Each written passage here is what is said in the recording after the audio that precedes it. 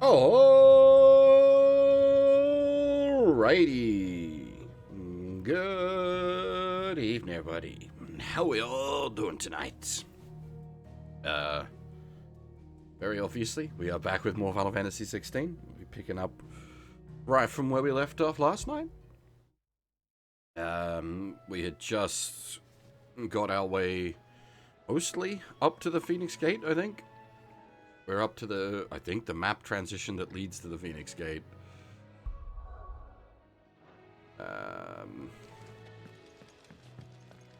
Oh yeah, we got a new costume towards the end of the stream yesterday. We now look like early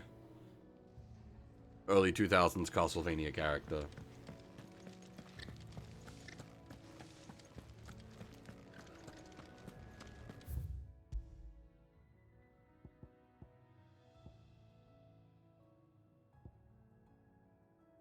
Yeah, we just made our way through the oh. That only half worked. Interesting. Why? Strange. Let me poke the back end.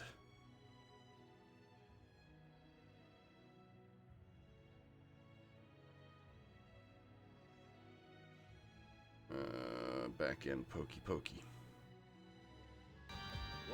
That's better.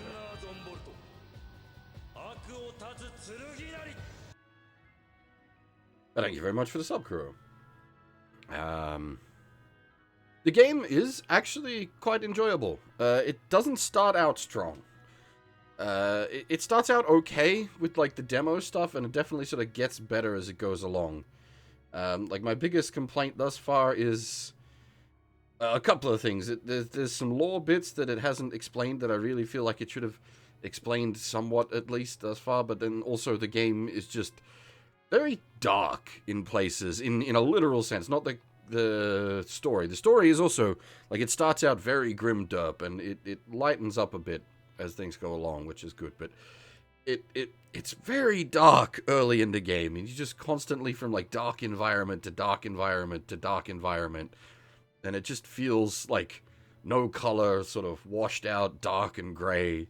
But then, like, this whole last section we did heading up, like, through the the valley and East Pool, and like this has been much better. It's brighter, it's got colors, it's been good.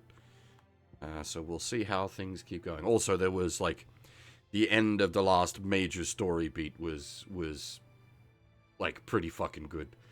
The like the proper kaiju fight was really nice. Unfortunately, again, the prologue has a very like FMV like fight is what it shows up of the first like kaiju fight, and it's like it's okay, but it's not impressive. Whereas the second kaiju fight is much more impressive, and the build up to it is also really good as well.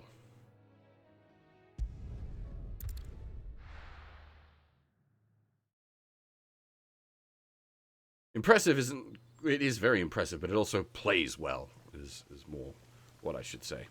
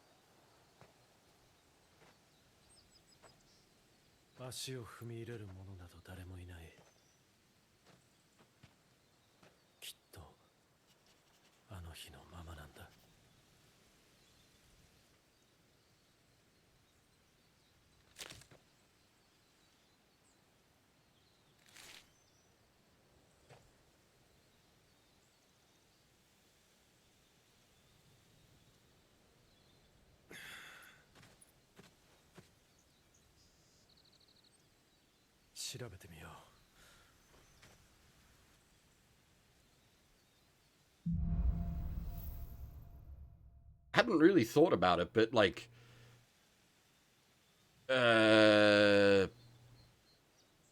Clive and Jill here actually, at least based on what we know of the world, represent a considerable portion of the like power of the world. Clive having Ifrit, Jill having Shiva. They're two of the, what was it, 8?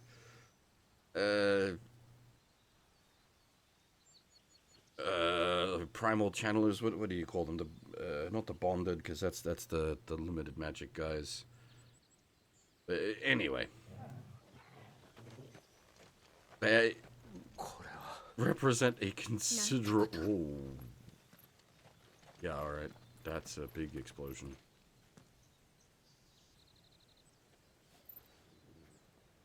Divine beasts would not be the word I would choose.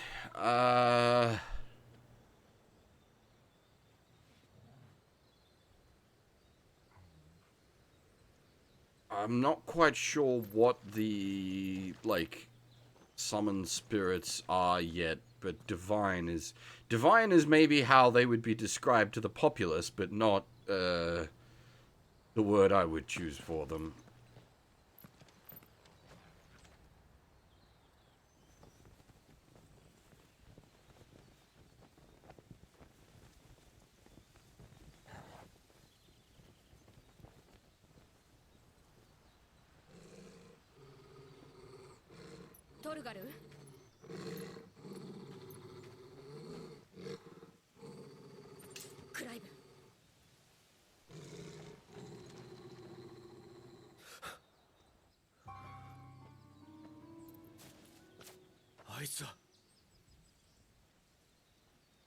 Also, based on what we know, like we gave the I've forgotten the game's keyword for them, but we gave the Garuda wielder the suck, and then killed her after she like full transformed into Garuda.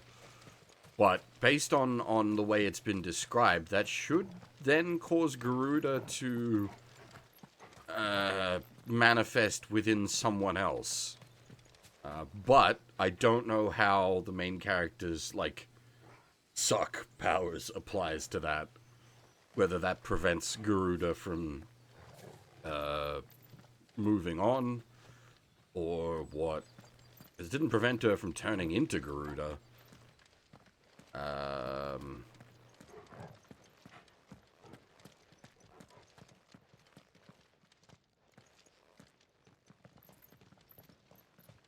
There's many questions. どこへ行った隠れる場所なんて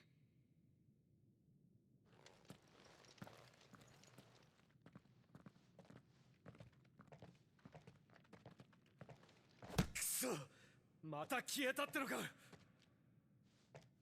砦だと聞いていたけどまるで神殿のようねああ君はここは初めてだったなこの場所は門なんだ門この遺跡は巨大な門になっていてフェニックスのドミナントにしか開けないだからフェニックスゲートそれじゃああの日ジョシュアはここで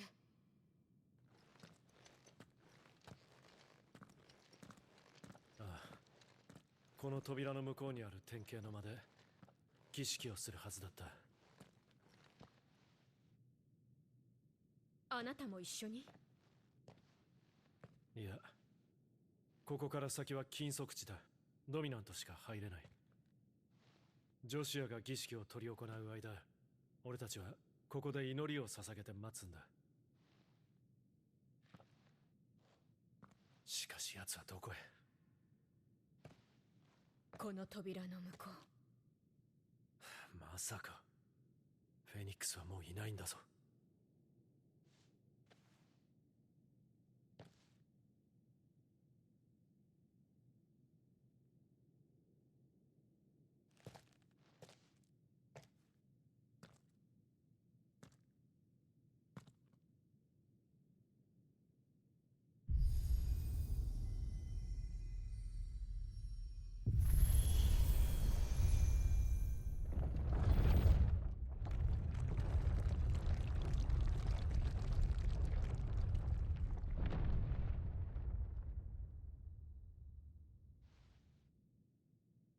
フェニックスの祝福。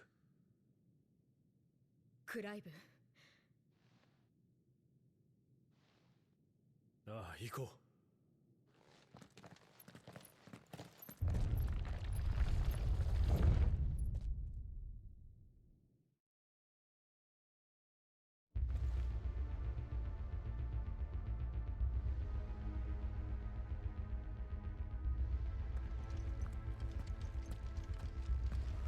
あれはさっきと同じ仕掛けか。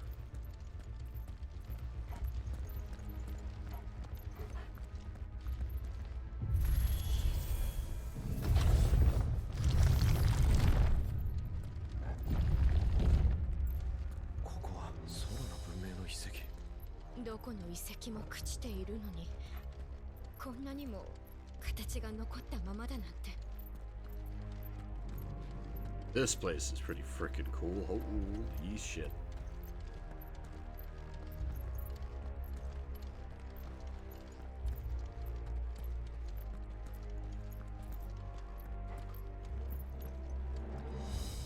こんなところに通じてたなんて。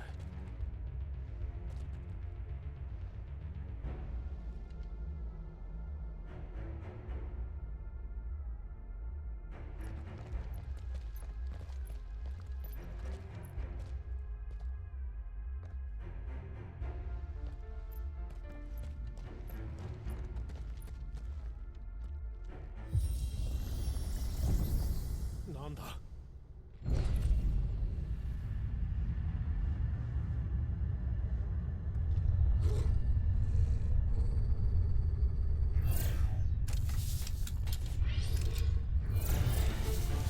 Ancient robots. Now we're talking.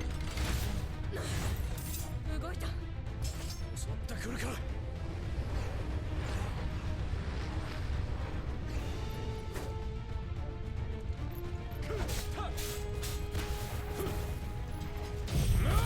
Whoops, that was the wrong button. I forgot that's on square.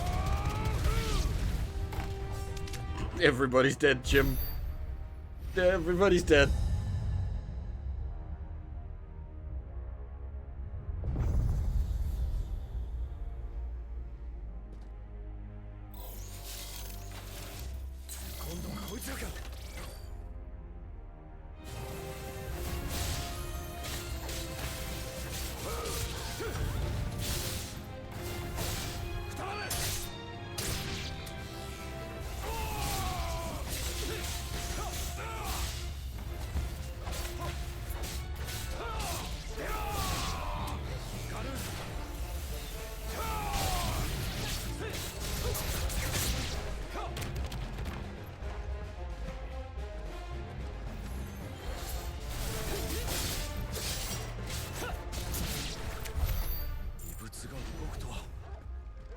それだけじゃないわ。この遺跡自体がまだ動いているのよ。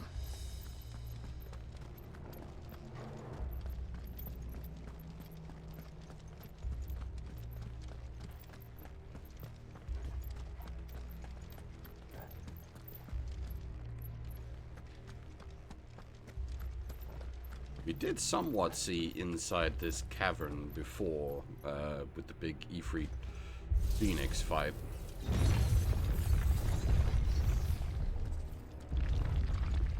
Just not in the internal structures themselves, or like flying around them, yeah.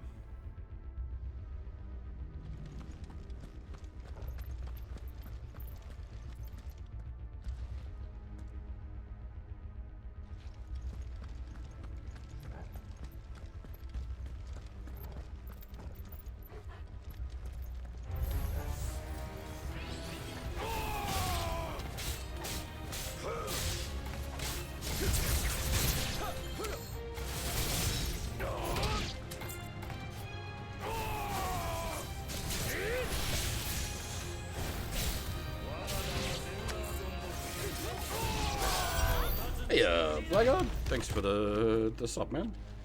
You just missed us stepping into the Phoenix Gate, and now we're running into ancient magic robots. We're a proper Final Fantasy game now.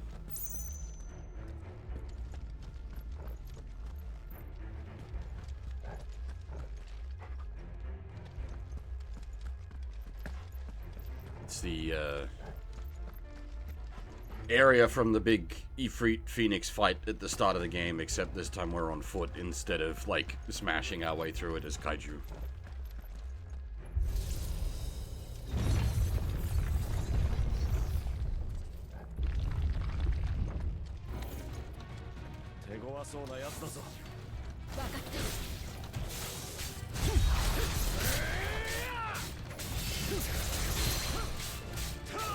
I got lucky there, he was trying to do something, and I got the interrupt in.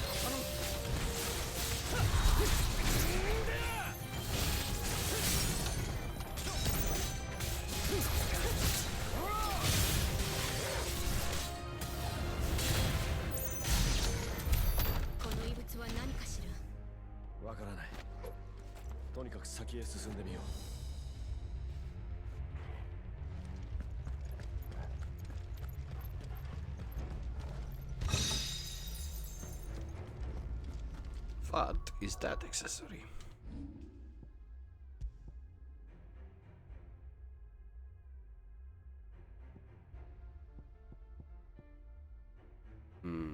Which one was Gouge?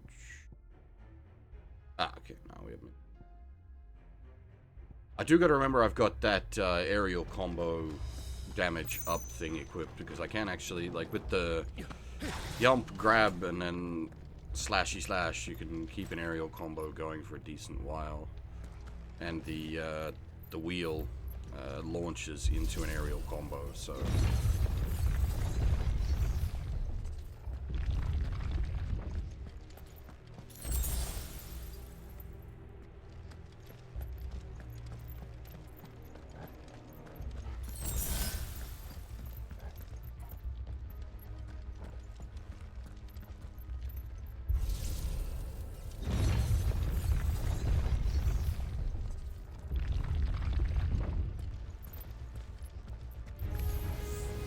Hey!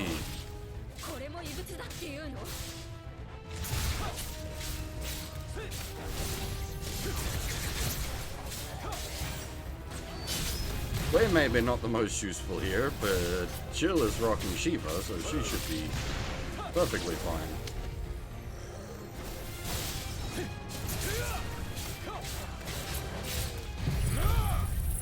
Will this even hurt them? Okay, yeah, apparently the bombs don't care that I killed them with fire.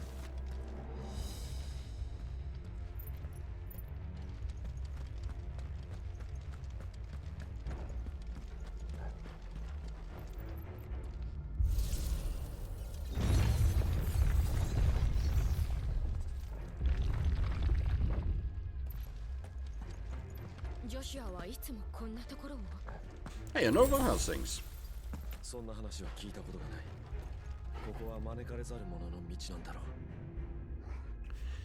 Yeah, it definitely feels like we're setting off the internal security systems because we are only sort of like partially supposed to be here.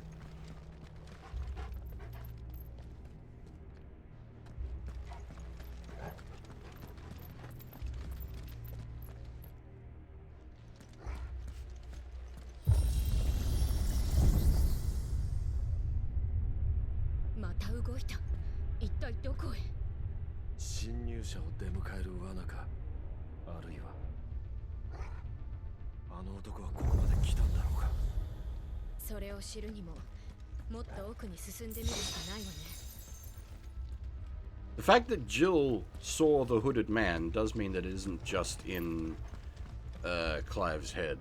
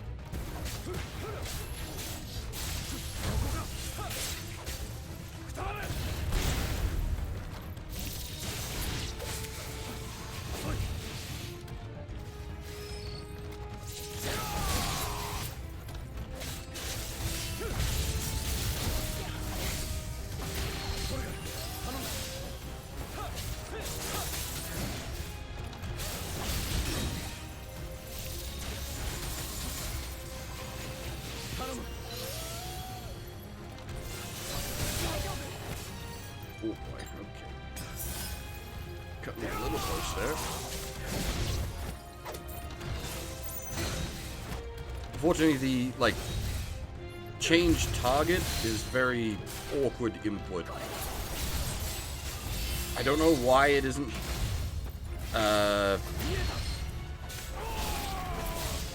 like, stick, like, in, you know, any regular video game for the last, like, 20 years.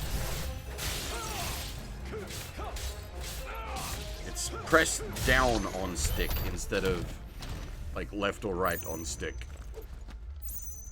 Which is very awkward. And doesn't give you any, like, target cycling control. It's just next target.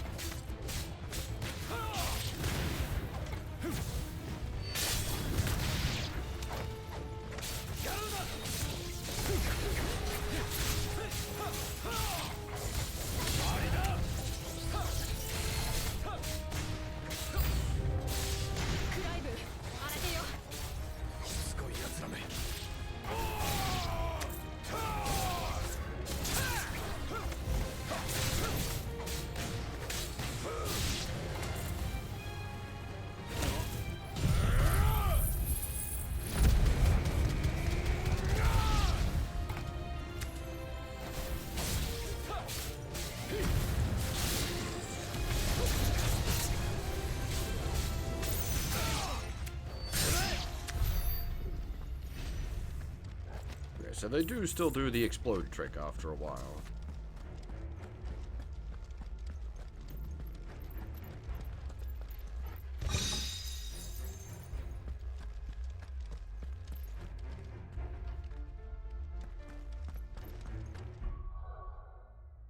Was that one we just picked up?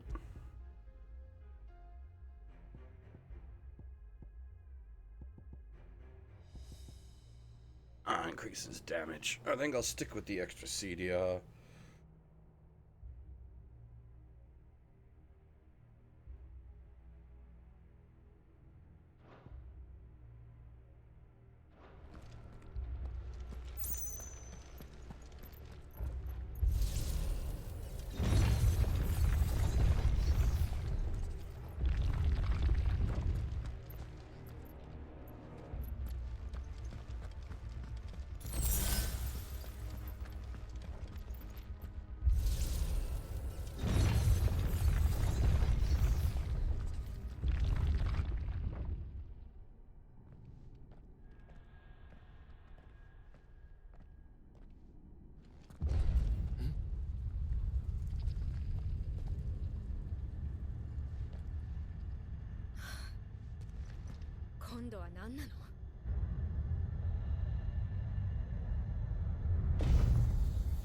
Iron Giant?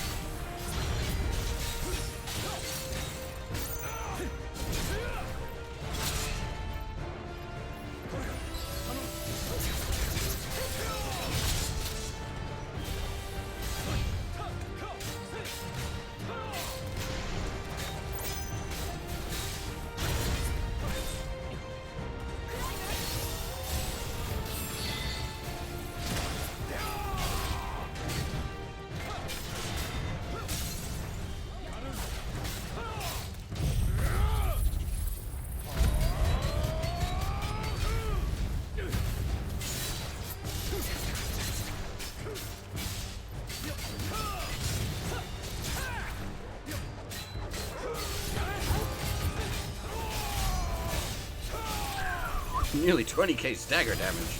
Not bad. Solid combo. 力を貯めている。一気に叩いて奴を止めるぞ。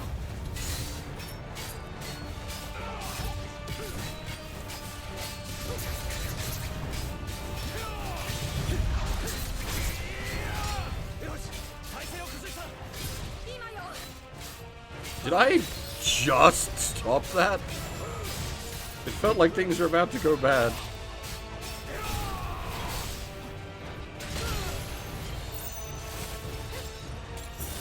Hey, Day, how's it going?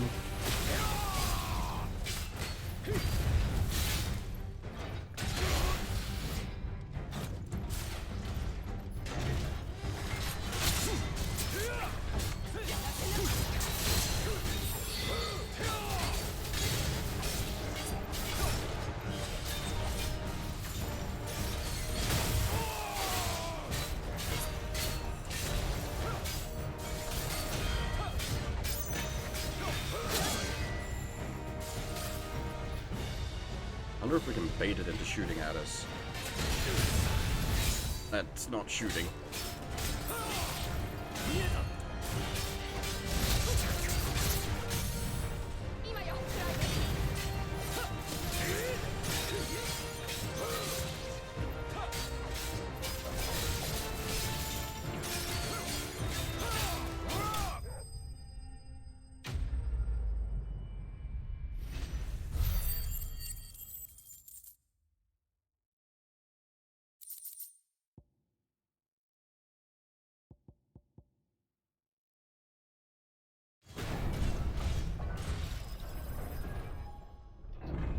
We've gone like full Magitech robots for this bit, by the way. We're in the inside the Phoenix Gate. 止まったか。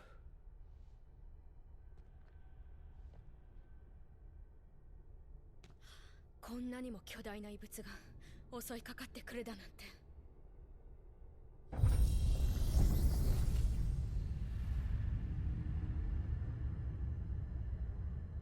The question is it a defense system, or is it a you must prove yourself worthy? 俺たちは侵入者だ。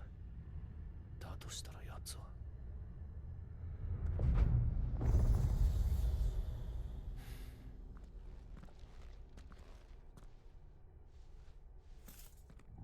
ジル、あれを。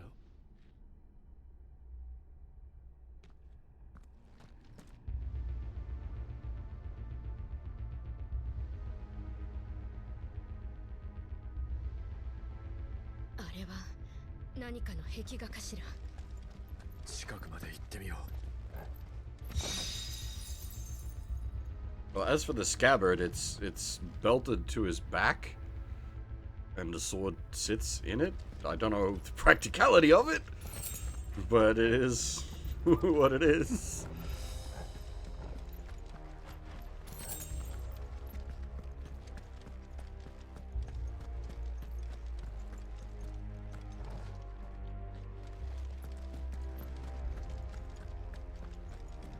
We got the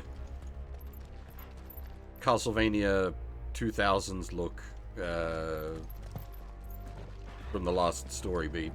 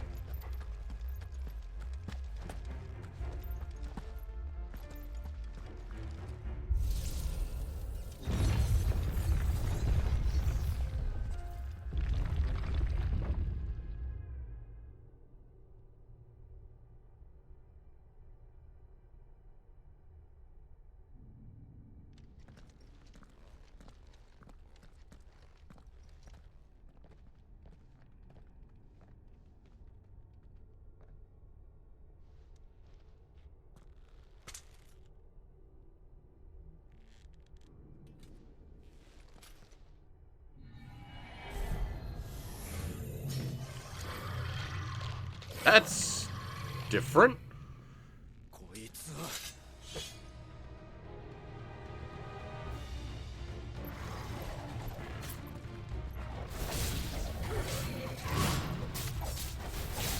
yeah, Suchi, how's it going?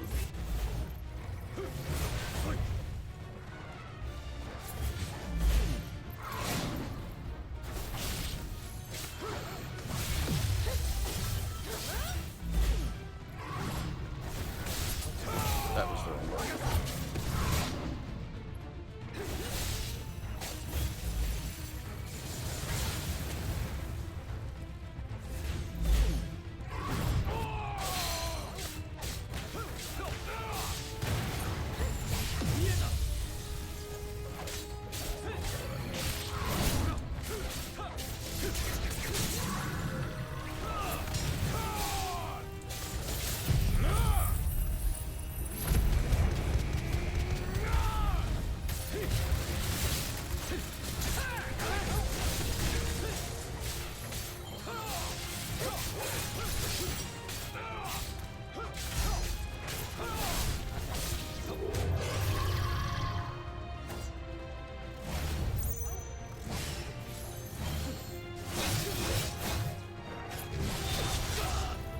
God dang it.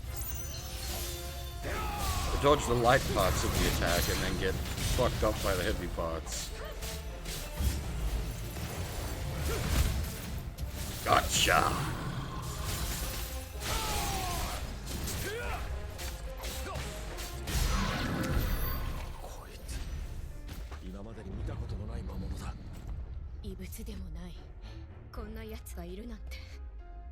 How's the game so far? It's... improving? I don't know the best way to put that. It didn't start out amazingly, but it has gotten better as it's gone on. It started out with like a solid base in its mechanics, but I wasn't really feeling the story and such. But I'm definitely getting more into it as it's going along.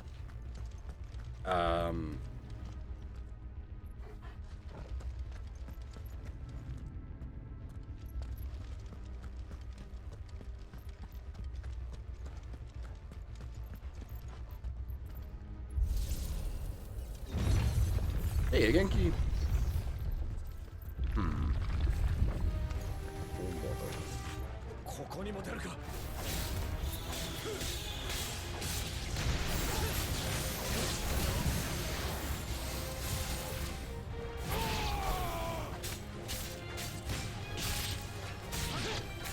The combat is reasonably satisfying, but it doesn't reach, like, DMC or Bayonetta levels, but then you don't want it to. Or at least I certainly don't. Because, like, a DMC or a Bayonetta is, like, would basically be finished at this point, time-wise.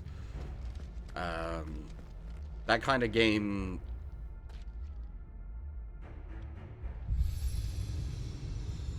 Like, that kind of combat intensity... For a, like, a full-length JRPG would be too much.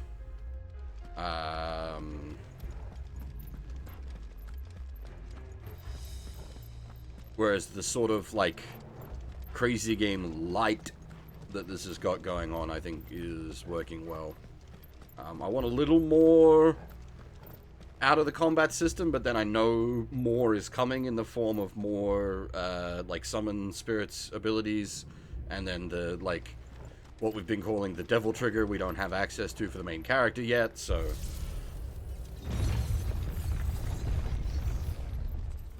I know there's more mechanics yet to come.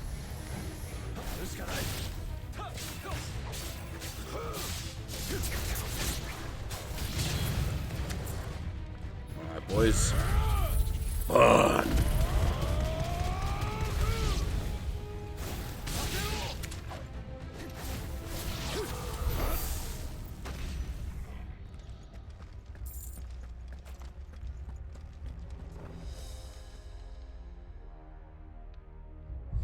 And, like, if you're familiar with DMC, there's a lot you'll recognize here that's, like...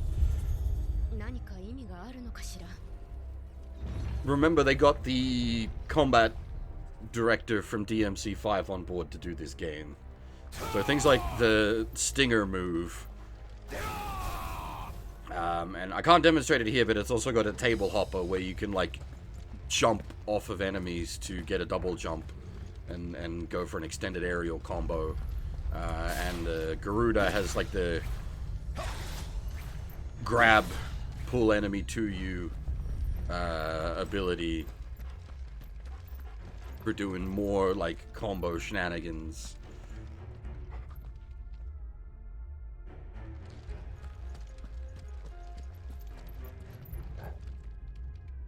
And yeah, as I said, like, as the game has been going on, I've been enjoying the story and world more.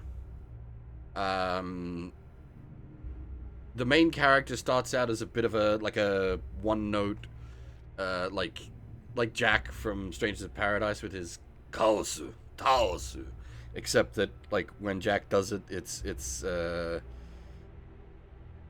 amusing, but when it's, like, a proper lead character, it's a bit more of a, like, you need some depth there, my friend.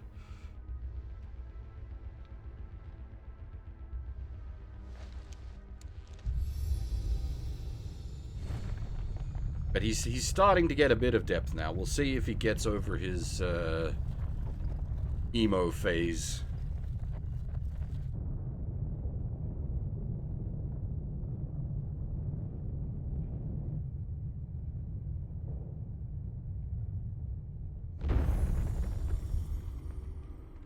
I'd also like to see more out of Jill. She hasn't been...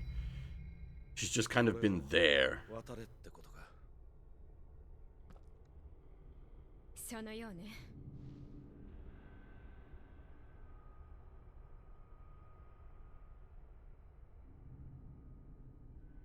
I don't dislike her. Style-wise, she's great. She feels like she belongs in a Valkyrie profile game.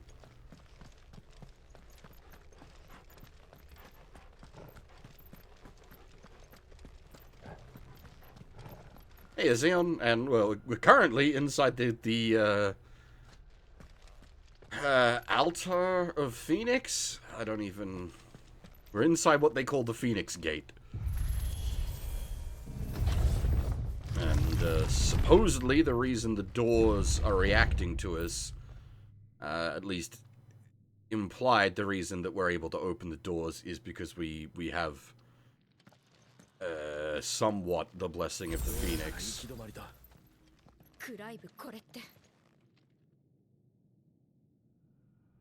Huh. We've got some, like, biblically accurate chaos going on the wall there. It's like angelic Satan, what do you, Lucifer?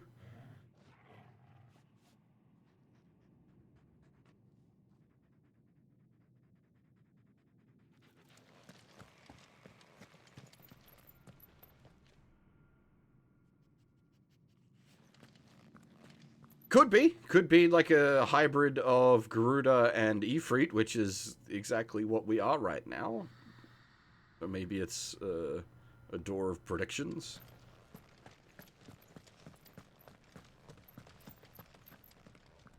Whoop! いつの時代のものかしら。ずいぶん古いけど。さあ、俺も初めて見る。Hey, Doomington. 中央にいるのは神様ってとこか。ならここが典型のも。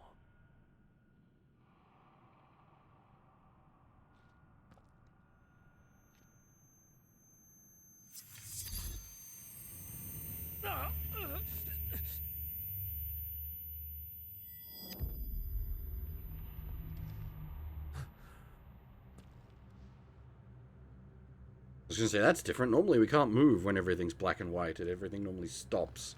But everything is stopped but us this time. And there's Ansem again.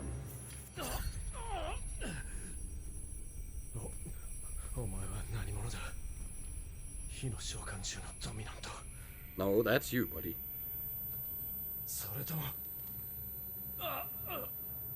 Ansem just seems to be the manipulator.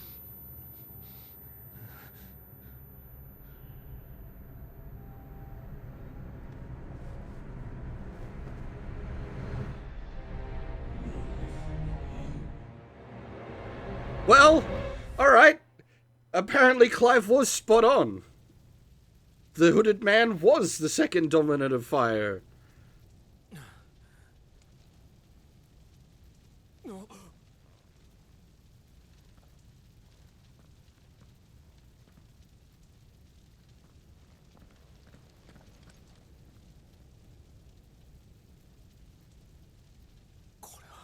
It's the Bowl of Embers. We're gonna fight Ifrit. Wait, actually, that might be what's happening.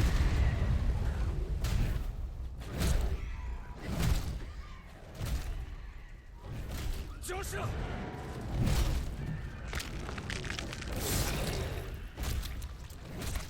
Yamero! Dameda! Yamero!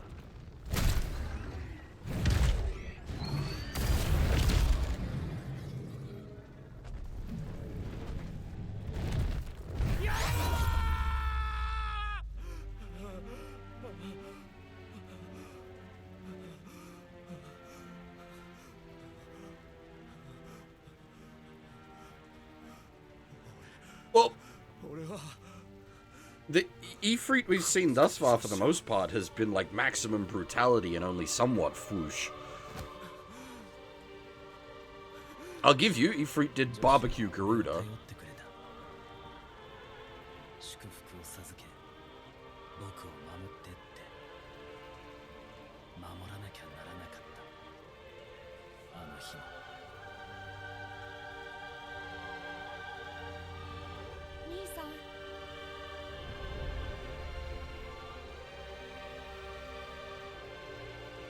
Joshua.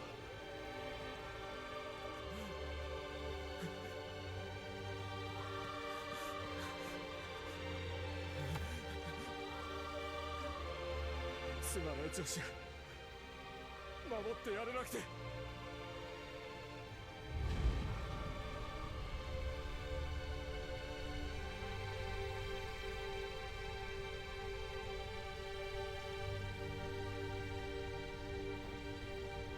ジョシュアは死んだ。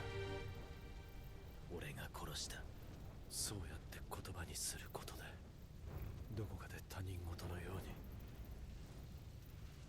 この事実を受け入れてしまえば、思い出まで消えてしまいそうで怖かった。俺は自分から逃げていたんだ。お前は受け入れられるのか？ああ。 Man literally haunted by his past. やらなきゃならない。真実を知ることがジョシュアへのせめてもの償いだから。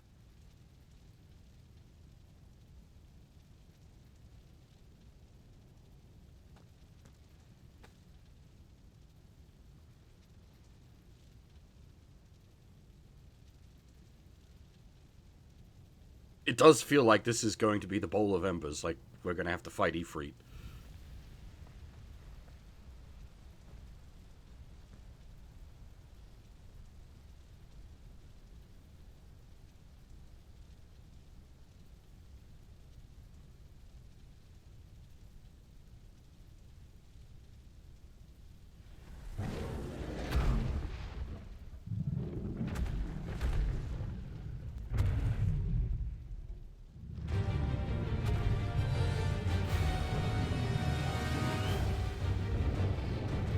What do you mean this is directed by the guy who made Final Fantasy 14 2.0? No similarities.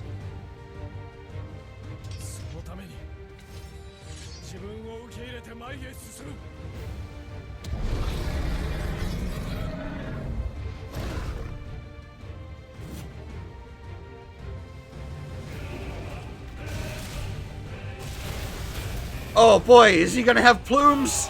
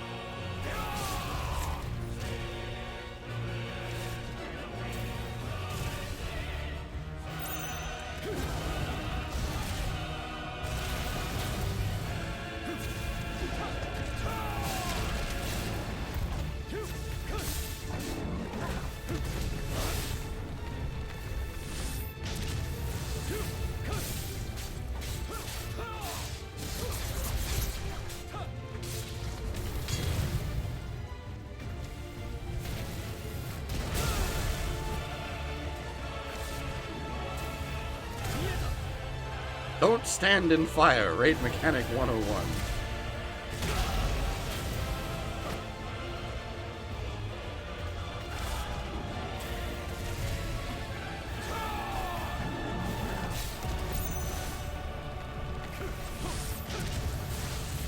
I forgot I've got my own range attack. I should like make use of that when I'm not able to physically engage.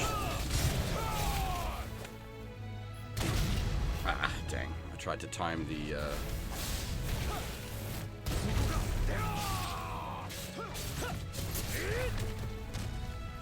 Ifrit was doable on Australian ping. Titan's going to be interesting.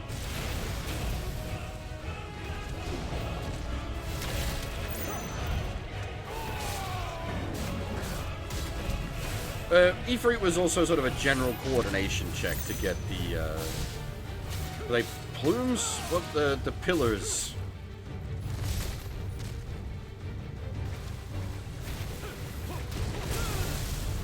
Nails, that's it.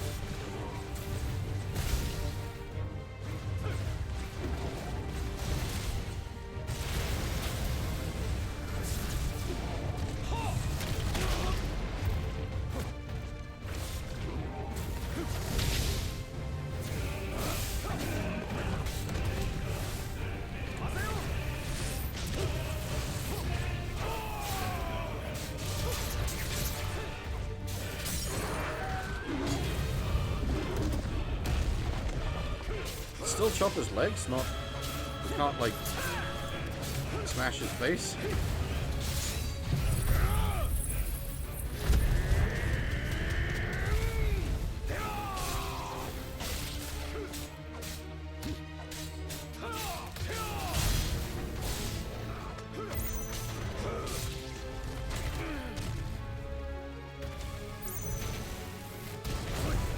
Yeah, you can't really do the regular Final Fantasy elemental, like, alignments when your main character is just pure fire. Otherwise, you'd be kind of stuck.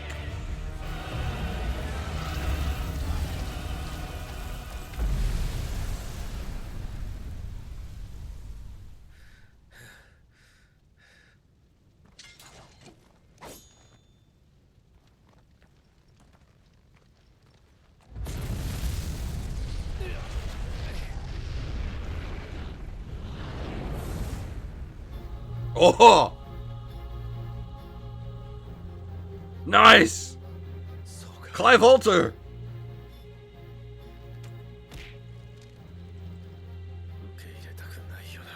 Or, no, it's... Wara Nanji. Nanji wa ware.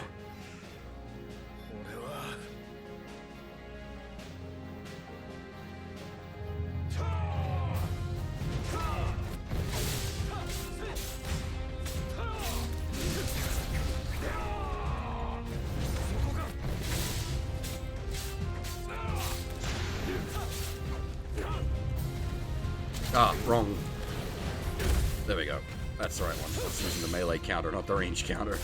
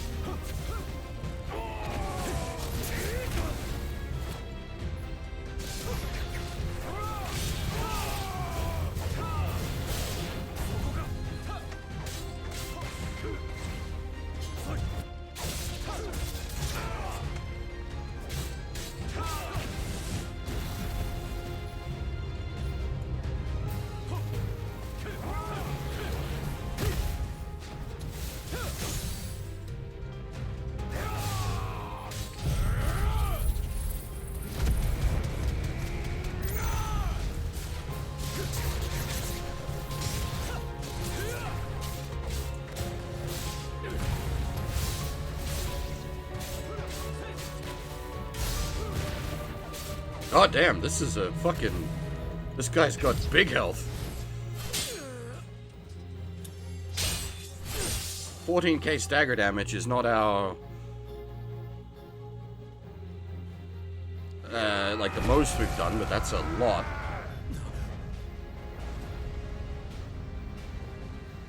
Oh man, he's actually got the proper devil trigger. That's cool as fuck. まだ足りないって言いたいのか。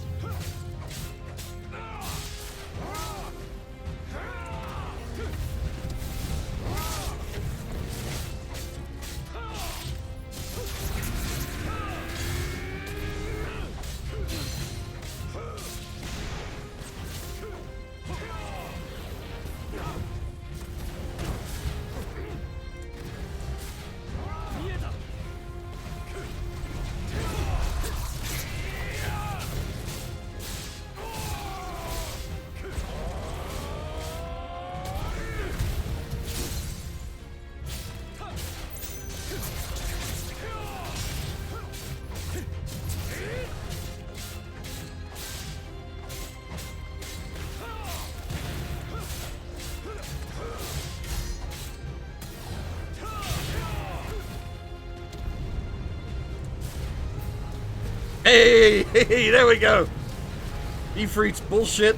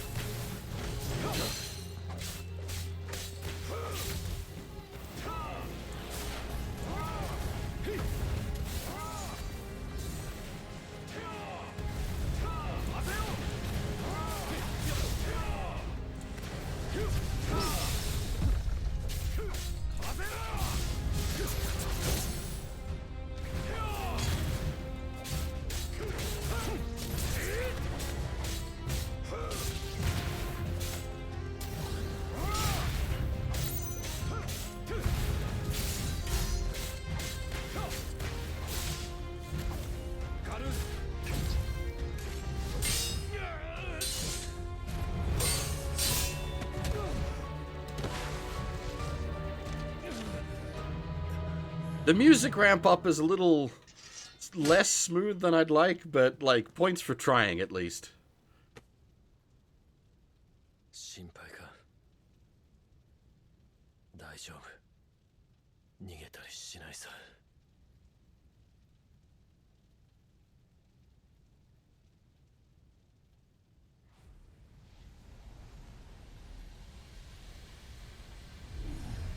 そうだな。一緒に行こう。受け入れろ。過去。自分の全て。Nice. That's well done.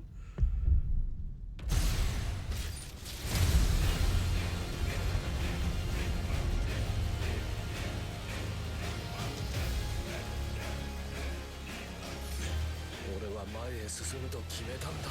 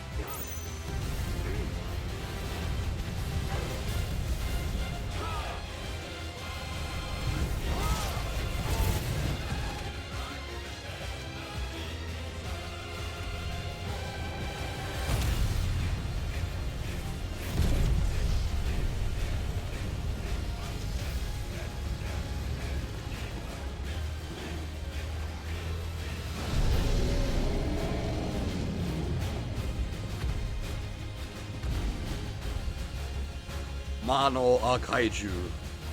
Oh wait, no! Kaiju are kaiju! そうだ。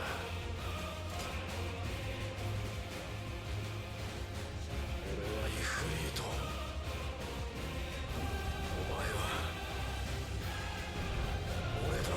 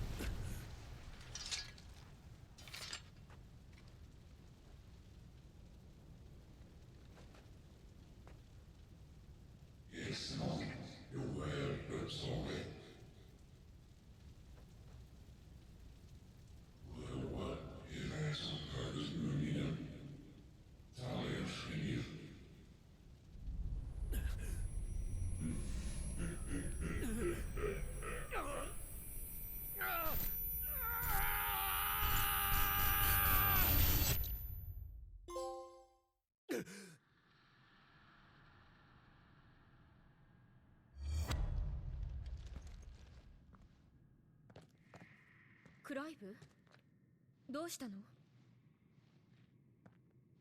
ジル、なんでもない。大丈夫だ。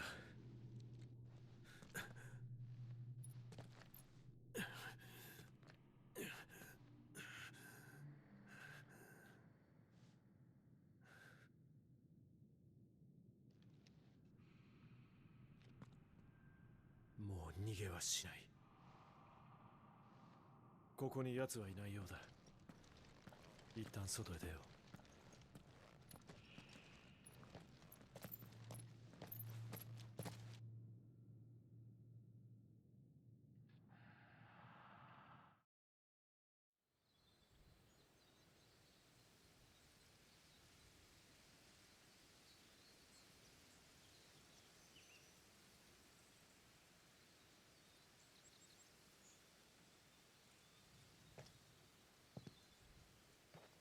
For what it's worth, this game has actually been surprisingly reserved with its trophies. クライブ、どこか具合でも悪いの？さっきから少し変よ。君にどう伝えようか考えてた。俺は自分が火のドミナントだと分かってからもその事実から逃げ続けていた。だけどここへ来てようやく受け入れることができたよ。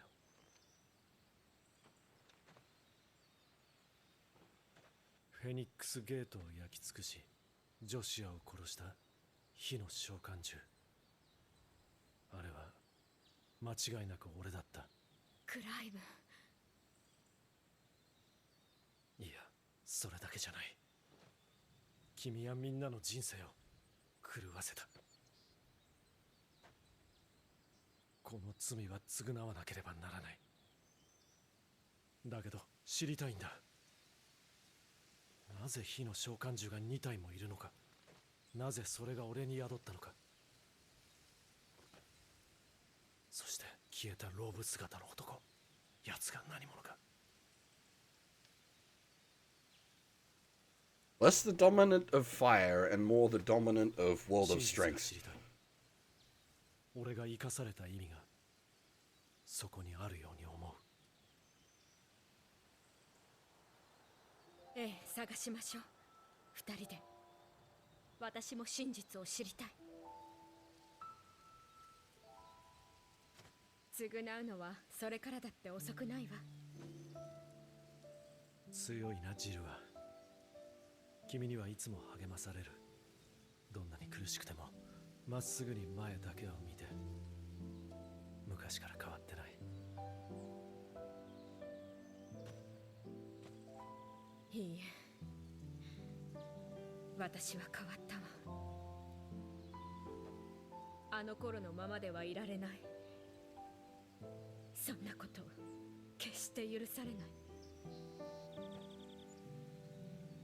でもね、だからこそ分かり合える。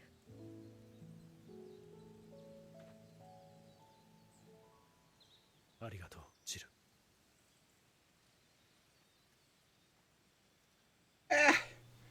She's not that bad. なぜここに。あの時の違和感はこれだったのか。 It's not the RE engine. このままでは奴に。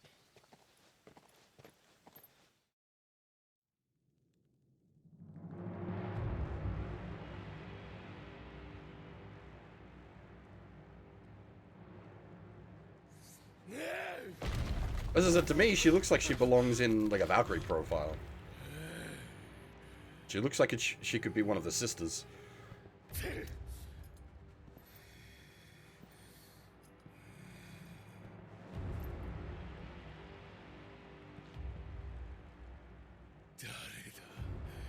誰が一体こんなことをしやがったんだ。ウォールードの使いによればシドの一味の仕業とのことで。Part of that's gonna come down to the like facial animations are all mocapped for the English. We're running the Japanese audio, which in this case is technically a dub. So it's a little weird.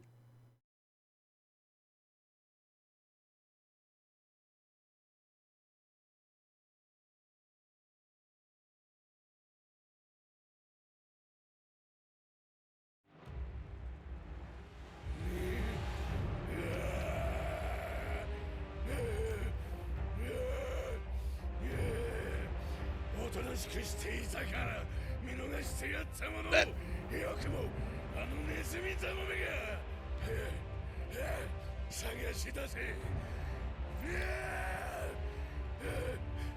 苦しめて苦しめて苦しませ続けて奴らを一匹残らず首に殺してやる。誰一人として逃がすな。行け行け。直ちに。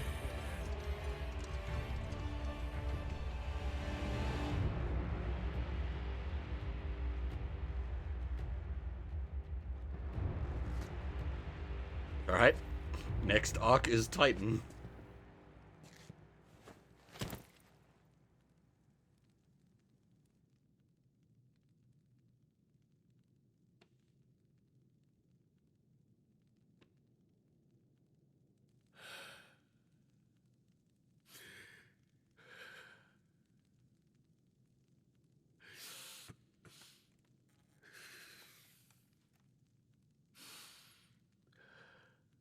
What's in the box? Did I miss something there?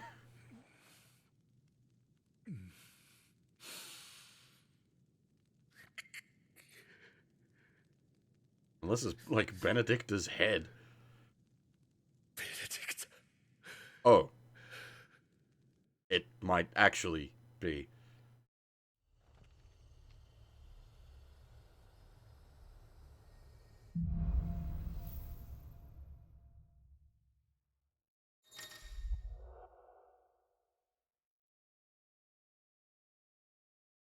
Well, they said it was going to take too many hours or something to do mocap for Japanese and English. Ugh. Were you here last night when we were theorizing about Good King Mogul Mog Blackguard? Because there is that one Moogle in the home base, and my theory was that he is the the dominant of Mogul Mog.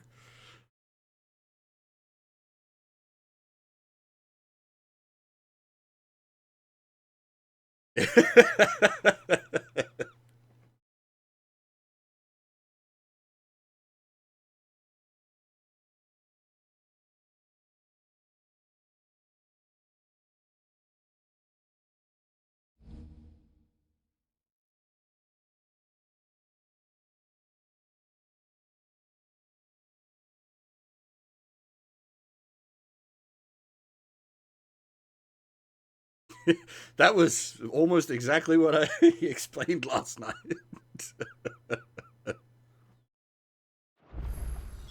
これからどうするの？まずはイーストプールへ向かう。あの村のベアラーやマードック夫人のことを話さないと。彼らをシドのところで保護できれば、それが一番なんだが。頼れ。With you guys in a moment, I want to check my ability.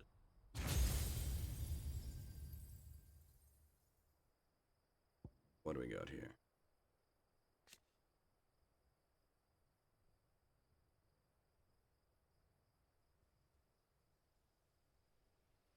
Oh!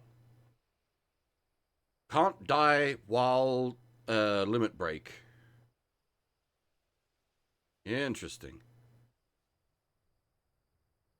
Slowly restores HP. Okay, so it's yeah, it is sort of Devil Trigger.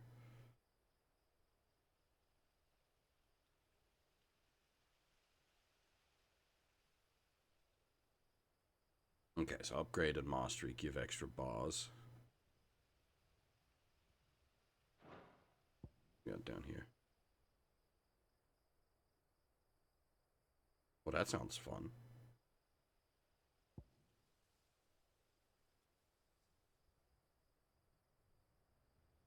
We got Ifrit's freaking dashes. Yeah, I'll have... do I want to get, like, level 2 limit break, or both of these?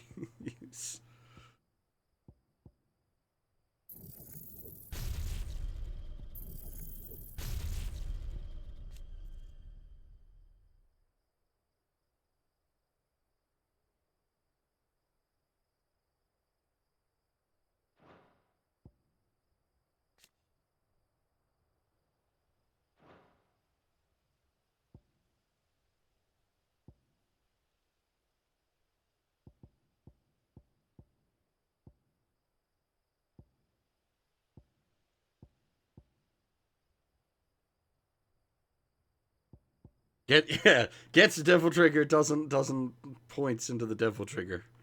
It's related, at least, sort of.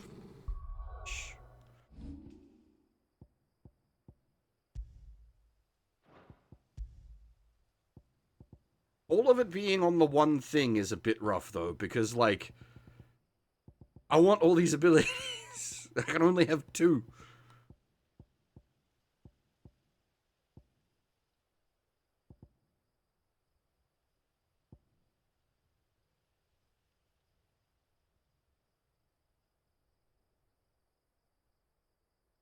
It's like, that one seems really good for getting DPS going.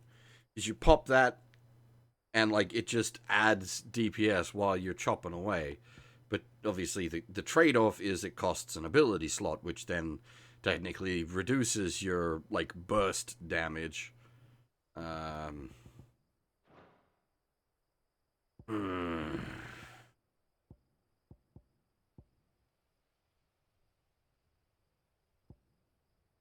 Like Flames of Rebirth is really good, and Heatwave is our ranged counter. I don't even know about replacing them. Actual fighting game inputs.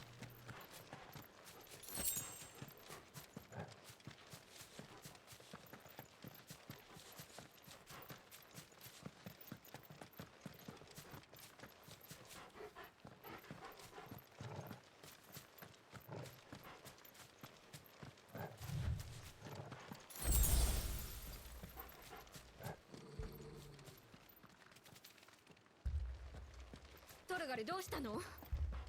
嫌な予感がする。行くぞ。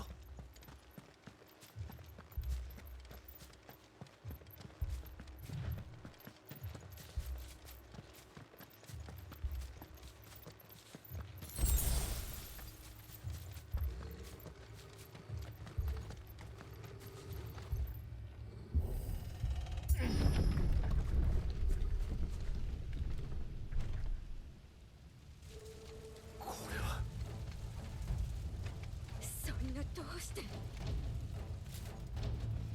Oh boys.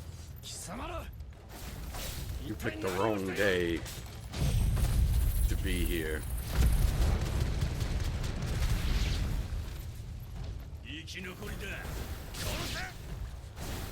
せ。裏の者は殺せ。皆殺しだ。皆殺しってどういうこと？ガルだ。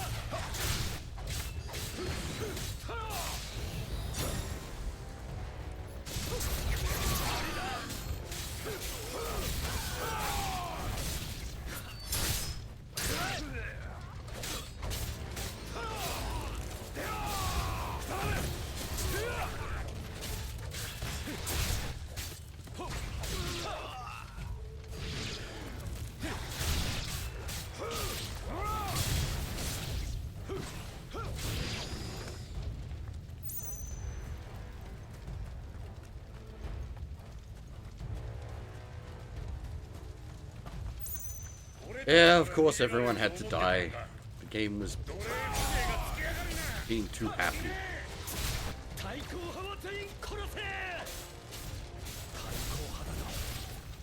それは村人たちのことか。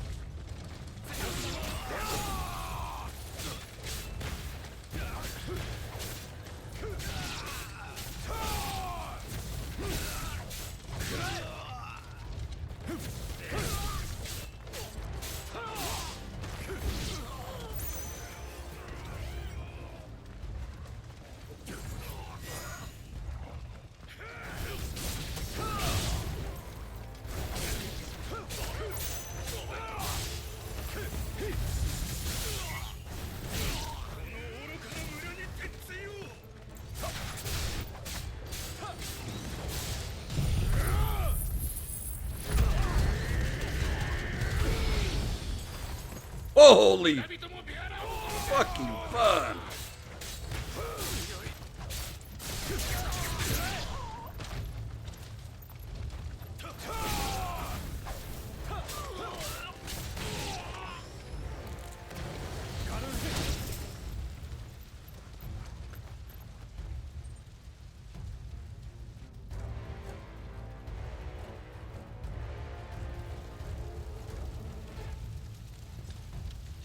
皇后アナベラ陛下のご命令だ。こ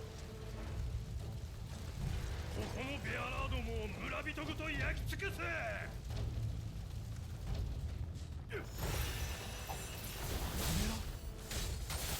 まさかこれは母上が。クライブ、分かってる。こいつを倒す。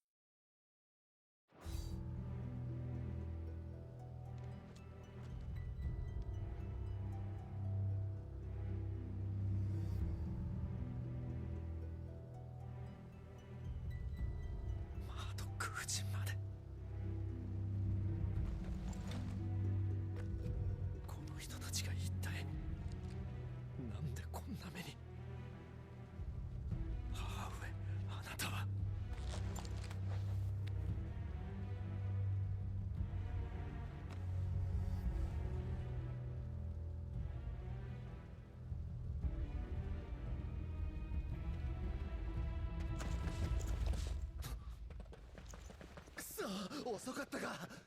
ガブ、クライブ。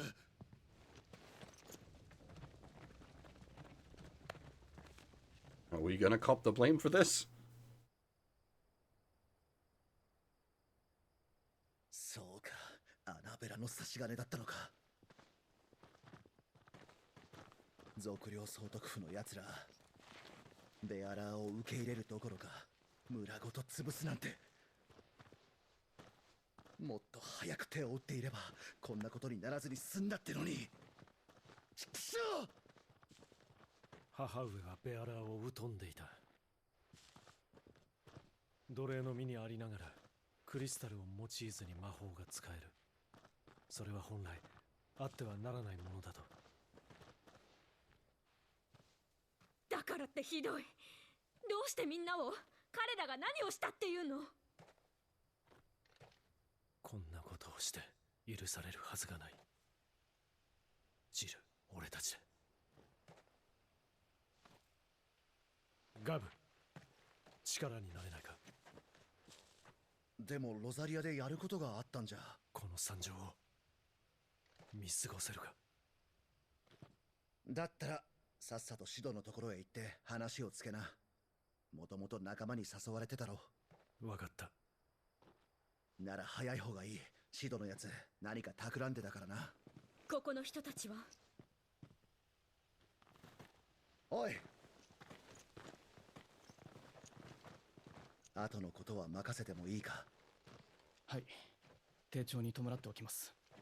すまない。頼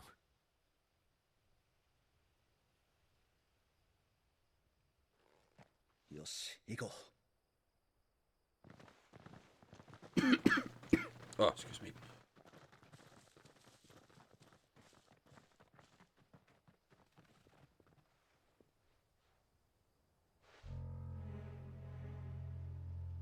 やっと見つけたぞ、シドの一味め。奴らの隠れ家を見つけさえすりゃクプカ様に取り立ててもらえる。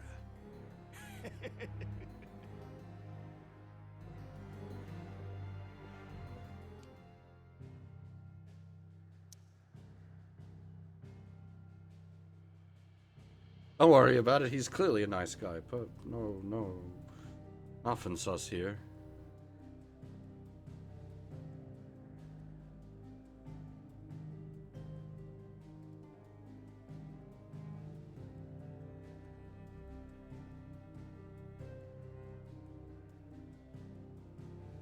The word sus as a short for suspicious was in use long before fucking what's it existed. Mungus.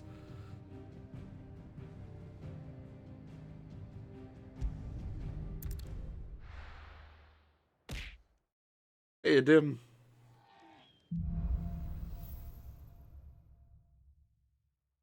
シドのところに行ってちゃんと話をしないと。 I will say, like, despite all the memes and the fact it's only 500 gigs, the PS5's, like, the games that are optimized for the PS5's NVMe drive basically have no load time, which is shiny. I think it's only 500 gig for the base version. You know what? I'm not sure. Let's have a look.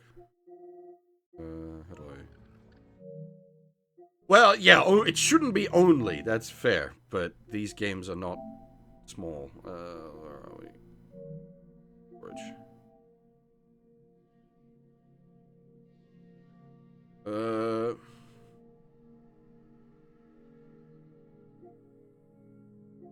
Okay, I'm not actually sure how big the drive is. That's a weird size.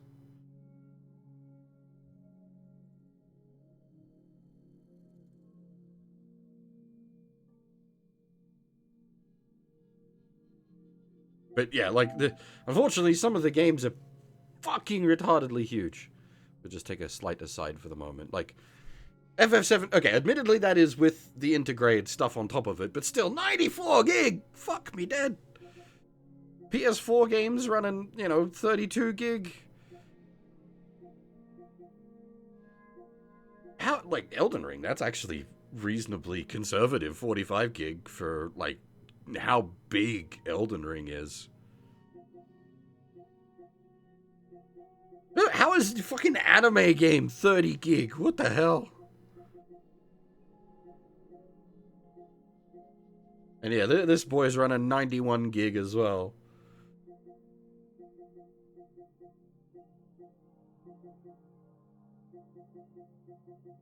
And like, these aren't even the worst. There was one of the Call of Duty games that was like 250 gig or something.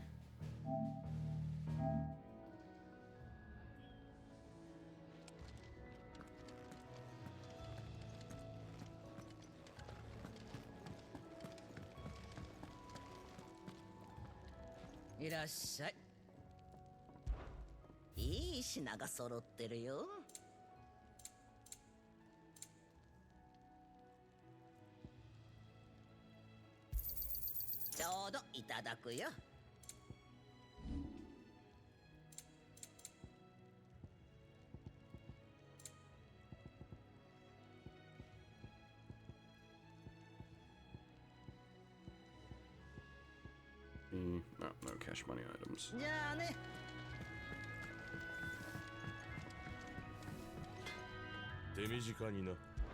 The move boys moved home.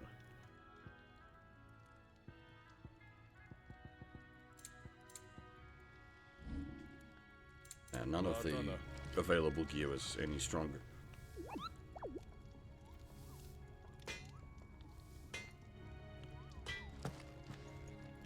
Oh, I see. I thought he was talking to us there. He's talking to the... That's a fair point, actually. The blacksmith is a heavy drinker. Maybe he can literally start spitting fire.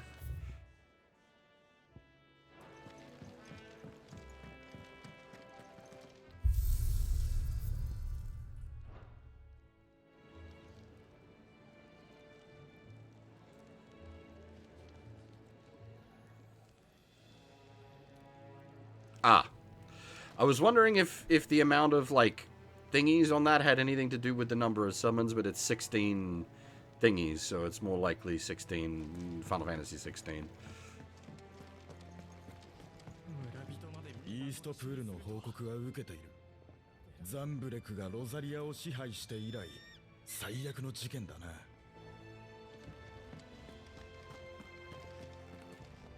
外ですごく怖いことがあったんでしょう。これで肥料の研究がはかどるぞ。いつかここの果実がとびきり美味しく育ったら改めてお礼するからね。楽しみだ。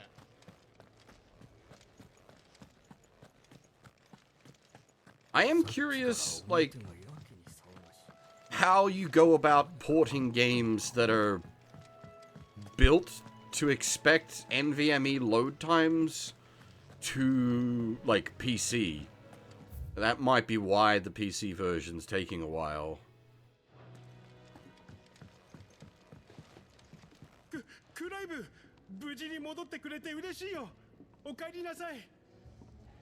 Because, like, you can't really say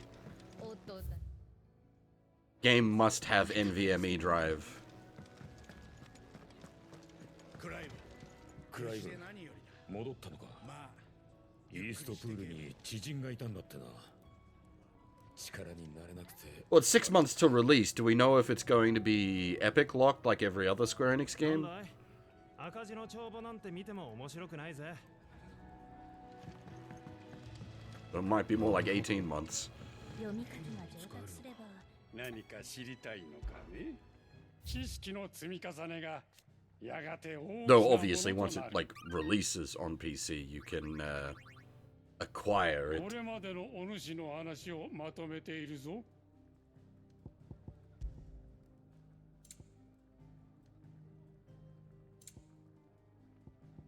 Ooh.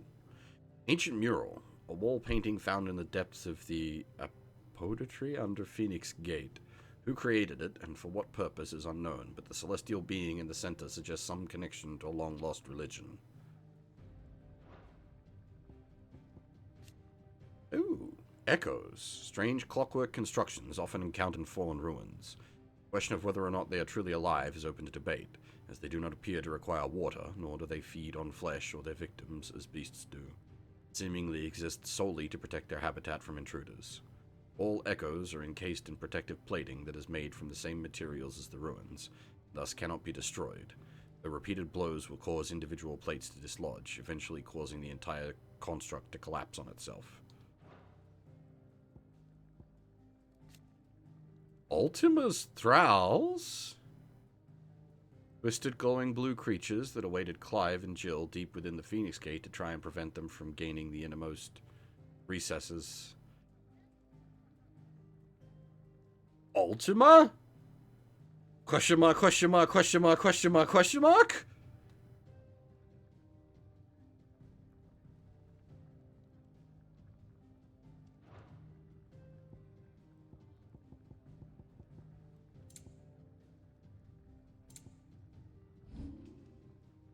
Seems odd to accidentally drop spoilers like that when you directly control what appears in the tomes and when. What Ultima is very dependent on which game you're talking about.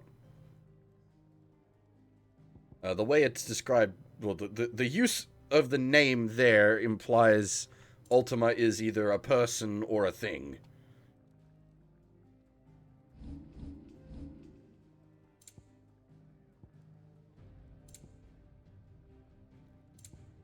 But, like, we literally haven't had the name used at all in-game.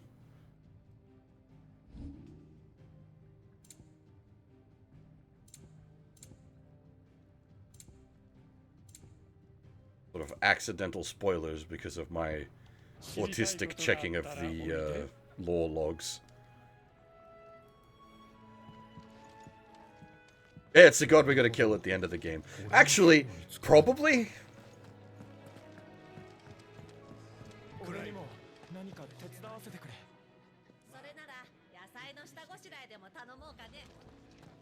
If they're bringing back the Ultima theme from Final Fantasy XIV, I'll be down for that. That is a fucking banger of a track that got used in one fight.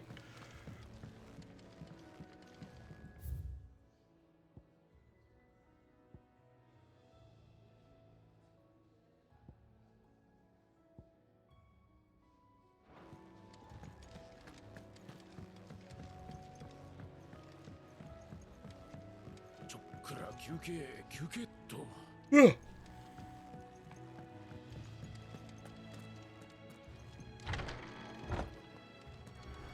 イーストプールのこと聞いたわ。医者って無力ね。こんな時何もできないんだもの。That's a good point. I'm pretty sure the bard isn't Yoshi P. Let me go double check. Now that you mention it, I didn't.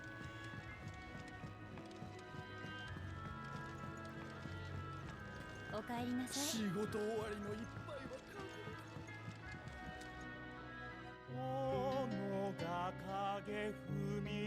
Yeah, no, definitely not. .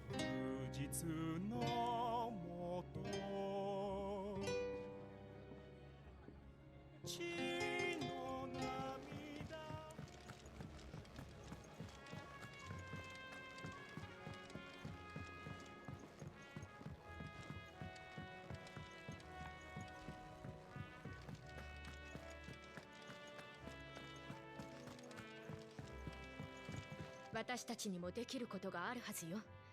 シドと話をしてみましょう。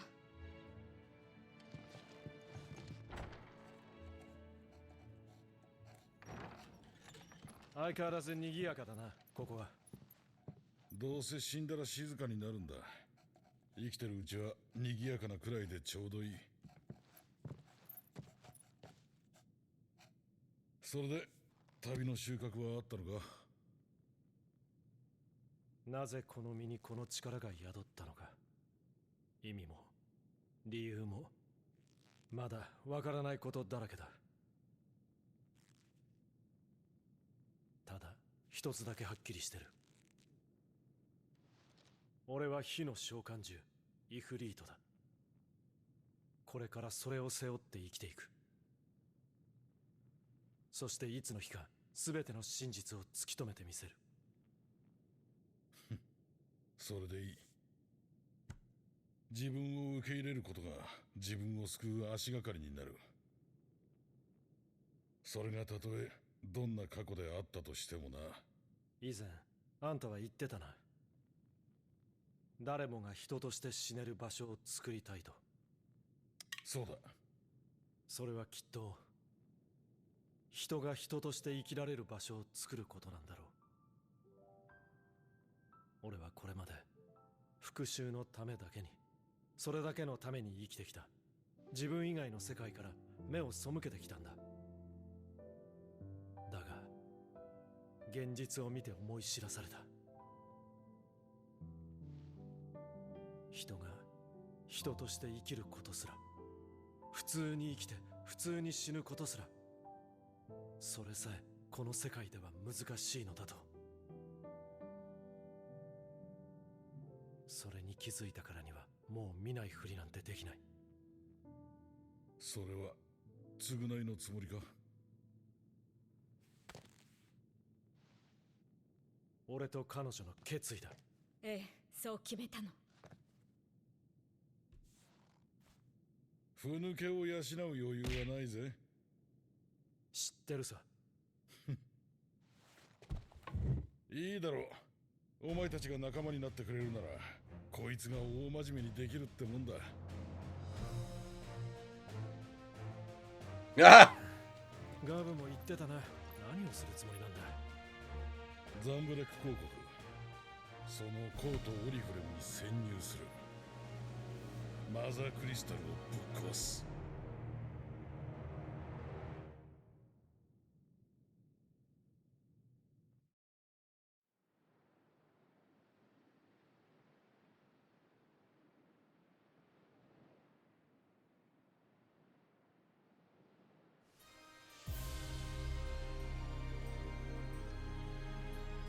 今や東部の田園地帯までもが沈んでしまったのだぞ。ここ数年の黒の一帯の広がりは常軌を逸しておる。このままではそう遠くないうちにこのコートにまで達するやもしれん。いつまで不毛な論議を重ねるつもりだ。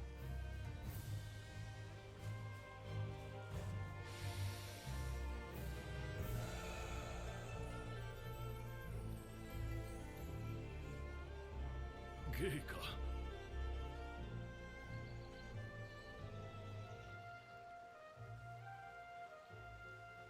手つかずの豊かな土地があるではないか、このすぐそばに。それはもしやクリスタル自治領のことで？お言葉ではございますが、彼女は各国間において不可侵条約が結ばれており。条約など平時にしか意味を持たん。そうおっしゃいましても、条約をここで危険を冒して自治領を攻める必要が。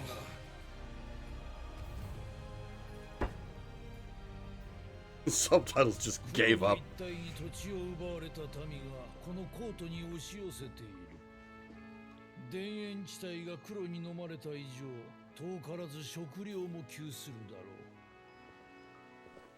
それにケイラの進めた先の戦、ウォールードから領土を取り戻すどころか、手ひどくやられあまたの将兵を失った。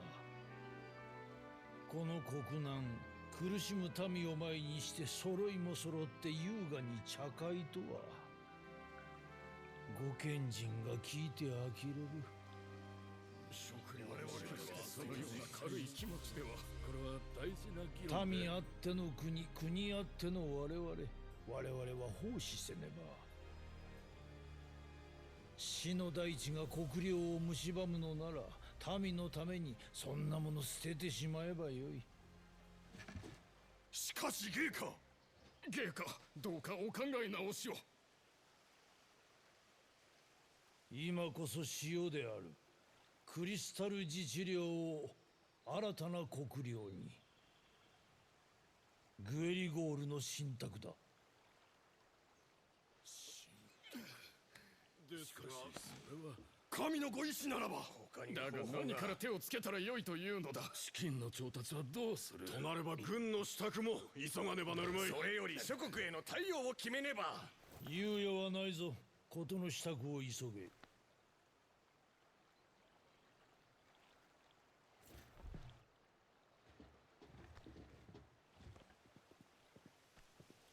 There's an absolutely ridiculous amount of marble going on here.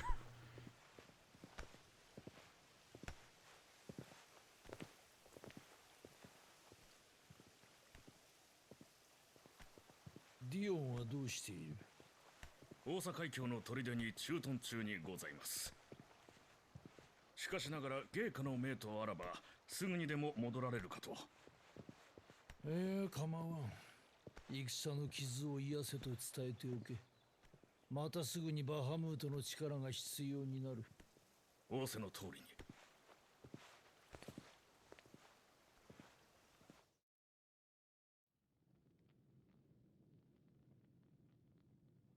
Dion, not Dio. Yeah, Dion is.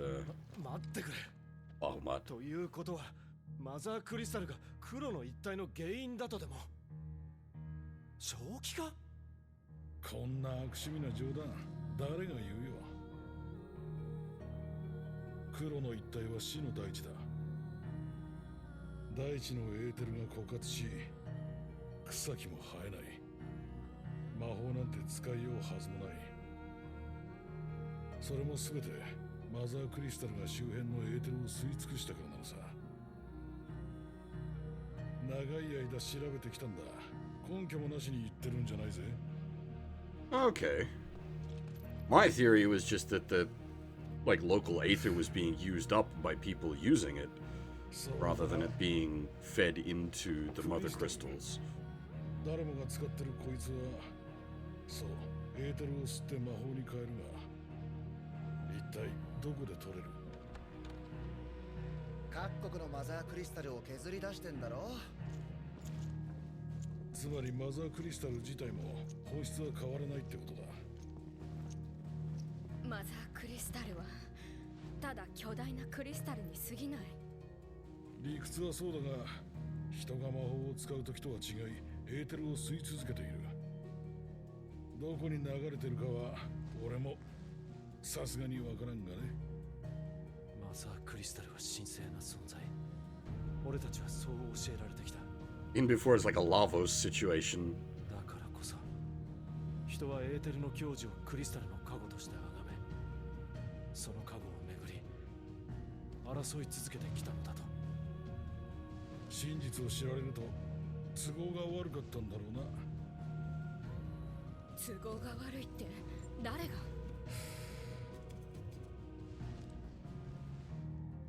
さてね、神様かな。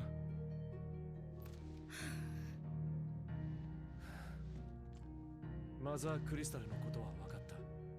だが、ベアラーは彼らやドミナントを救うんじゃなかったのか？もちろん続ける。これまで通り対処していく。You say that, Blackguard. We did have some sort of time loop question mark stuff going on with the cape.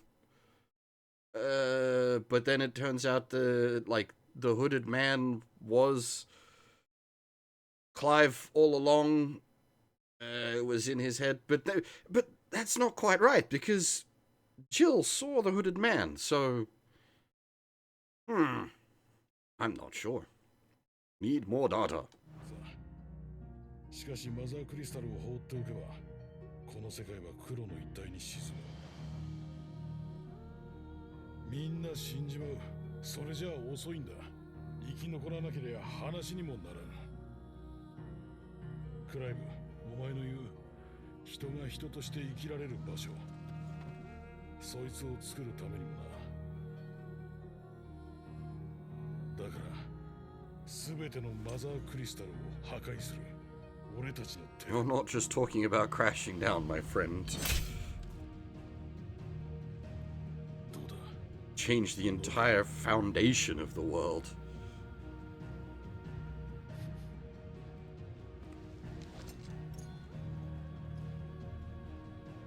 もう一一度くらいはあんたを信じてみよ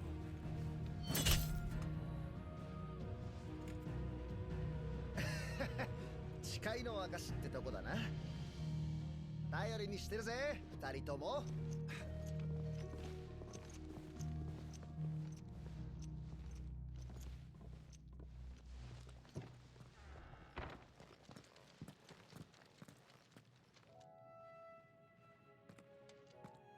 まずはクリスタルの破壊。大仕事だな。しっかり支度をしなければ。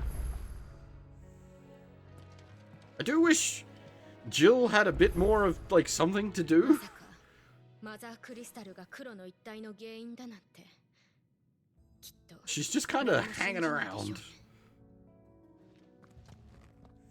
I'm all for like emotional support and opposite element backup. That shit's useful, but まさかマザークリスタルが黒の一体の原因だなんて。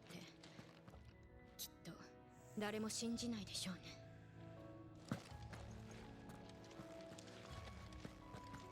ほら、支度してこい。俺の話に乗ると言った以上、しっかり働いてもらうぜ。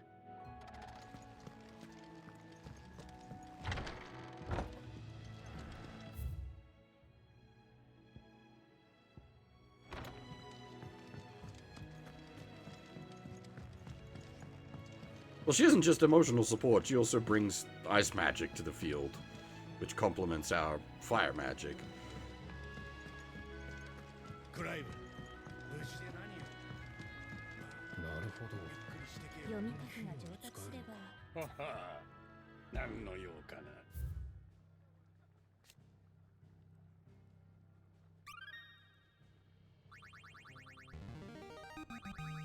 まだ話していなかったことを思い出した。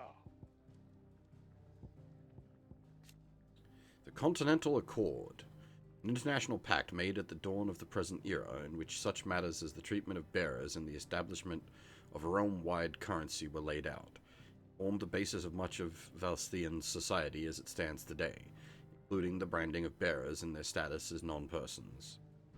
It also put in place a universal calendar marking a symbolic fresh start for mankind, but one which put magic users at a crippling disadvantage. I'm wondering if, like, the magic users are actually something different from human.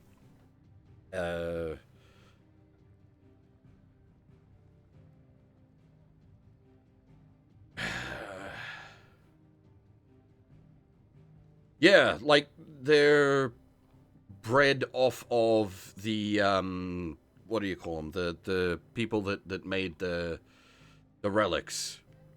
Because it's like if the mother crystals came from the ancients, maybe the ancients like ran out of magic juice and needed to suck the planet for magic juice with their crystals.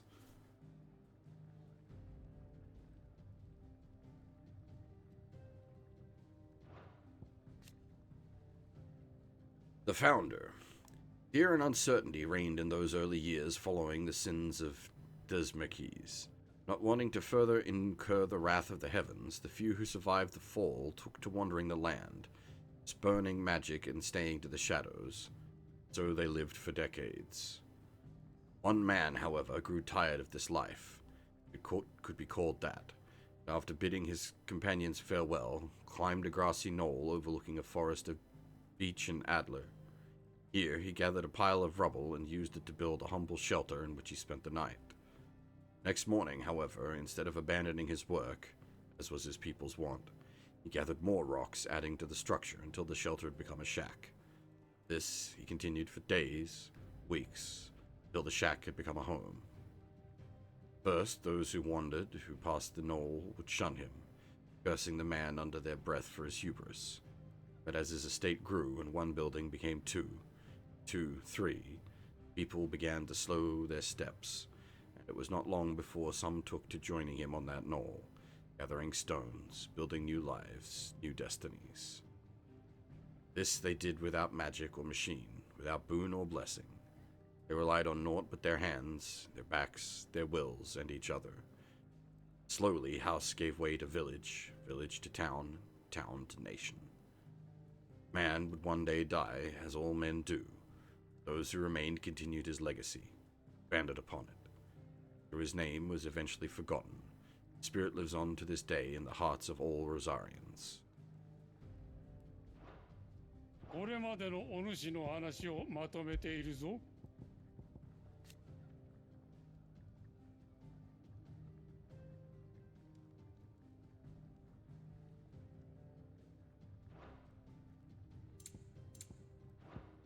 また外の話を聞かせておくれ。なるほど。俺にも何か手伝わせてくれ。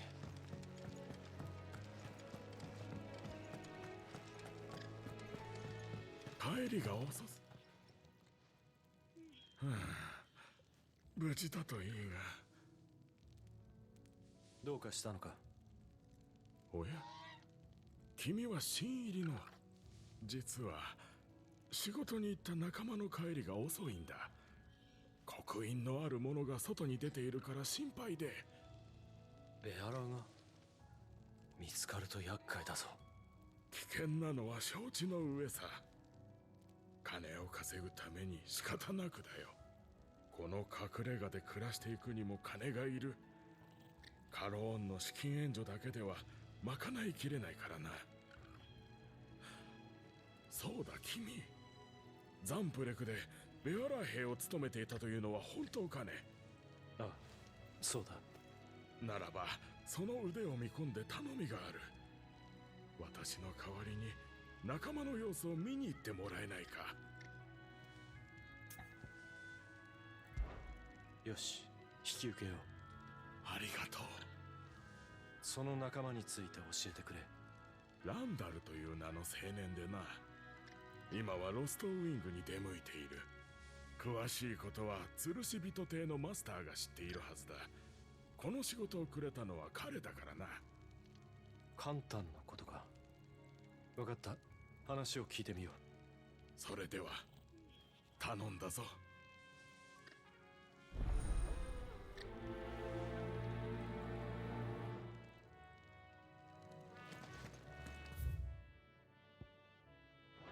It is the story is definitely gearing up more, which is good. 夫たちバタバタして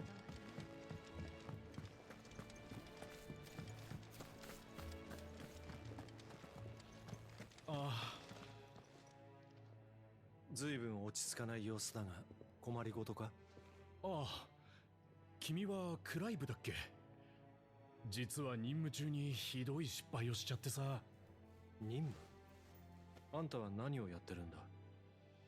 僕は補給係のグレン。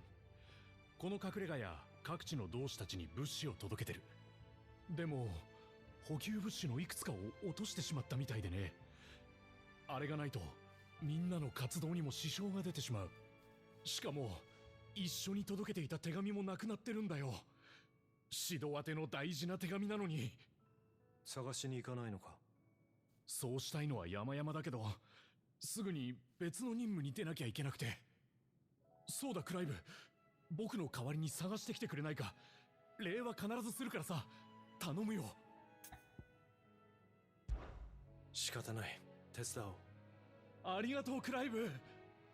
補給物資と手紙を探せばいいんだな。どこで落としたか見当はついてるのか？ロストウィングからゴールトン農場を通って帰ったんだ。魔物が出るから急いでて、あの辺りが怪しいと思う。落とした補給物資は全部で3つ。どれも麻袋に入れてあるよ。指導宛ての手紙は1通だけど、あれが一番大事かも。分かった。とにかく探してみよう。本当に助かるよ。ああ、僕はもう次の任務に出ないと。それじゃあよろしくね。慌ただしいやつだ。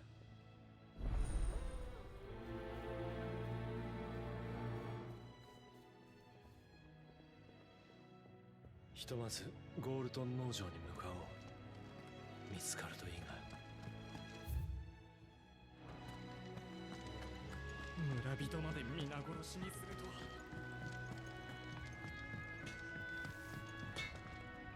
は。何か用か？どれが欲しい？ I Oh. Interesting. Interesting. So, to make the weapon, to make the Ifrit's weapon, we need Garuda's weapon. Yeah. So that... I'm really feeling like it's implying that you should be developing these and not holding on to them for some sort of ultimate endgame weapon. Or possibly, like, following the development line all the way down will lead to ultimate endgame weapon. Because, yeah, Garuda's sword is a component material of the Ifrit sword.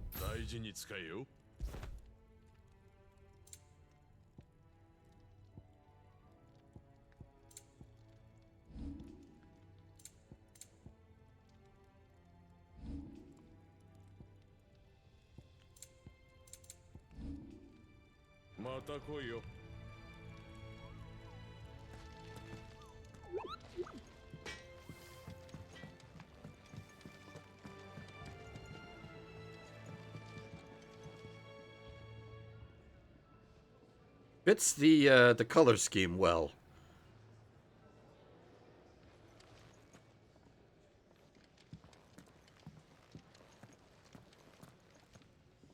今度はどこへ行くんだい？コートオリフレムだ。お前さんも忙しいね。ちょうど新しい品を仕入れたところだ。見てきな。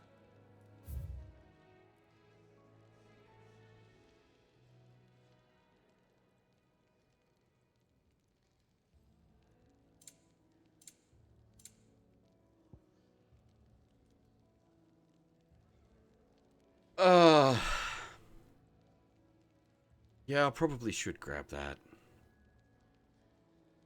Ooh, what's this? Oh!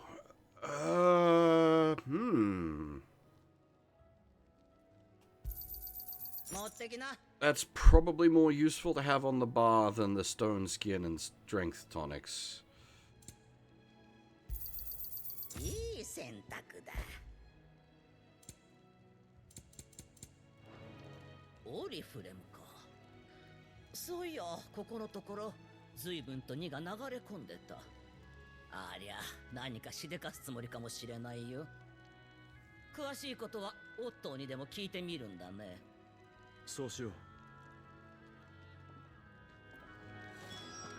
Alright, I was hoping it wouldn't lock us into anything yet, and it hasn't, so we can go and do the side quests.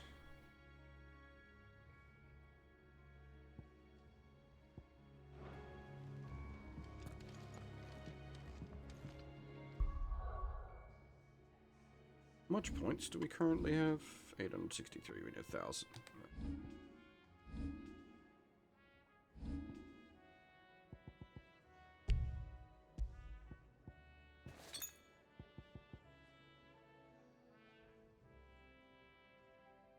That's crazy good. What? 4 terabyte NVMe for 330.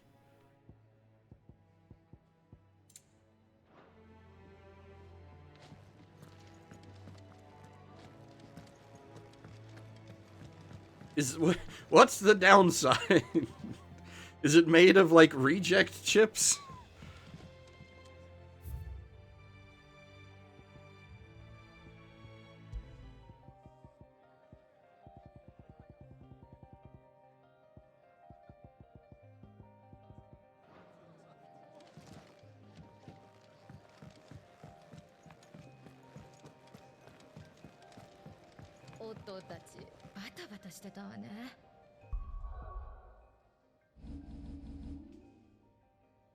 Okay, cool. It does actually point out on the map as well, which is the closest point for the side quest.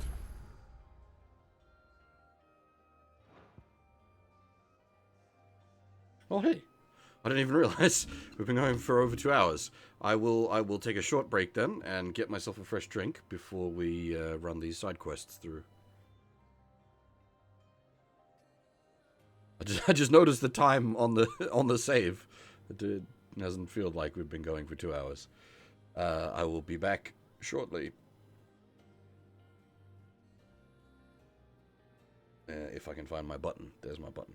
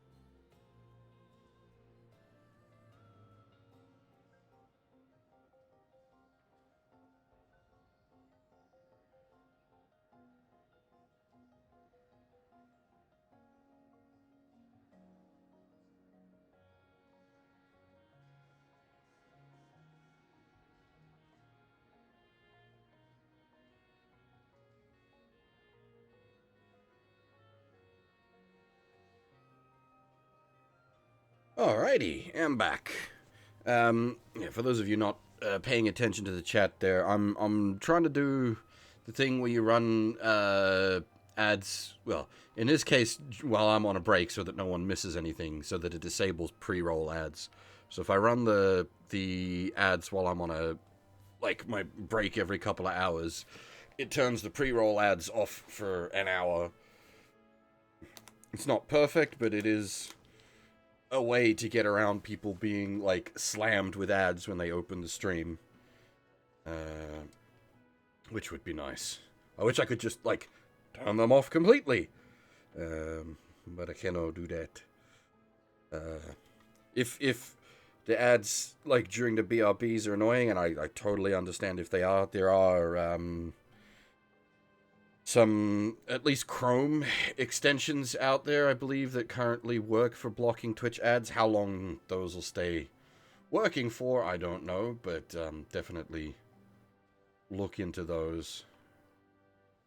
Because I'm not trying to make money off the ads. That's not what I'm going for here. I'm trying to make the stream less obnoxious for people to watch so that you don't get pre-roll ads.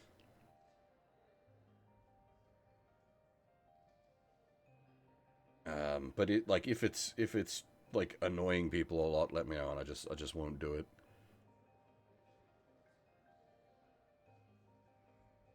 Anyway, we got some side quests to knock out.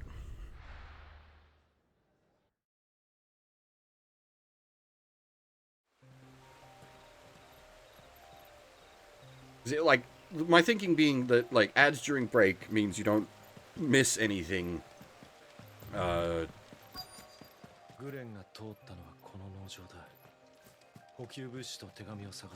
While the, like, you don't miss anything while the stream is, you know, actually live as such.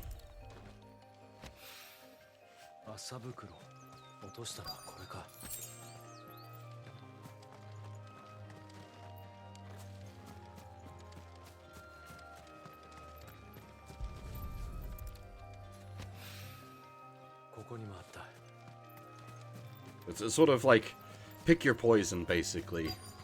Run the ads during the breaks to disable them during the pre-rolls. Or, sorry, to disable the pre-roll.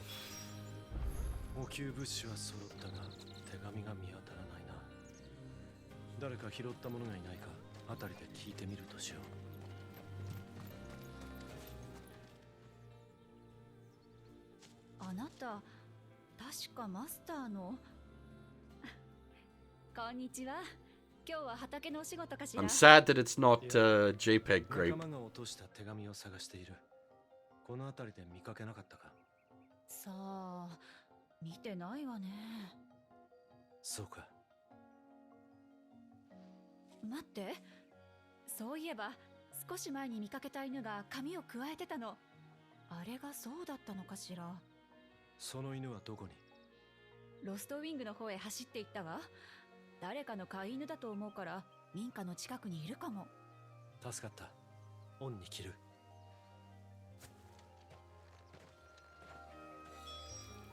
Unfortunately, most of the side quests have been, like, yeah, not particularly deep.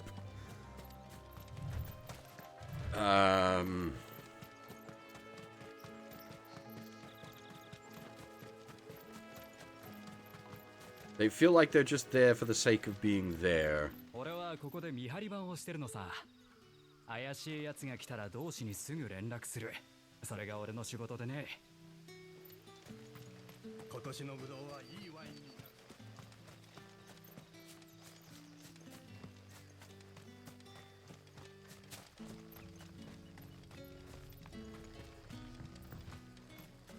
I mean, the missing letter one here could be something mildly interesting if it leads to...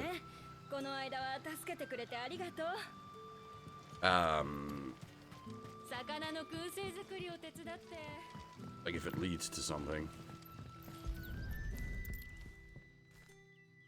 There's a letter for Sid, so it could be. 手紙だ。お前が持っていたんだな。これで全て回収できた。悪いね。もらっていくぞ。隠れ家に戻ってグレンに届けてやろう。日が暮れる前に乾かさなきゃ。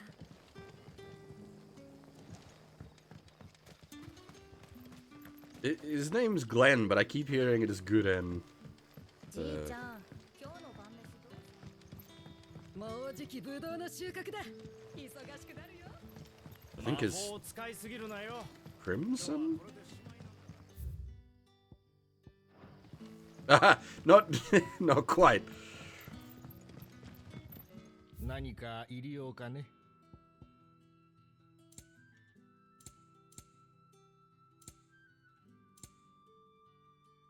また来ておくれ。そろそろみんなが畑の仕事。 Well, let's do a few robots actually, because there's also the Guren in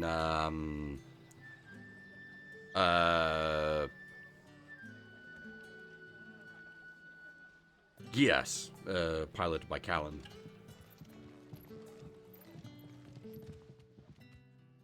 シドのとこの何か用でも？ランダルという男があんたのところで働いてると聞いた。彼の戻りが遅いと仲間が心配していてな。様子を見に来たんだ。ああ、奴なら荷運びを手伝ってもらってるよ。今日は荷が多いから確かにいつもより時間が。いや、さすがに遅すぎるか。俺が見てこよう。ランダルはどこへ？村の南門を出たロベール林道。その先で取引相手と落ち合う予定だ。何かあったのかもしれん。行くなら気をつけろ。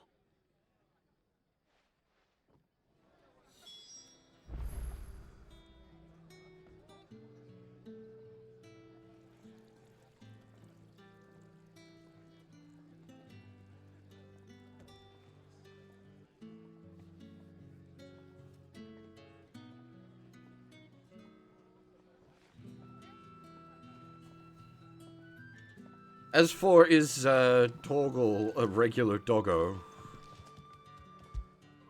He is certainly a big boy. The thingy on his leg might be indicative of something more going on there. I mean, it was a day who ran the theory that maybe he's Fenrir. That might be the case. He might actually be some kind of like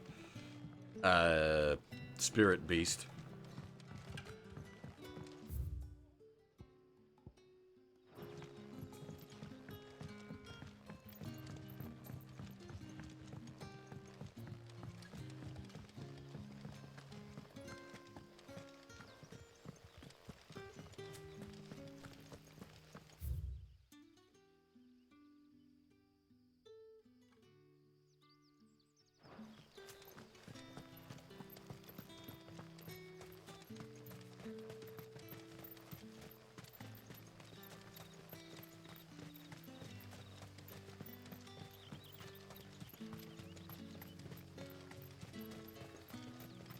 シドやあんたが俺たちの味方で安心したぜ。あんたらはちょっと強すぎる。このまま敵に回らないでくれよ。お互いのためにな。」 Hopefully it gives us full run speed once we're out of the village. Yeah, okay, good.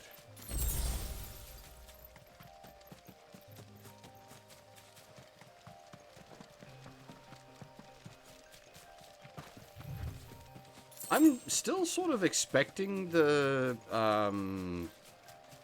was it Ambrosia? His chocobo to turn up at some point.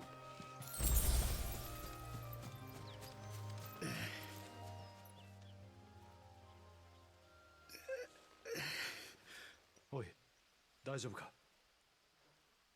そのブローチ、あんたマスターの。大変なんだ。蛮族に襲われた。そしたらランダルが俺を逃がそうとおとりになって、奴隷のマネは取引相手の前だけでいいって言ったのに。どこで襲われた？この先の少し開けた場所だ。お願いだ。奴を助けてくれ。ああ、分かっている。あんたはロストウィングへ戻っておけ。In before humanity is the invasive species and the beastmen are the natural species of the planet.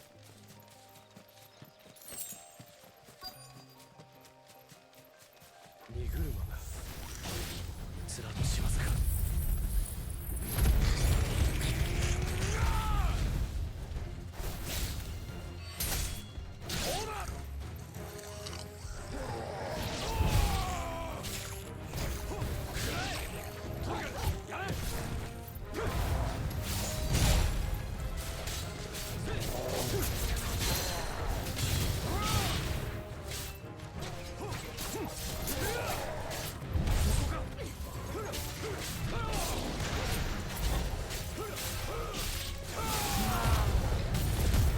Charges fast enough, so why not?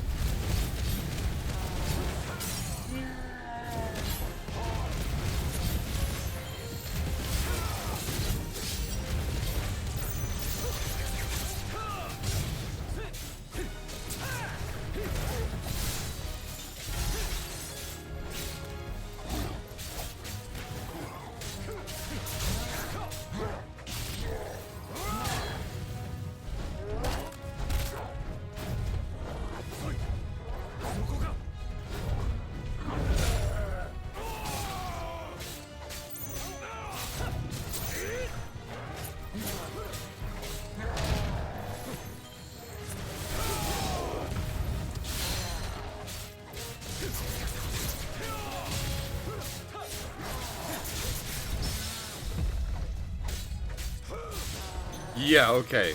Limit break, we can just fucking gun it.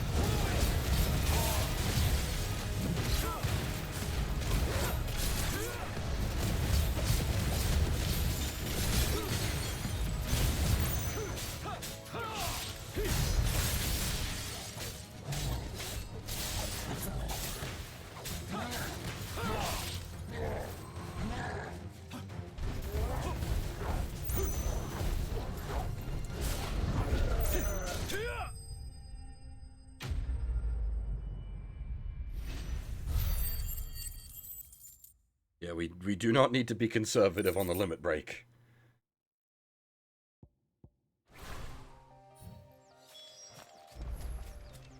Like, we got 2 full charges off in that one troll fight.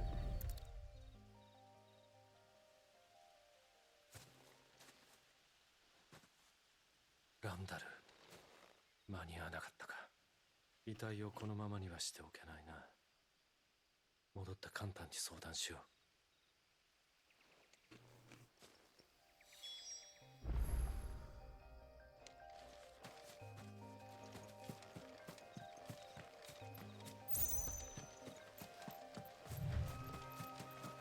う。The one thing we need to sort of mind the cooldown on is Flames of Phoenix, because that's got a hefty cooldown.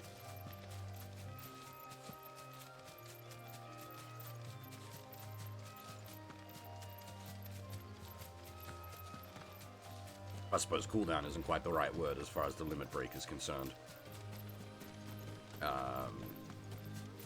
Since it just needs to recharge, it's like you just need to refill its bar, and the amount the bar refills seems to be based on your combat performance. And we also have those Lionheart potions.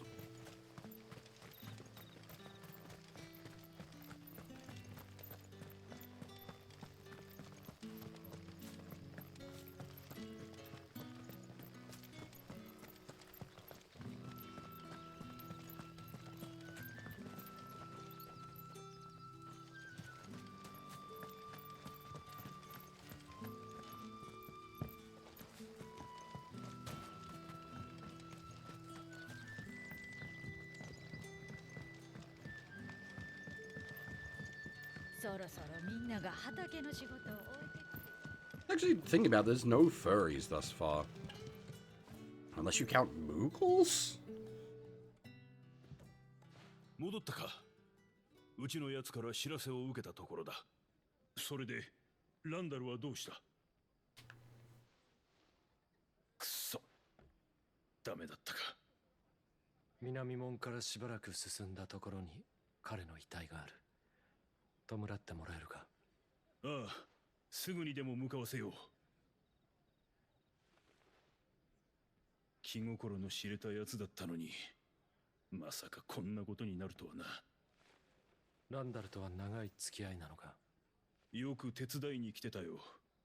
賃金がいいからって危ない仕事ばかり進んでやってた。隠れ家のためにそこまで。今回の件は俺からシドに報告しておく。お前にも迷惑をかけた。悪かったな。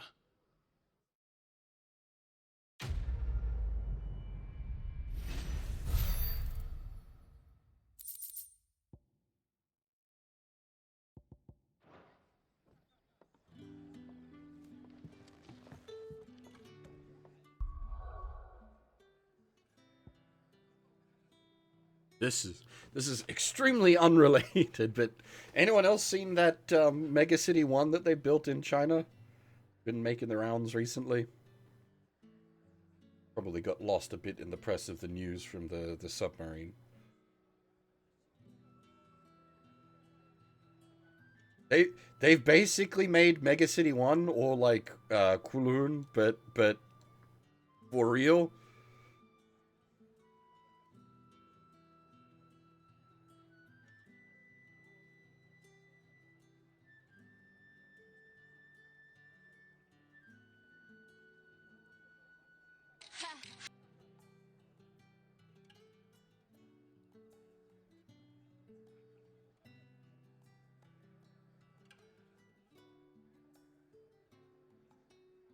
Yeah.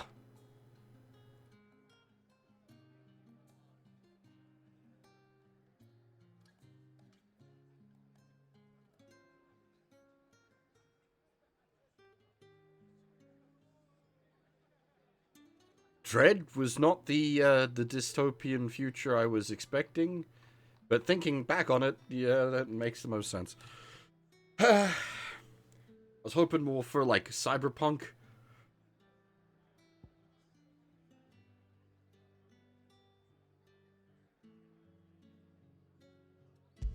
Yeah, that's a fair point, Blackheart. Especially, Jesus, like, especially recently. Ooh.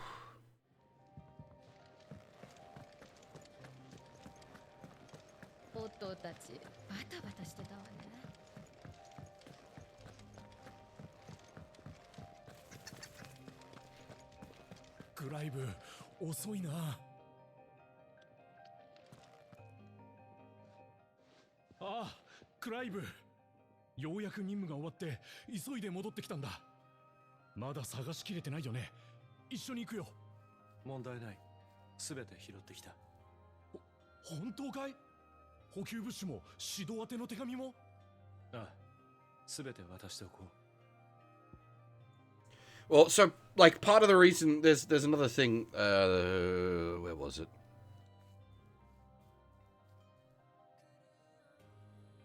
This was posted further down in the thread. Facial recognition required for entry and exit.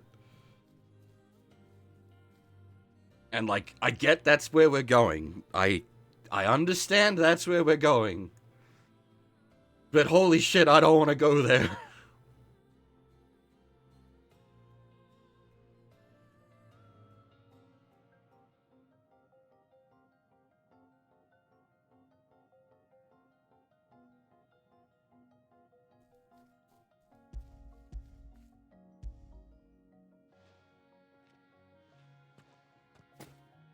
うん、確かに落としたものが全部ある。よかった、助かったよ。補給物資もそうだけど、手紙を落としたってシドにバレたらとんだ大目玉を食らうところだった。機密の内容なのか？あ、違う。シドの娘さんからさ。娘？僕の学校に通うのに離れて暮らしてるらしくてね。娘さんから時折届く手紙を。All right, this side quest got interesting. あのシドが。それに今回は久しぶりの手紙だったからね。君が拾ってくれなかったら雷を落とされてたかも。本当に助かった。約束のお礼だ。受け取ってよ。この手紙が届いた日のシドはいつもより機嫌が良くてね、渡すのが楽しみだよ。Alright, so we were complaining about the side quests being fairly meaningless. That one was less so. That's some important background detail. 補給物資も手紙も無事に見つかってよかった。本当に助かったよ。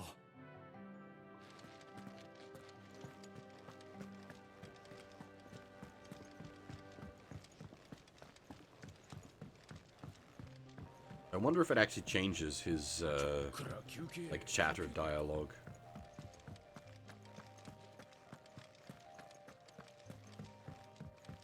I suppose, yeah, it makes sense that the facial recognition is also the thing in China, because they've already, like...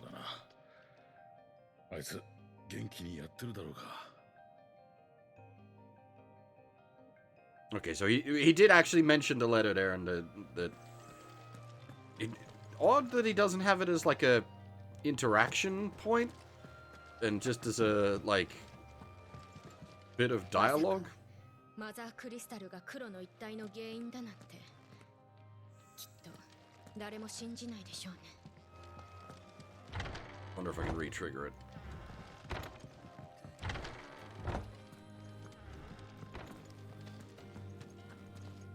Okay. He did acknowledge the letter and that his daughter is doing well.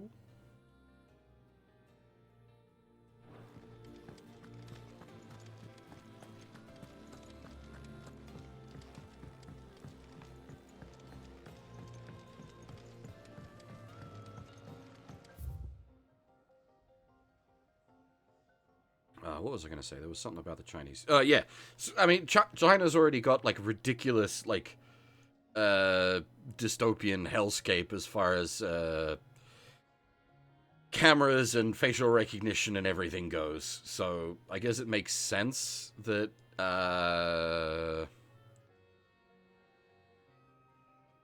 they've got that sort of tech in like building access. It's just, as I said, I really don't want to go there. I didn't know about the EU thing. Be interesting to see if that gets, like, properly enforced. I hope so. I'm assuming a lot of people would be in support of that because their response would be similar. Fuck that shit.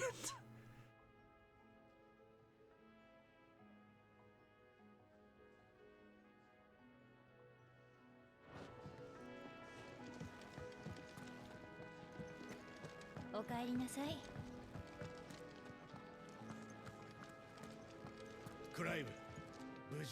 よう、話は聞いたぜ。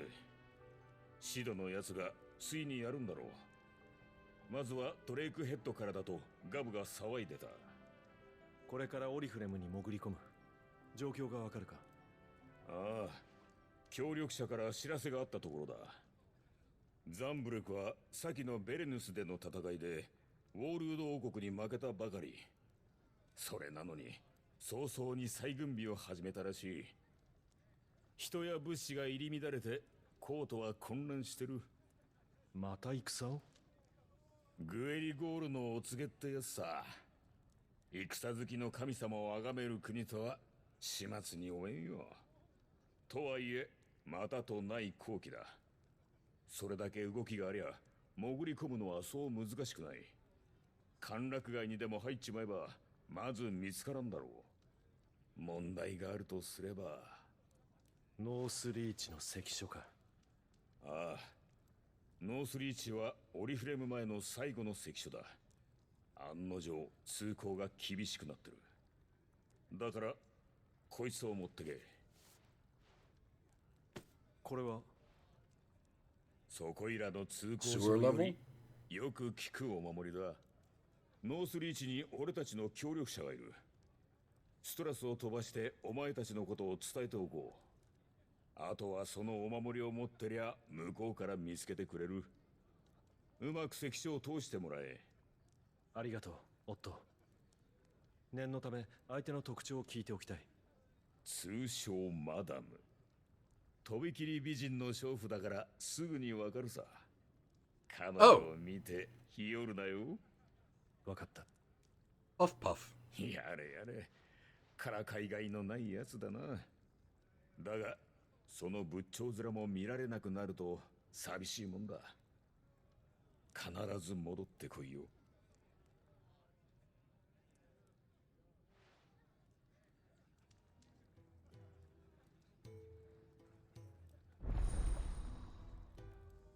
What?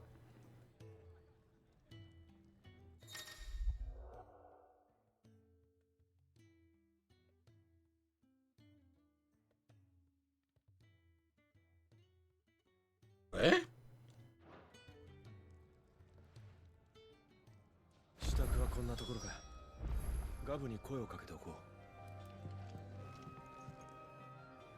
う。おや、あんた新入りだね。俺はゴーチェ、協力者連絡窓口へようこそ。ここでは協力者たちからの知らせをもとに各地で起きてる問題を取りまとめてるのさ。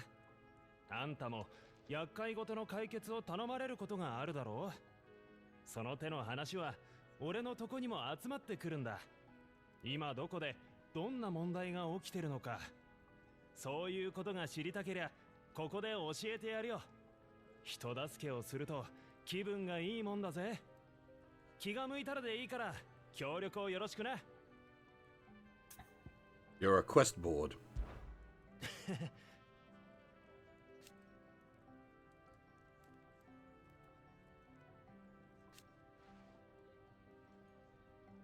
いつでも聞いてくれ。よろしくな。はい、どうぞ。So what are we talking about here?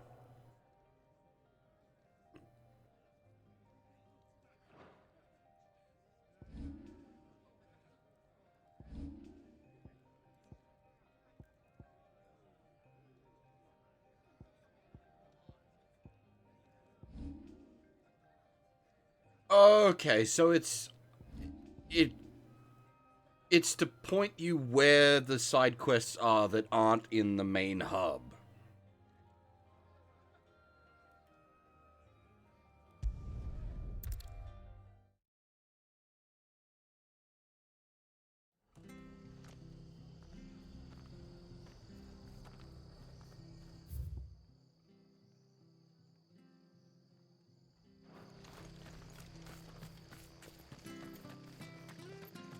Because I was wondering about that, whether we'd get, 私どうすれば。あなたマーサお抱えのベアラーでしょ。助けて。何があった？宿場に野党が押しかけてきたの。私は何とか逃げてきたけど他の人たちが心配で。お願い、野党を追い払ってもらえないかしら。いいだろう、任せておけ。ああ、ありがとう。野党はどこに？さっき酒場へ向かって行ったわ。大きな声がしたから中で暴れてるのかも。あの中には何人かお客もいたはずよ。どうかみんなを助けてあげて。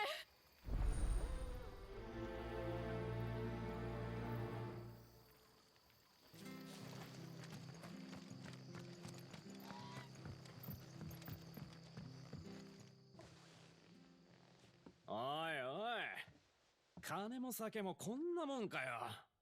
なんてしけた酒場だ。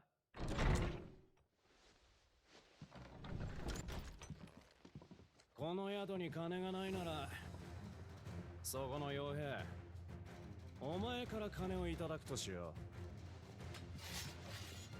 う。 oh friends, hey, it's not your day.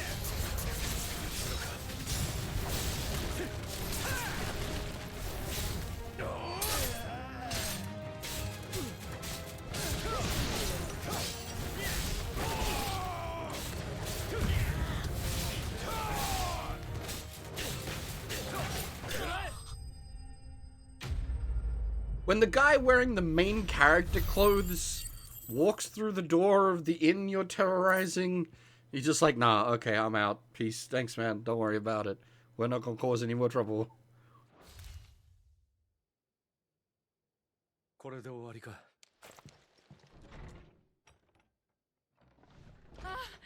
ありがとう。本当に強いのね。おかげで助かったわ。あんたが退治してくれたのかい？まったく野党ども、私の留守中に好き放題してくれたもんだよ。マーサ、この宿場では傭兵団を雇っていたと思うが。ああ、ブラッドアクス傭兵団のことだね。属領の駐屯兵は何もしてくれない。野党退治も商人の護衛も全部自分たちでやるしかないんだ。いつもは傭兵団を頼ってるけど、宿場の外の仕事も多くてね。こういったことに柔軟に対応できないのが悩みの種さ。そうか、難儀をしてるな。だからあんたが手を貸してくれて助かった。私から礼をさせてちょうだい。今回は本当にありがとう。さて、これから後片付けで大忙しさ。またね。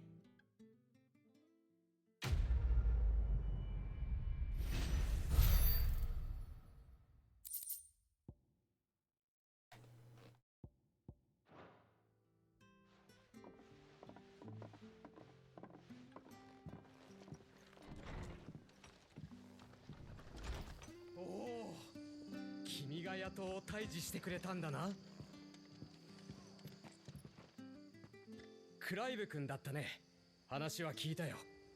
酒場を襲った野党を退治してくれたそうだな。本来なら宿場を守る我々傭兵団が対処すべきところだった。改めて感謝を。その敬礼はロザリアの。すまない。属領となった今ではこいつは控えるべきだったか。しかしこの敬礼がわかるとは君は。いや、失礼した。あなたの進む道に幸あらんことを。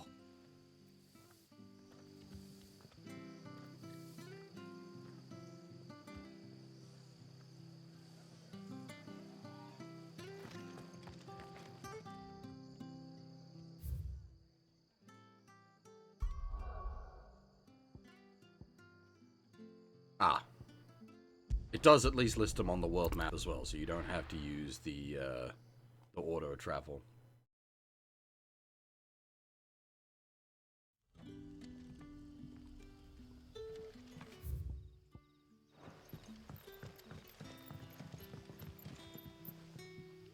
あんた、シドのところから来たやつだな。すまないが、ちょいと手を貸しちゃくれないか。なんだ、言ってみろ。ああ、オリフレンで保護したベアラーたちをこの村まで連れてきたんだが、前の主からよほどひどい目に遭わされたのか、まともに話もできやしない。人を恐れているんだろう。だろうな。だから同じベアラーのあんたならと思ってさ、俺の代わりに彼らの話を聞いてやってほしいんだ。俺でよければ。そうか、助かるよ。必要なものがあったら村の連中を頼ってくれ。できる限りのことはするから。そうさせてもらう。ベアラーたちはそこの椅子で休んでる。それじゃ頼んだぜ。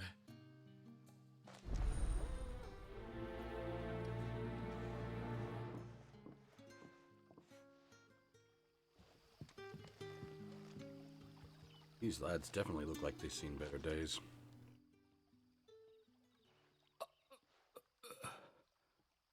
オリフレムから来たらしいな。何かあれば俺に言ってくれ。ここは安全だ。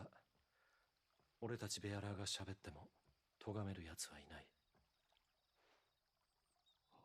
本当か。じゃあ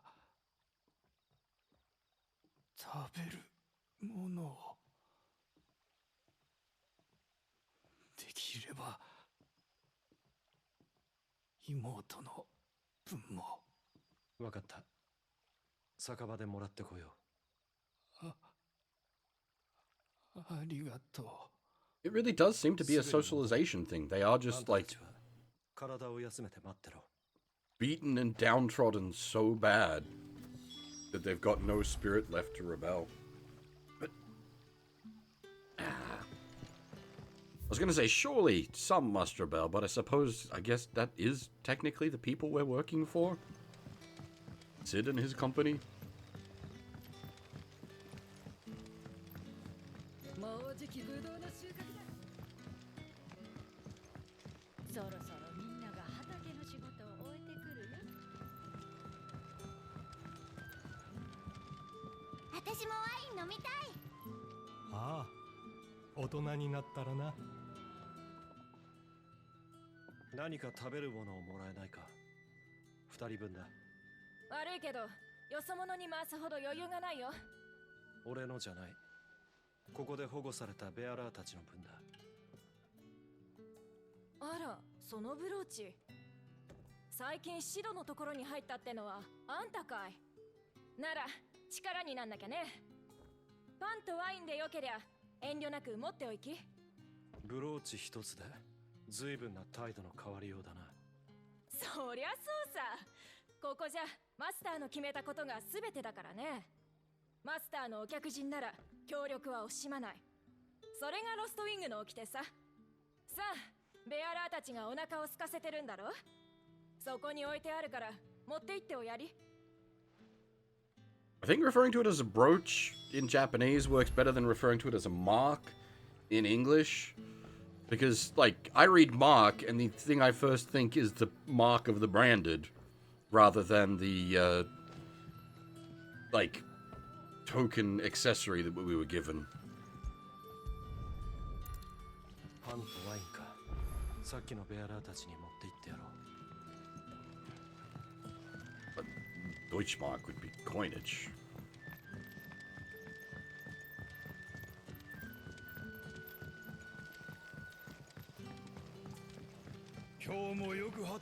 I mean, I think that one is like straight up a brooch as well, isn't it? The hanged man, yeah. Like the Japanese is being much more specific about what it's referring to. .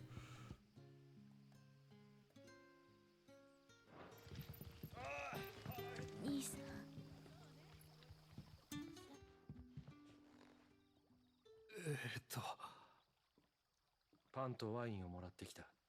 食べるといい。Which is odd because the Japanese is literally just saying brooch in English.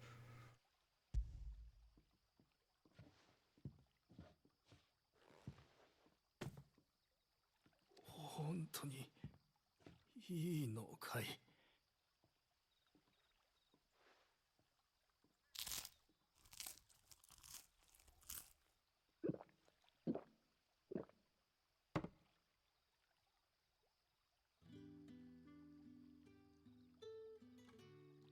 こんなにたくさん食べたのは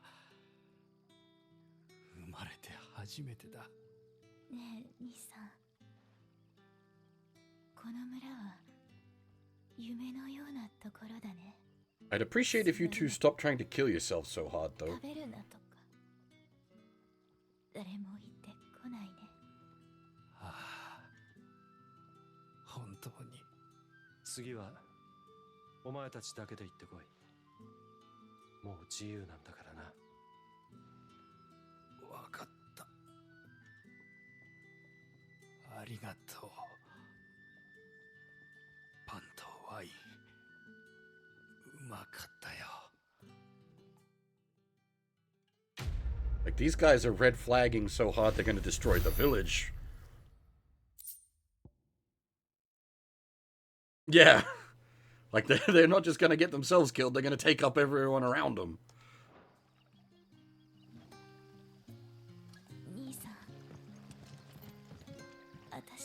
But at least it does sort of explain the question we've been asking for the last 20 hours about the whole branded thing. It really does just seem to be like it is such a heavy socialization thing. Like they are just ground into the dirt and they're like spirit broken from birth.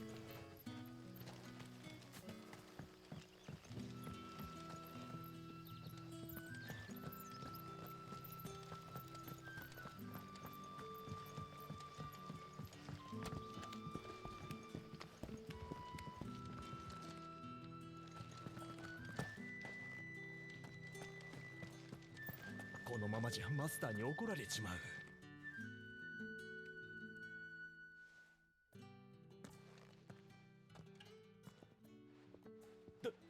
誰だあんた。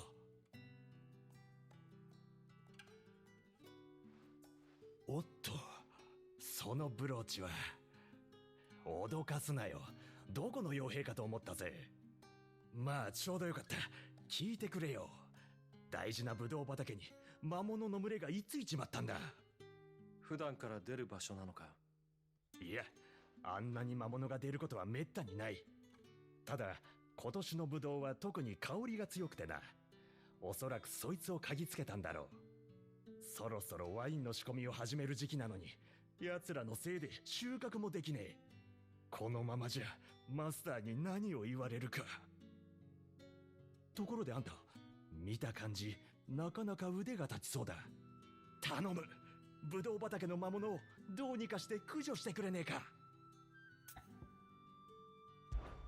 わかった、俺がやってこよう。ありがてえ。早いところ頼むよ。ブドウ畑は村外れのゴールトン農場にあるからな。Yeah, the side quests are like of sort of varying quality, but they've never, at least thus far, they haven't hit like 10 bear asses level yet. A lot of yet attached to that statement, though. Mysteries of vinification? While some vinification? While some winemakers will remove the skin of the grapes after pressing, leaving both skin and seeds in the juice to commingle, creates a must that is better suited for extended aging, ultimately resulting in a more refined wine.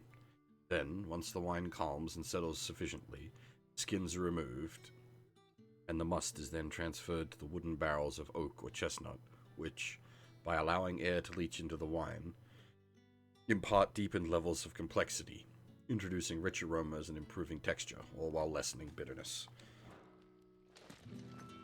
I don't know shit about winemaking. あんたもこの先が気になるのかい？何もない場所なんだけどね。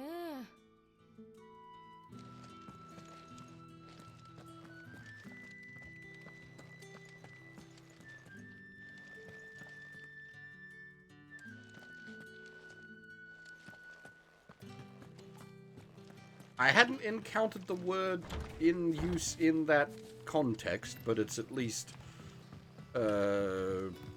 reasonably understood.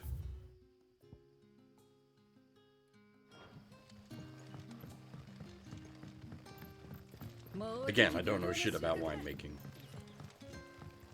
It feels a bit like a country trader kind of thing, because Australia is pretty up there on the old winemakers list, but I don't have any interest in wine. I'll drink it if served it, but I have no palate for it, and I'm not fond of it.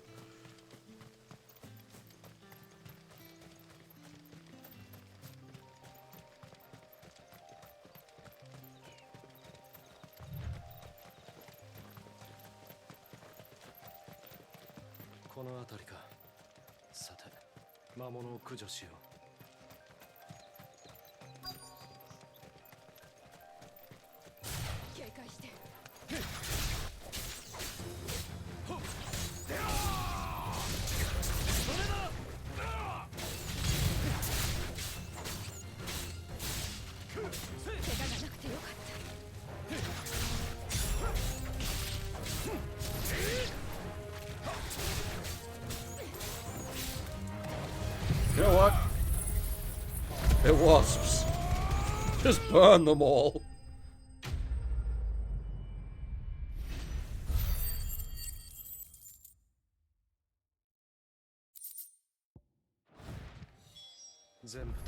Ignoring the fact that that would have completely destroyed the vineyard.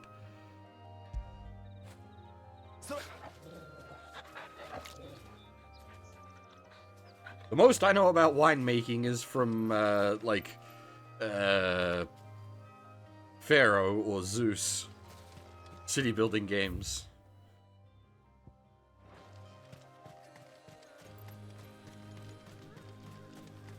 Fucking uppity people won't make their house nicer if they don't have access to wine.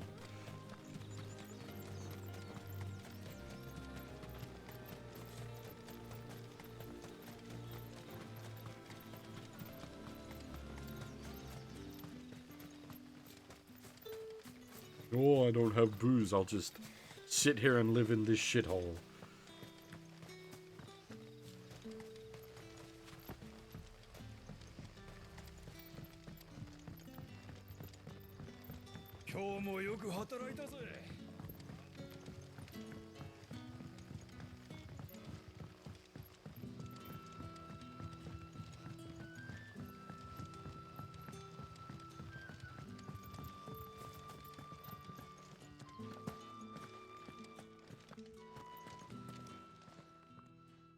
魔物を駆除してきた。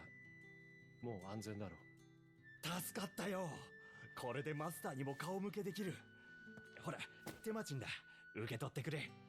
ここで作ったワインはロストウィングの貴重な収入源さ。ゴールトンルージュっていや外でも評判なんだぜ。ワイン作りを始めたのはマスターの知恵だ。ベアラーたちもあれくらい近場なら働けるからな。役に立てて何よりだ。ああ、マスターにも伝えとくよ。ワインができたらあんたも味わってくれよ。Wait, what the fuck? There's a season 2 of Darling in the Franxx? Didn't the back half of that bomb so hard it basically stopped existing?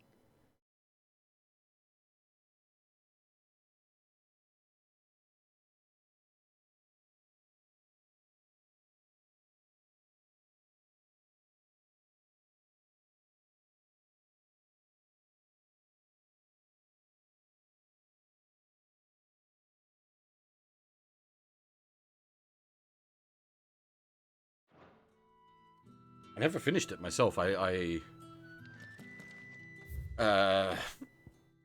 only saw the first half of it because I thought it was only a 12-episode run, so I watched it when episode 12 came out.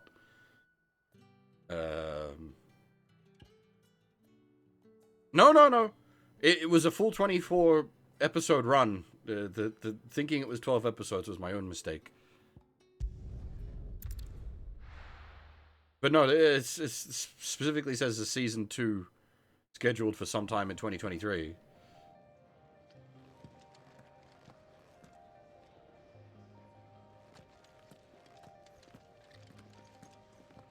Yeah, see, like, I enjoyed the first half, I never saw the back half, and apparently that's just, that's the way to go with that. I really should watch it all through someday, but...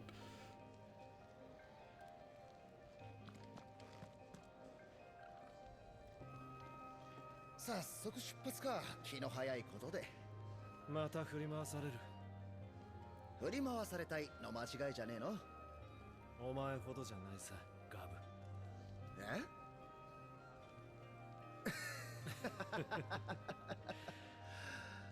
潜入するにはいい頃合いだ。行くとしよう。構成はドミナントだけで行く。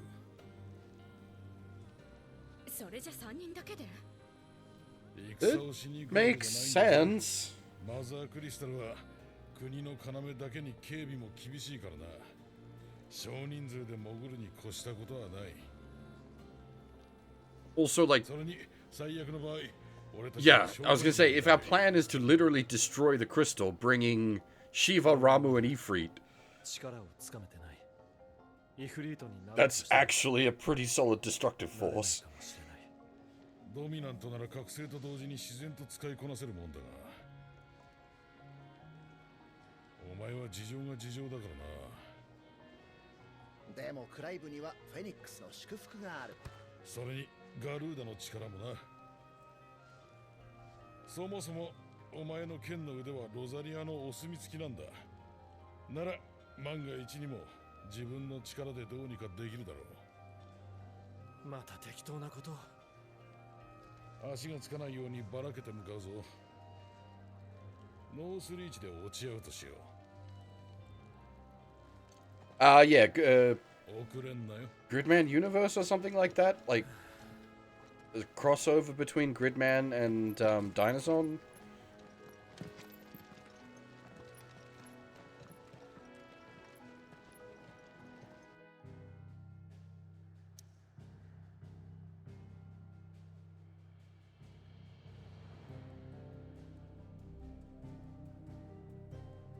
Well, that's so on the power stealing ability. It's only us that have titled like Clive as a dominant of fire. It might not be that he's a dominant at all.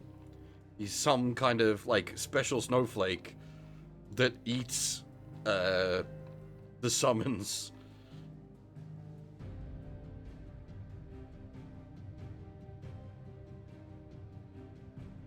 Because, like, a second dominant of fire doesn't make sense with the way the dominant system has been explained. But there seems to be a lot of intentional misinformation going on.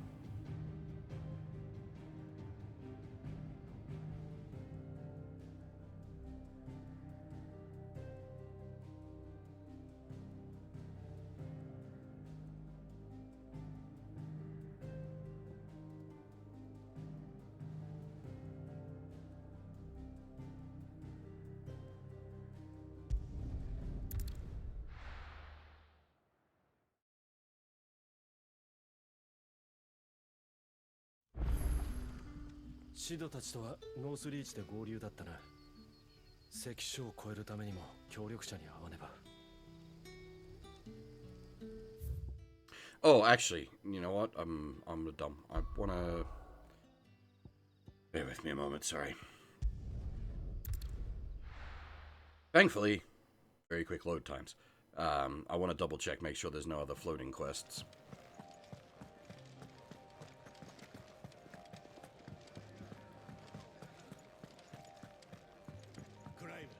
手を貸してくれ。どうぞ見てってくれ。よろしく頼むぜ。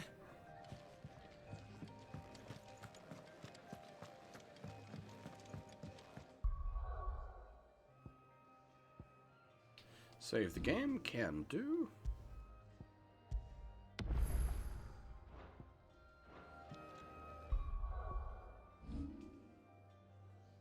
Did go nearly the entire first stream without saving. That was... Whoops.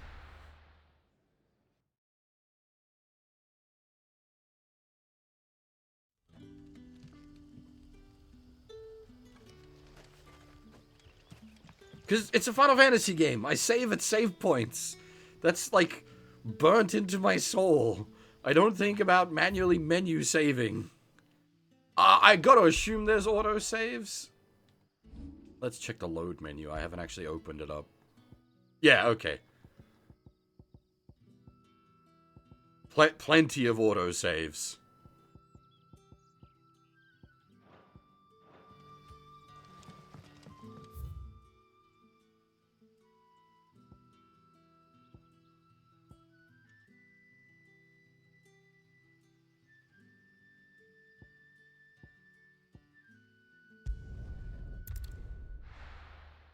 But, like, I don't trust autosaves.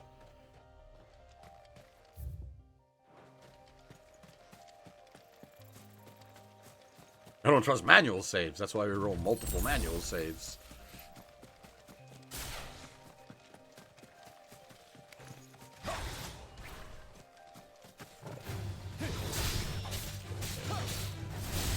I do like this track's, like, Final Fantasy opening. Final Fantasy VIII opening. Final Fantasy opening, indeed.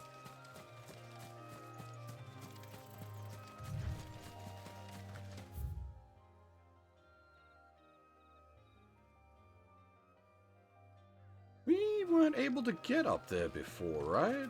The gate was locked?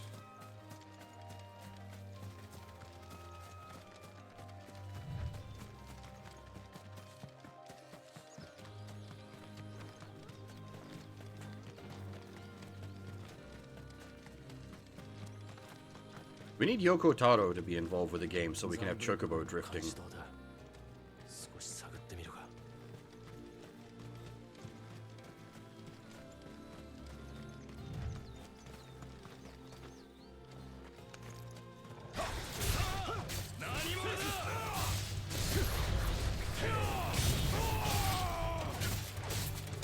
It's an unfortunate day to be stationed here.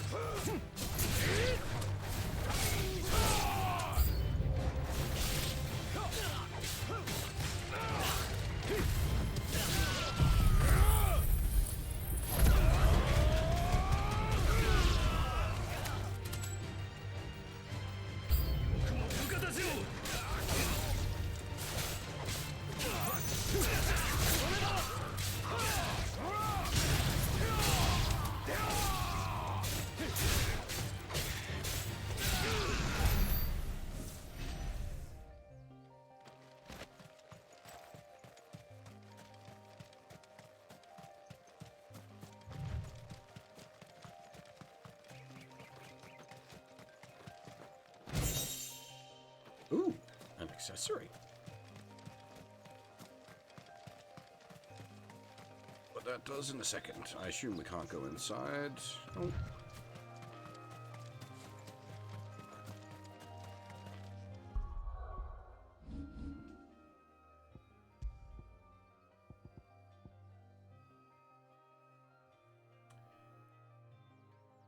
Oh, that's kind of tempting. We do use down thrust a fair bit.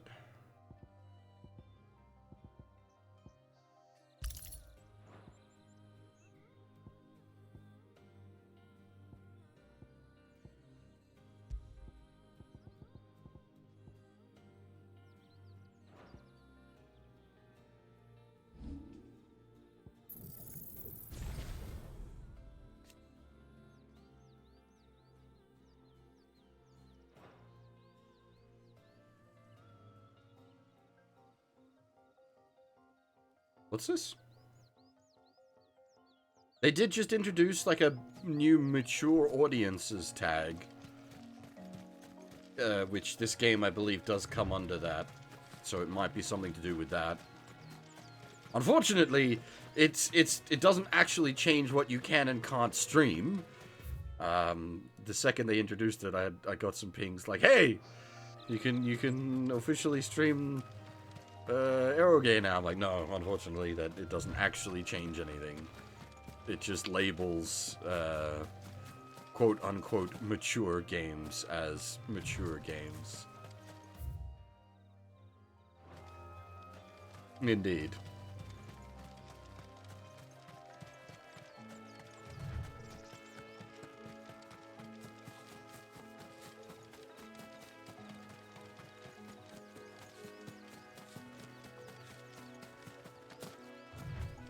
This game definitely looks a bit better when it's like light and color rather than like dark and gray.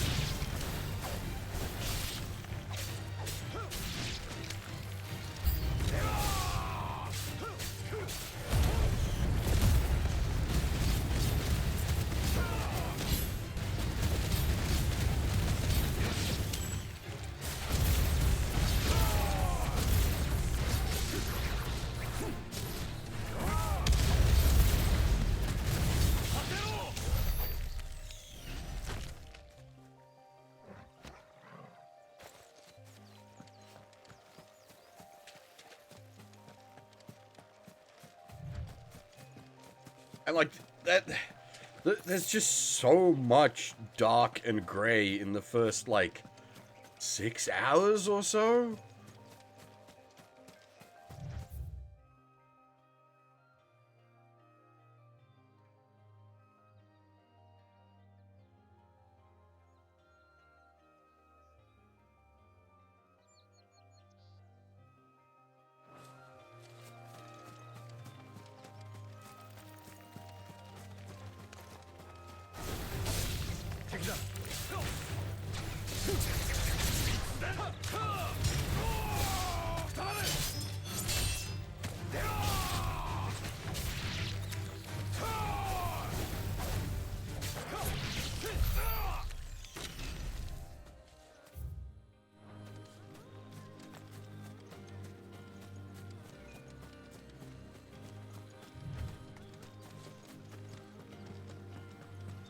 That's where we killed the Garuda chick, right?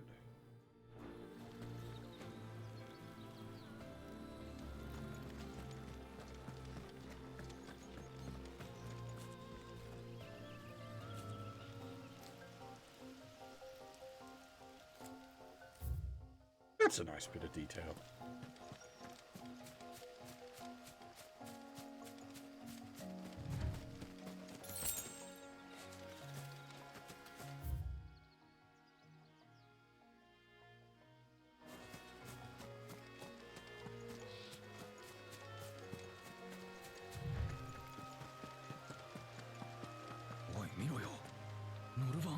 Yeah. ところどころ壊れているみたいだけど、何があったの？ Sorry about that, folks.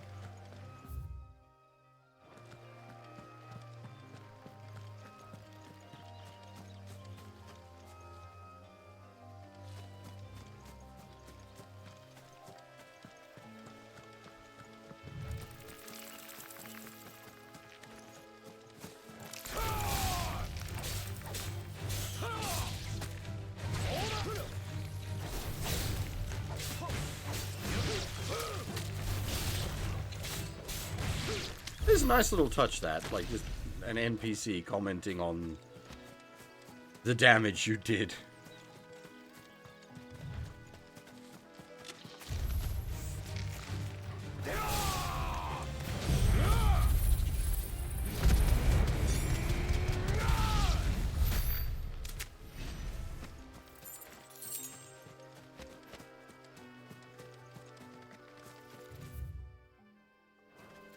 And, like, there's no real reason to come out here. I'm just out here because I'm poking around.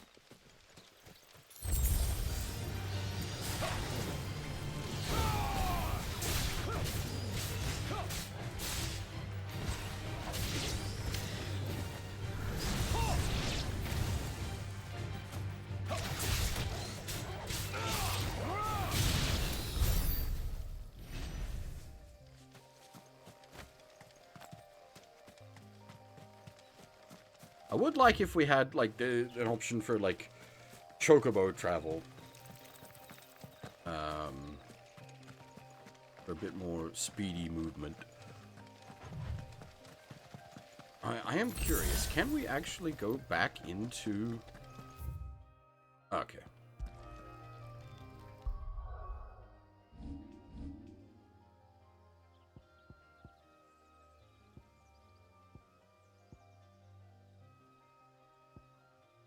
Yeah, no, I don't think we can go back into the castle at this point. It may be, it could be correct, Sion. There may be that there is chocobo travel later down the line. As I said, I would not be surprised if we do end up coming across Ambrosia at some point, being Clive's chocobo from the backstory.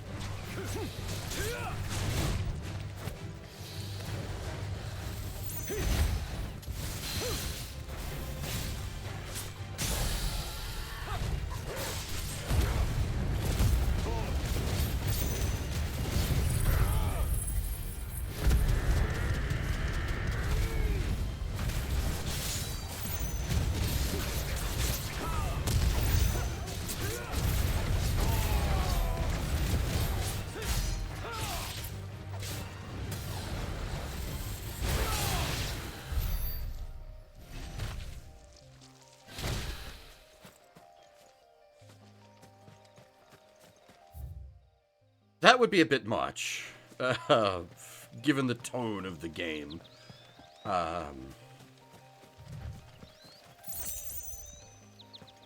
You could get away with chocobo breeding, I think. I think that would work. I do not expect this game to have anything like that at all, don't get me wrong, but I think you could at least tonally justify that. But like a full Golden Saucer minigame section...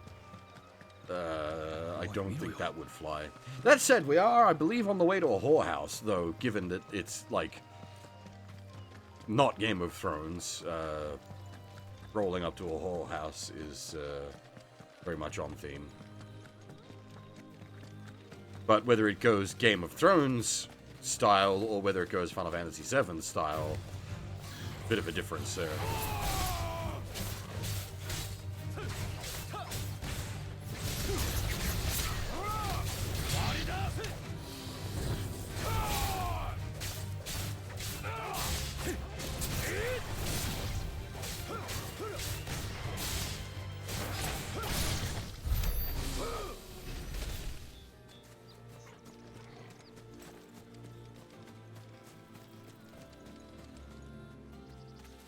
I don't think Clive in a dress would work, because he has a beard.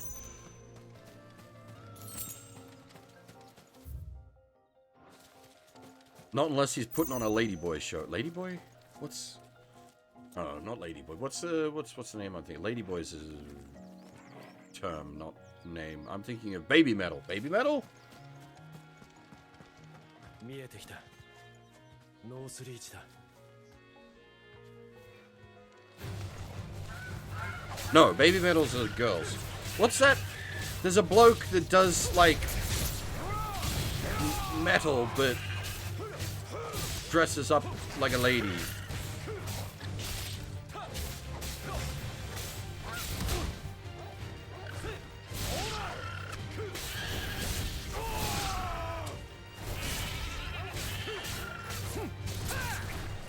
Ladybeard. Okay, yes.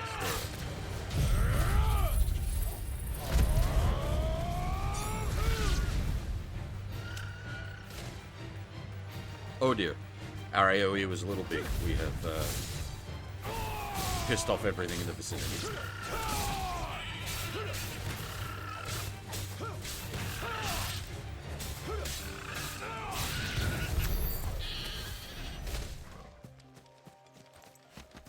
I think I said this before when we fought wild chocos in the field. I always feel weird stabbing up chocobos. Like, I started with Final Fantasy VII as my first Final Fantasy game, and technically you could stab up chocobos in Final Fantasy VII. But even still, it always feels weird.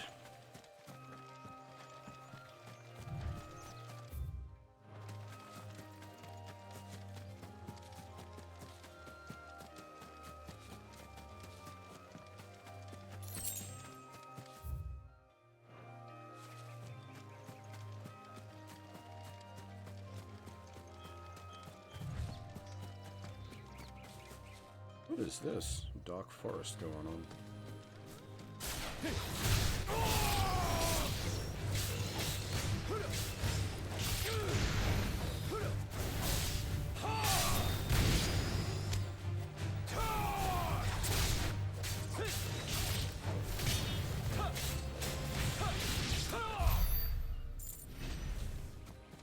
Yeah, no, and that was the exact discussion we had yesterday. I said it's like wild horses.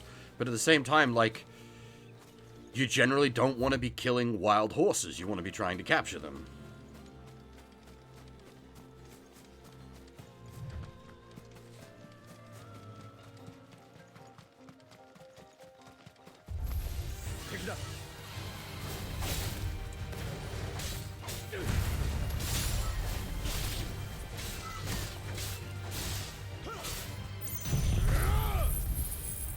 But then, hey, then we get into the question of what's worth, murdering them or pressing them into eternal servitude.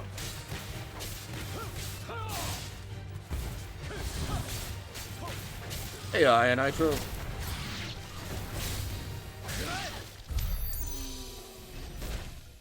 The Monster Hunter birds, I don't mind them.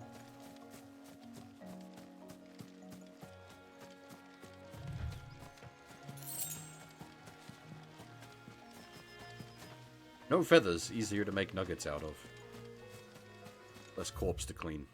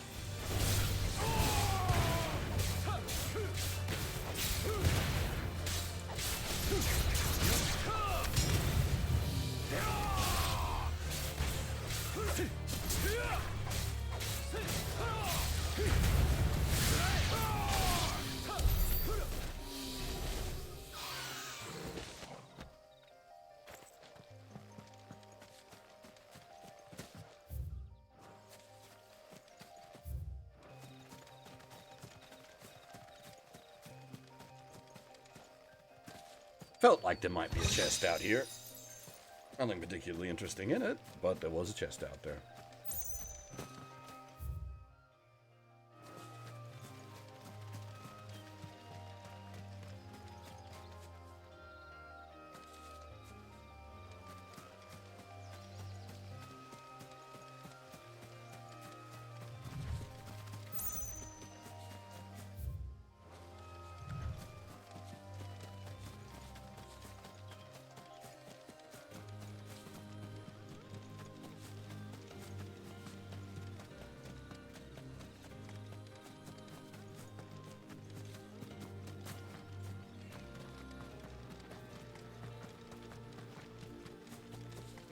curious about this.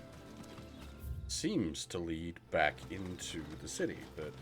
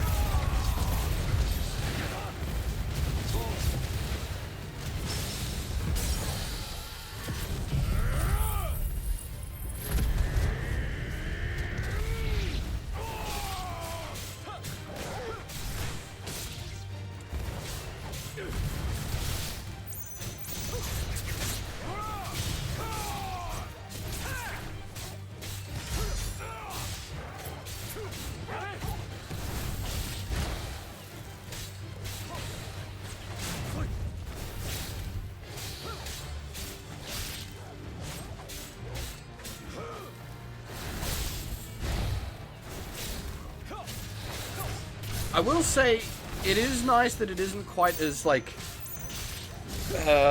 tight as a proper, like, Platinum game. In that, like, you can dodge and not get the, like, proper dodge animation, but it doesn't automatically redirect the enemy attack to your face.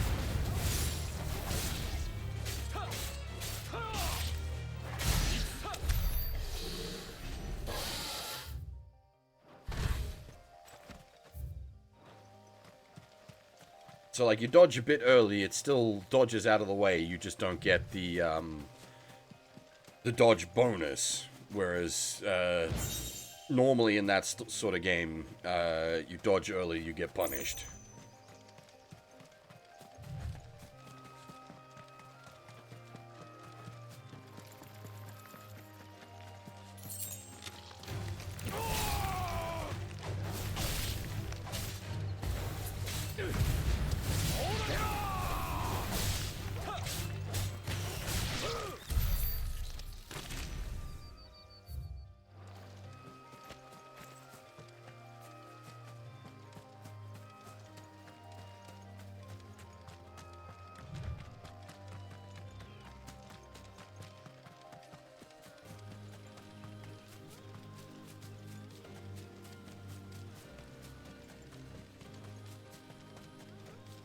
Did not realize there was a back entrance out of this place.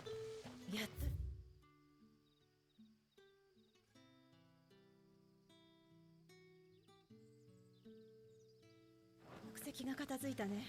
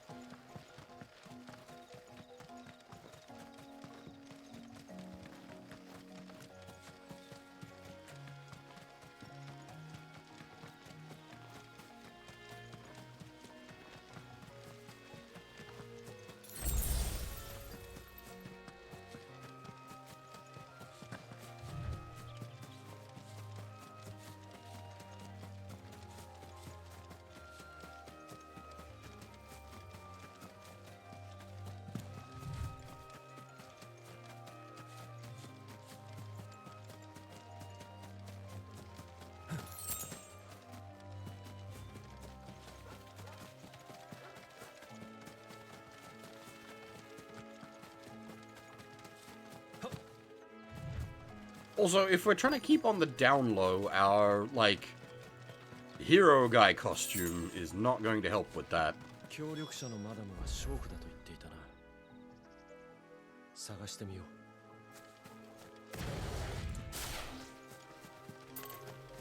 う。 That's a fairly colorful bird. Now die on my blade.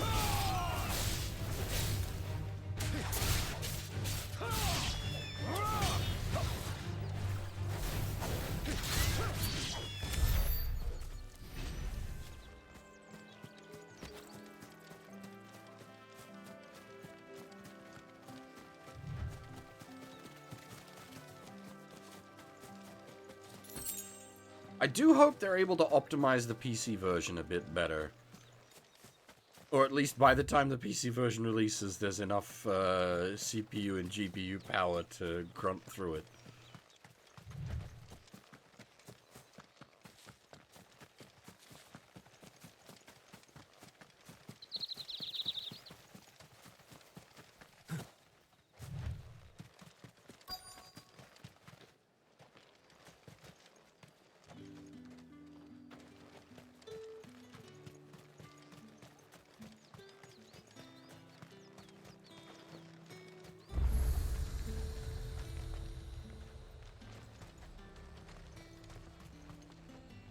何をお探しで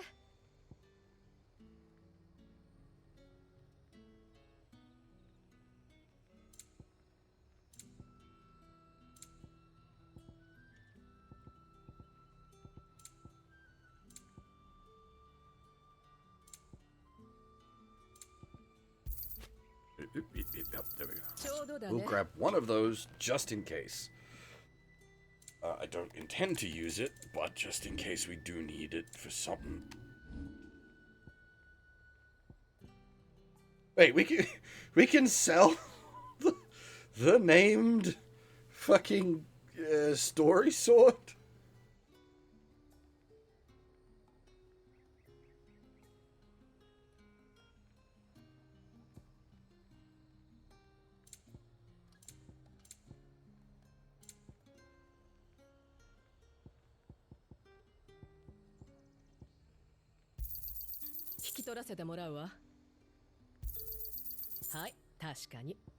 Hey, Stratos. How's things?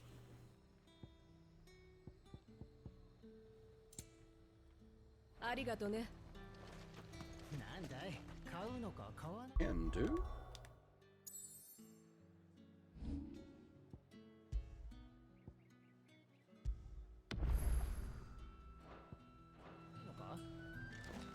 ダルメキアの品物まで集まってるのね。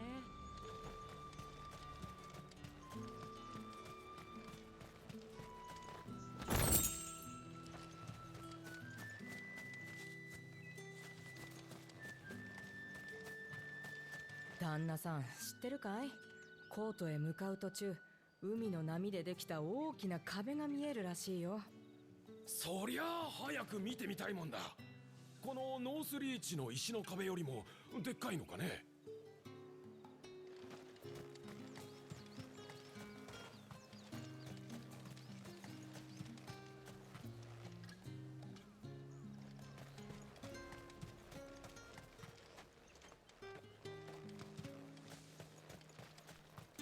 積み荷を調べる。怪しいものは没収だ。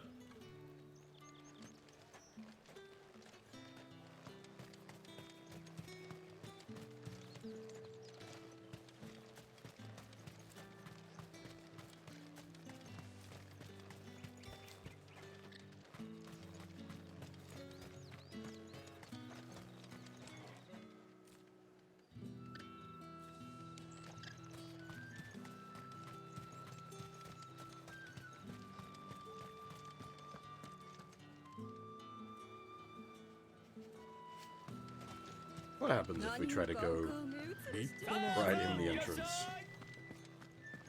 兵隊さんもお気に入り。薄汚いベアラーめ。主の元へ帰るがいい。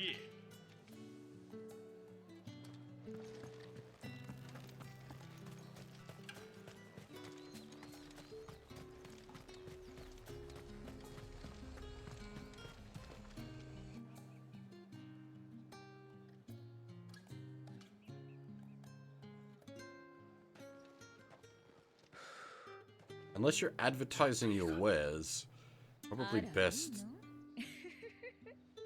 ベアラーが一人女を買おうだなんて。 Probably best not to wear your that aggressive clothing out here.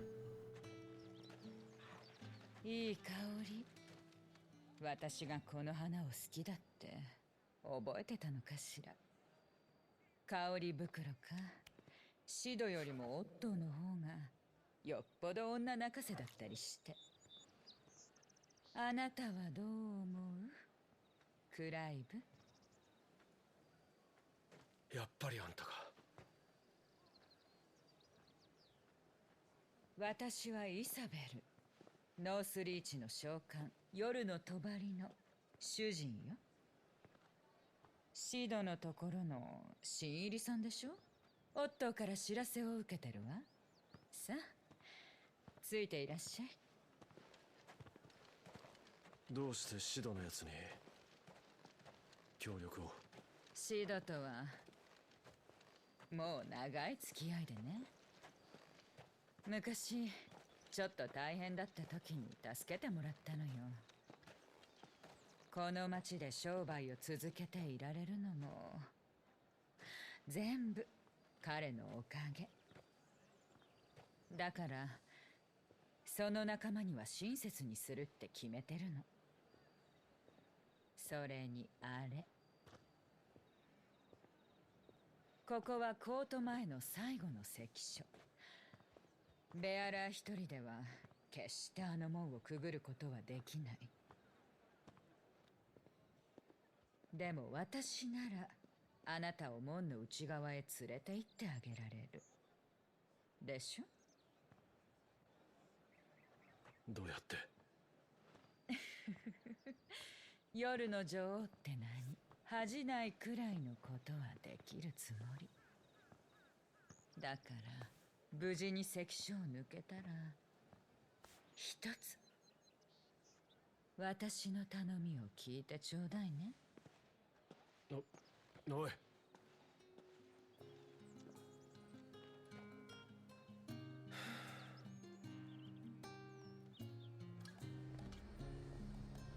Yeah, I didn't think it was gonna go the dress-up route for this one.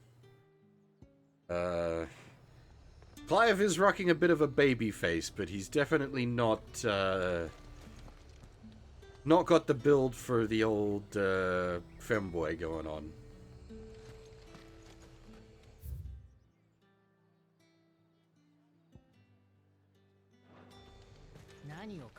Uh, 27 sounds about right. 15, 28 maybe.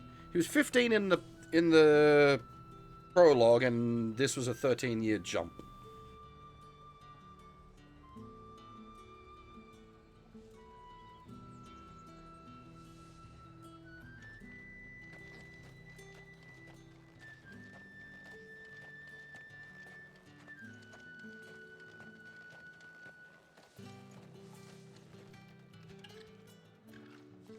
何をするつもりだ。そんなに不安にならなくても平気だから。俺がベアラーであることはこの刻印でおのずと知れる。下手に隠すと怪しまれるぞ。別に隠す必要なんてないわ。普通に言って普通に通り抜けるだけなんだもの。I mean, this is the exact same method we were using previously anyway with Jill. これはマダム、お帰りですか。ええ、今晩の支度をしなきゃ。ところで、そちらは誰です？私の新しい用心棒なの。どう？かわいいでしょ？マダムの番犬とは羨ましいね、色男。じゃあ、もう行くわ。またうちをごひいきに。待て、お前まさか。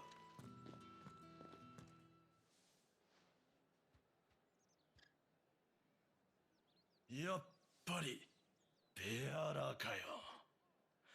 マダムに拾われるなんて運のいいやつだな。ほら、さっさと行け。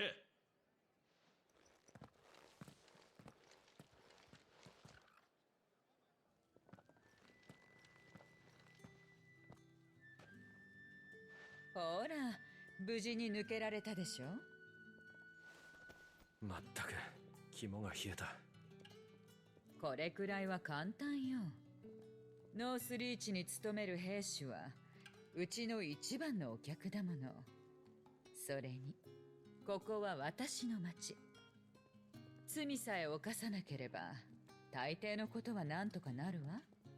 さあ、次は私の番ね。詳しい話はお店に着いてからにしましょう。 Yeah, on for dame instead of madam. Madam is usually the accepted term.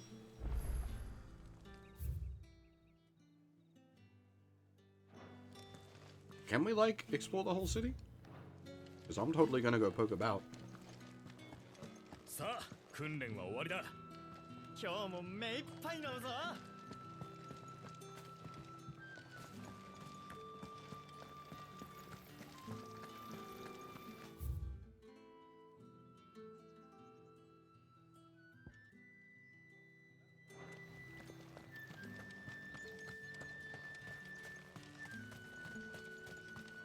ベレヌスの丘から戻ったばかりなのに。次の戦か。 Usually, madam is the term you encounter for a lady in charge of a house of ill repute.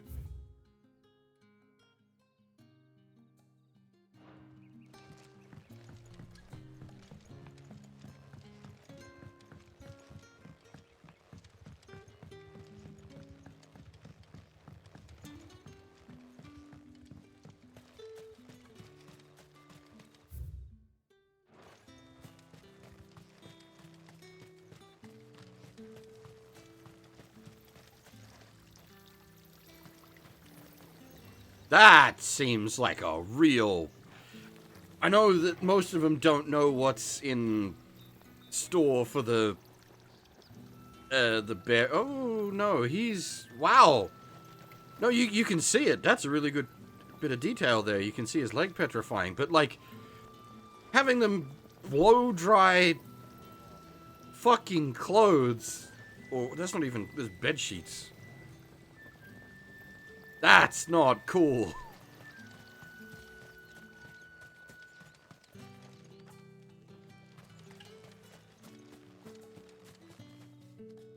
The detail of being able to see the petrified or slowly petrifying limbs there is good.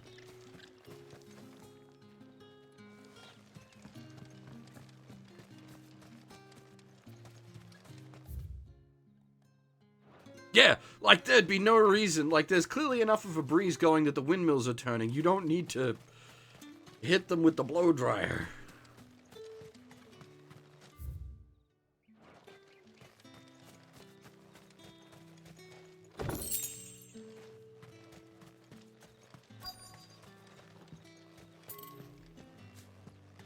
So ろそろ訓練所の掃除に戻るか。私もお客が増える前に酒場に戻らなくちゃ。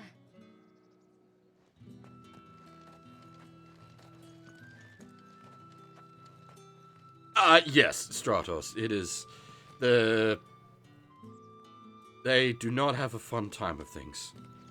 Oh boy. We've been putting a fair bit of effort into trying to understand the lore behind them. 私と素敵な思い出を作りましょう。もちろん、そうしたいところさ。だが、持ち合わせが。Well, the bit of trouble we had at first is understanding exactly how they're enslaved, because they can wield magic. So, like, the initial thoughts was, if you can wield magic, why not just liberate yourself? But as best we can tell, the people are seem to be, like, socialized into being slaves, basically. They're oppressed and downtrodden their whole lives, just sort of broken from birth. But it's not an actual, like the brand isn't like a magical compulsion or something, it's just a mark. And the way society in general treats those with marks is very, very, very poorly.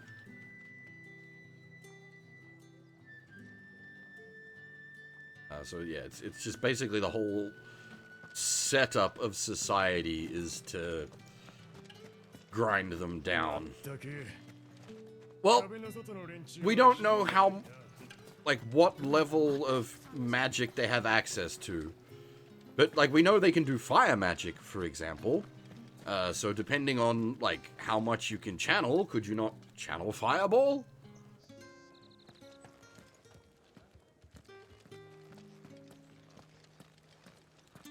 And, like, some of them definitely have to have power, because, like, Clive here came from an Imperial unit that was used for, like, spec ops work and whatnot.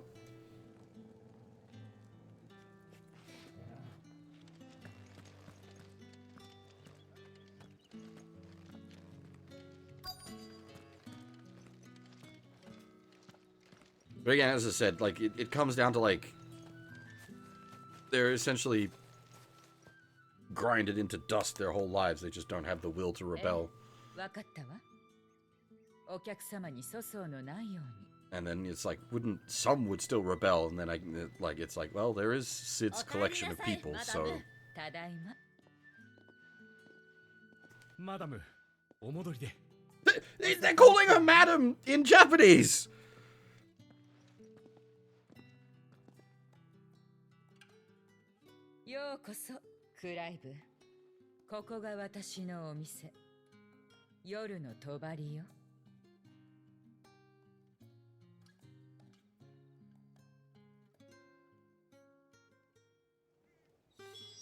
They're using the right English word in Japanese as a loan word.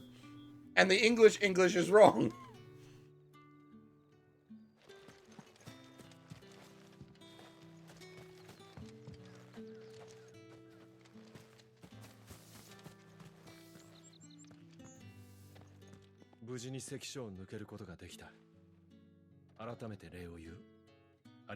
Madam. 二人の時はイサベルでいいわ。クライブは律儀なのね。シドとは大違い。イサベル、あんたの頼みというのは、シドたちと落ち合うまでに片付くことならいいんだが。シドとお嬢さんは、うちの子が順に案内する手はずよ。関所を抜けるには、もうしばらく時間がかかるわね。それまで人探しをお願いした。Yeah, I suppose them not being branded they have an easier time of it. 少し前から娼婦が一人、立ちエヌが行方不明になってるの。壁の外側に出た様子もないし、何かに巻き込まれたとしか思えないわ。どうも人探しには縁があるな。わかった、やってみよう。ありがとう、クライブ。そうだ、これを受け取って。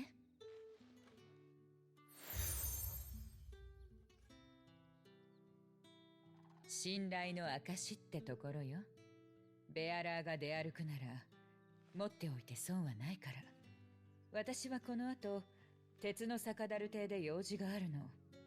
何か分かったら知らせに来てちょうだい。 We're gonna have a whole necklace full of, like, identifying tokens by the time we're done. 娼婦たちに話を聞いてみるか。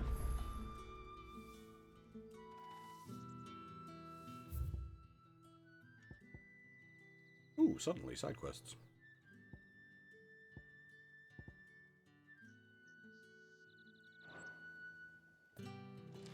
マダムのブローチをお持ちの方は我らにとっても大事な人。Yeah. 陰ながら応援させていただきます。I wasn't paying enough attention before, but yeah, it is Madam in Japanese and Dame in English, which...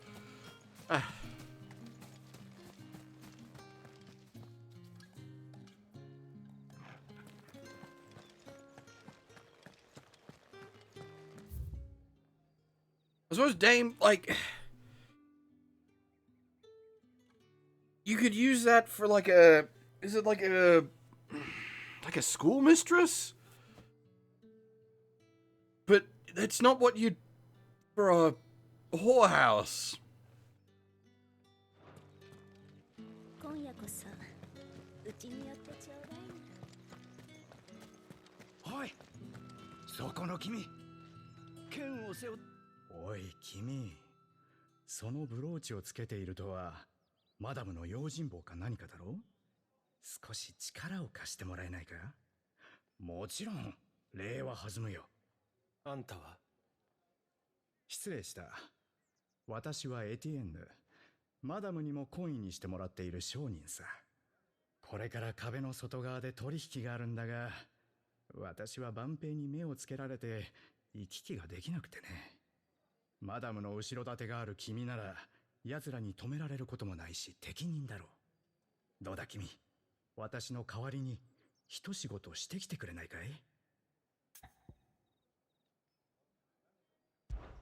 い？いいだろう。おお、Dame is a title, yes. 何、難しい仕事じゃない。この小袋を壁の外側の取引相手に届けるだけさ。雑貨やハーブ商、酒屋に渡してくれ。約束の品だと言えば通じるだろう。中身は何だ？外側の連中が喉から手が出るほど欲しいもの。そうだな。知らない方がうまくいくとだけ言っておこうか。それじゃ頼んだよ。It's just not the title I would use in this context.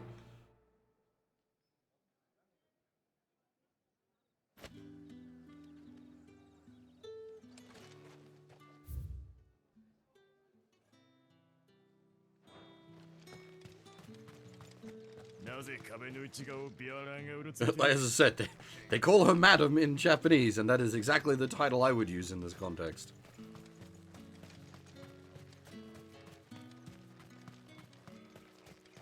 訓練を増やせとの命令だ。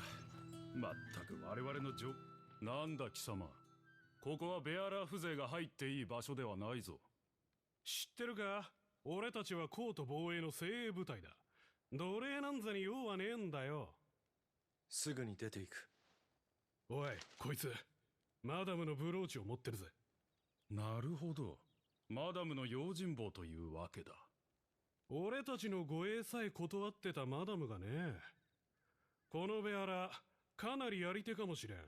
You gonna have a fight? 面白い。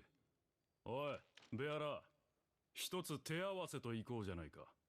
手合わせだと？ You boys really don't want this. マダムに認められたその力。ぜひ確かめさせてもらいたいな。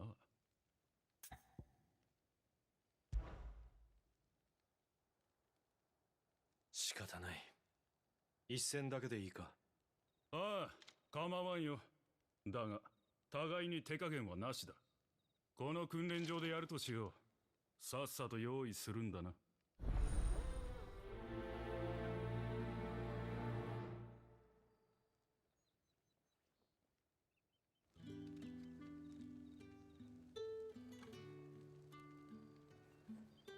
さあ、貴様の実力を見せてもらおうか。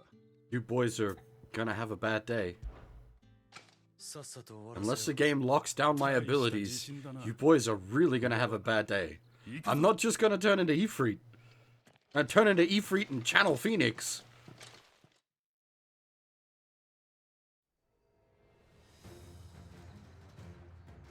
手加減はなしだぞ。さあ、かかってこい。ベアラ、貴様の力を見せてみろ。たかがベアラだと思っていたが、やるじゃない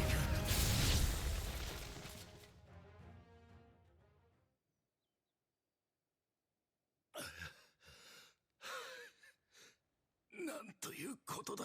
Fuck me is actually the appropriate response. まさかあいつ相当できる。それなら。おい、ベアラ、今度は俺と勝負だ。行くぞ。どれだけできるか見せてもらうぜ。たく、今度はこいつか。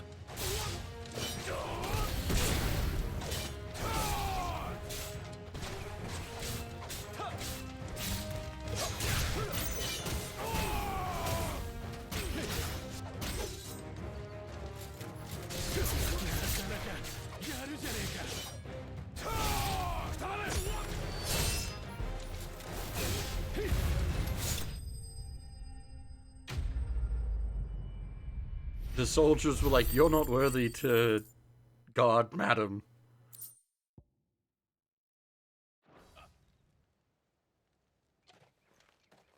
もう十分か。なんだよこいつ、とんでもない強さだ。いくらマダムの用心棒とはいえベアラーに負けるなど精鋭部隊の名折れだな。ああ、俺たちもまだまだだぜ。上官の言う通りもっと鍛えねえと。俺はもう行くぞ。あ、手間をかけた。見事だったよ。おい、俺たちがあんたに負けたってことマダムには絶対に言うんじゃねえぞ。 But see, here's the thing. He's a branded. And they thought he was, like, combat capable branded, which means they knew they were going into a fight with someone that could wield magic. おい、俺たちがあんたに負けたってことマダムには絶対に言うんじゃねえぞ。 They didn't know that we could form E3 Channel Phoenix, but still.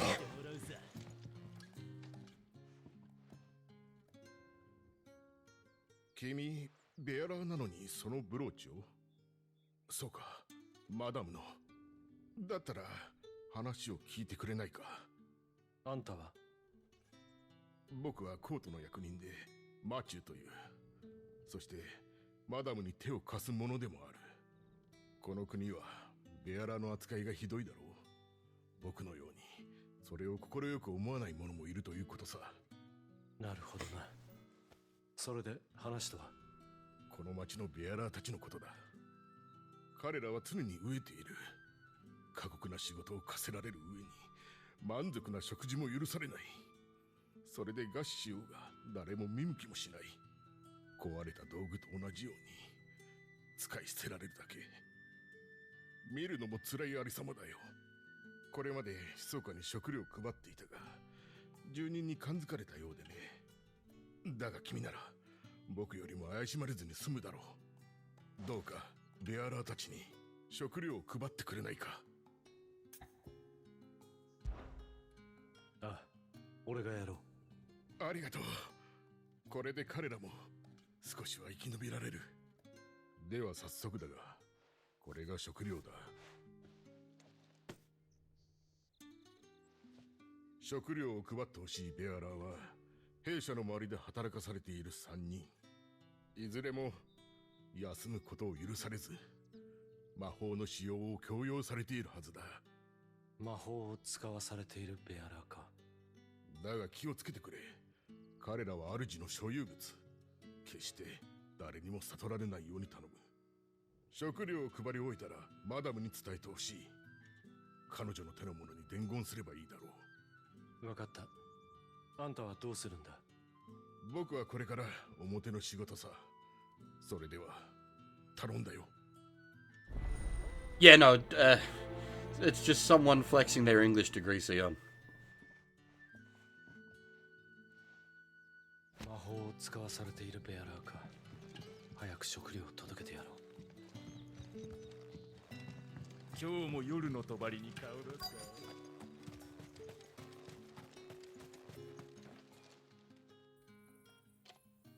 おい、まだ直せねえのか。今は無理そうだな。また後にしよう。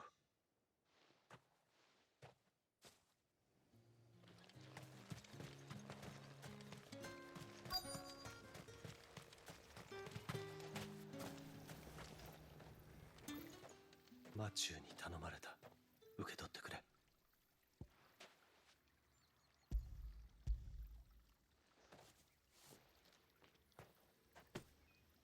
今日も食べられるんだね。助かったよ。でもまだ働かないと。後でこっそりいただくよ。いつもこうなのか。俺たちはまだ恵まれてる方さ。マチューさんの施しがなければとっくに死んでる。そうか。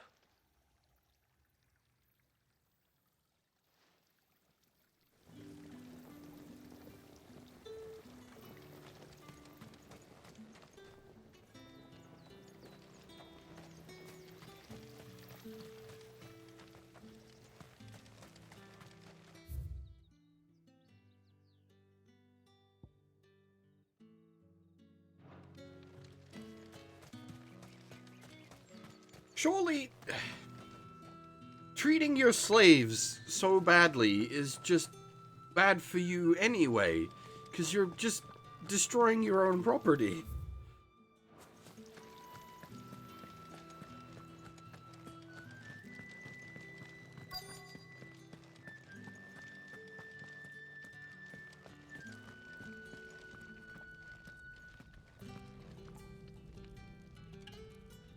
Ma中からの食料だ。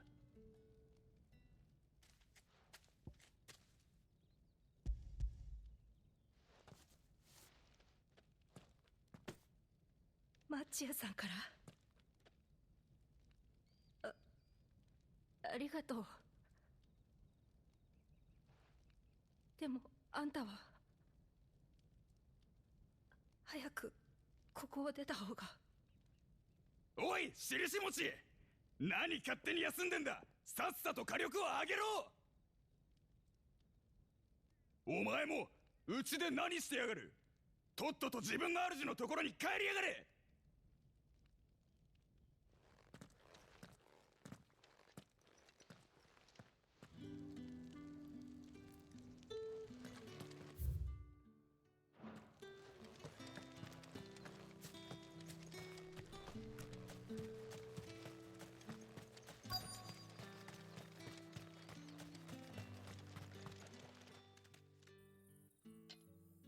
よし、もう十分だ。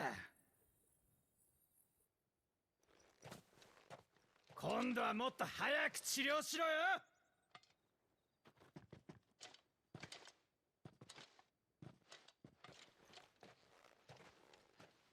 食料を渡しに来たマチューからだ。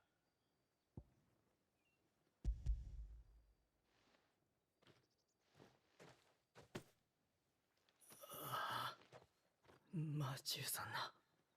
でも次の仕事があるんだ。すぐに行かないと。休めないのか。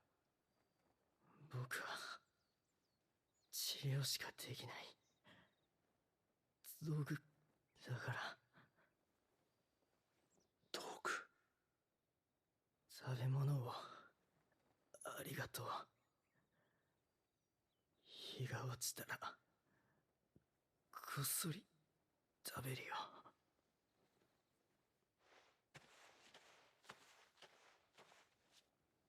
食料を配り終えた。マダムの仲間に伝えよう。道具か。ひどい扱いだ。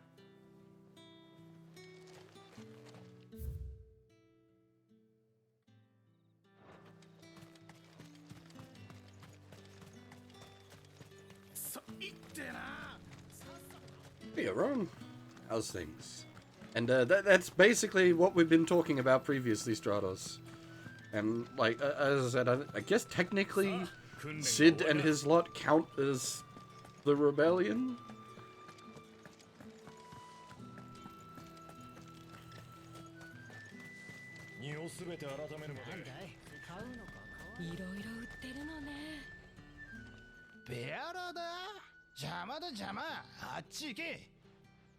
ATN の使いだ。約束の品を持ってきた。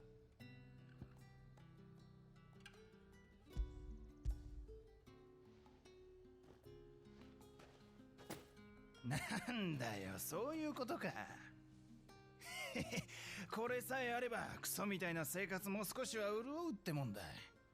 さっきは悪かったな。少し待っててくれ。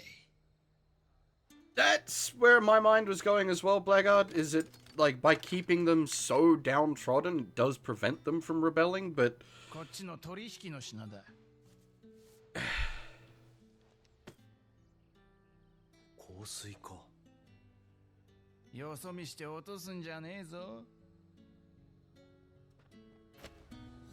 You could maybe make the argument that somewhere at the top they do know that, like, the use of the Aether is what's causing the blight. So they're trying to reduce, like, aetheric damage, but...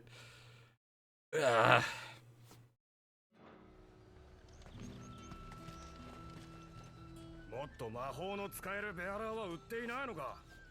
すみませんね旦那、残ってるベアラーはこれで全部なんですよ。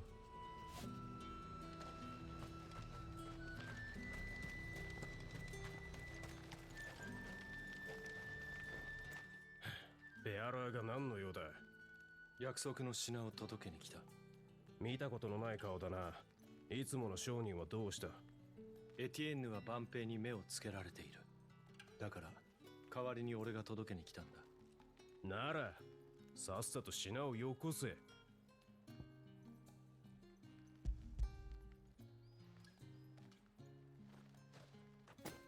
前回と比べて少なくないか。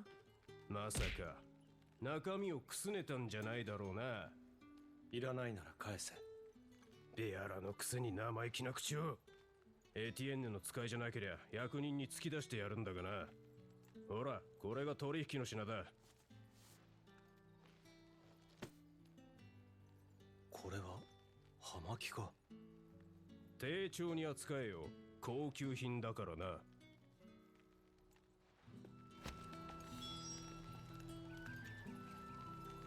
Oh, sorry, I missed the question. How's the game so far? It's... how to put it? It started out a bit rough, but it's been sort of on the rise.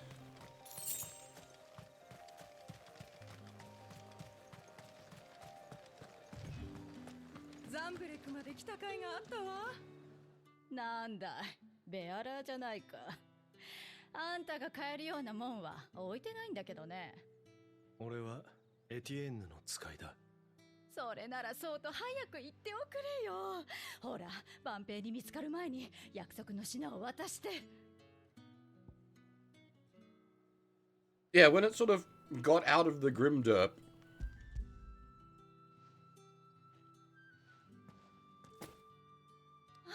よかった。これでしばらくはやっていける。そら、こっちの取引の品だ。蒸留酒だ。下の肥えた客用にとびきり上等なのを用意しといた。門を通るときは徴収されないよう気をつけな。万兵どもはこういう嗜好品に目がないからね。あと、エティエンヌにはこれからもごひいきにって伝えておいておくれよ。あ、わかった。香水葉巻蒸留酒、どれも上等な嗜好品だ。こんなものと交換できるなんて、あの小袋には。とにかくエティエンヌのところへ戻ろう。こっちもうまそうだ。新鮮。魚と果物、今だけお買い得だよ。うちの酒はうまいよ。積み荷を調べる。怪しいものは If you already have a PS5, I'd say why not. If you don't have a PS5, then no reason to go out and get one. 戦に出る何か用かしら。マチューに頼まれてベアラーに食料を配ってきた。その報告だ。あら、あなたが。ありがとう。ちゃんとマダムに伝えておくわ。そういえばマチューさん、食料のことを感づかれたって言ってたわね。ああ、だから俺が代わりに。そういえば彼はコートの役人のようだが。ええ、コートでもかなりの地位についてるみたい。馴染みのお客で羽振りも良くて評判だったの。でもベアラーの現状に耐えかねたのか、国の制度に疑問を持つようになって。あの様子を見ればな。今ではマチューさんもマダムに協力しているのよ。その分うちに落としてくれるお金も減っちゃったけど、ちょっと変わった人でしょ。そう思う。でも彼のような人もいるから、マダムも商いの裏でベアラーを助けることができてる。あなたも認められた一人だものね。これからもマダムに協力してあげてね。分かっている。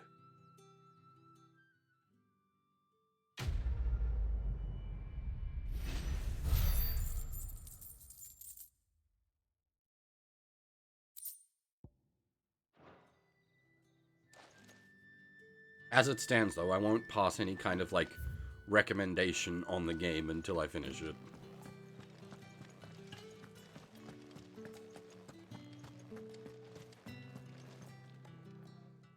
As I say, it has been getting better as it's gone along, but there's every chance that it all comes crashing down.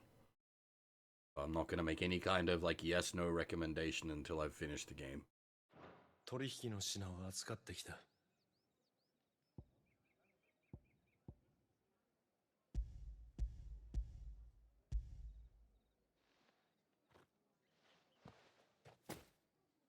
完璧だ。マダムもきっと喜ぶ。もしかして、あの小袋の中身は。気づいたかね？そう、クリスタルだよ。だから、俺に中を見るなと言ったのか。おじけづいた君が妙な動きをすれば、目ざとい万兵に蹴取られるかもしれない。クリスタルの闇取引なんて、見つかれば首が飛んでしまうからね。私が扱っているのは、クズのような破片だけ。そんなものでも、外側の連中にとっては、上等な嗜好品と同等の価値だということさ。それほどクリスタルが手に入らないと。ああ、壁の内側のおこぼれに預かろうと、外側にあのマルシェができるくらいにはね。これを卑しいことだと思うかい？ただ生きるためだろう。それ以上でも、それ以下でもない。なるほど。マダムが気に入りそうな男だな、君は。大事な品を万兵に巻き上げられずに済んだ。君のおかげだ。感謝する。マダムにも君の働きについて伝えておくよ。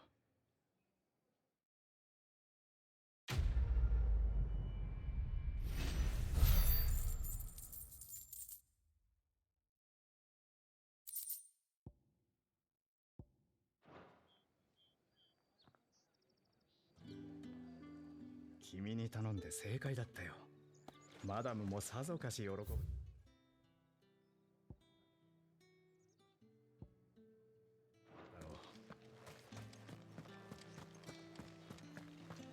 今夜こそうちに寄ってちょうだいな。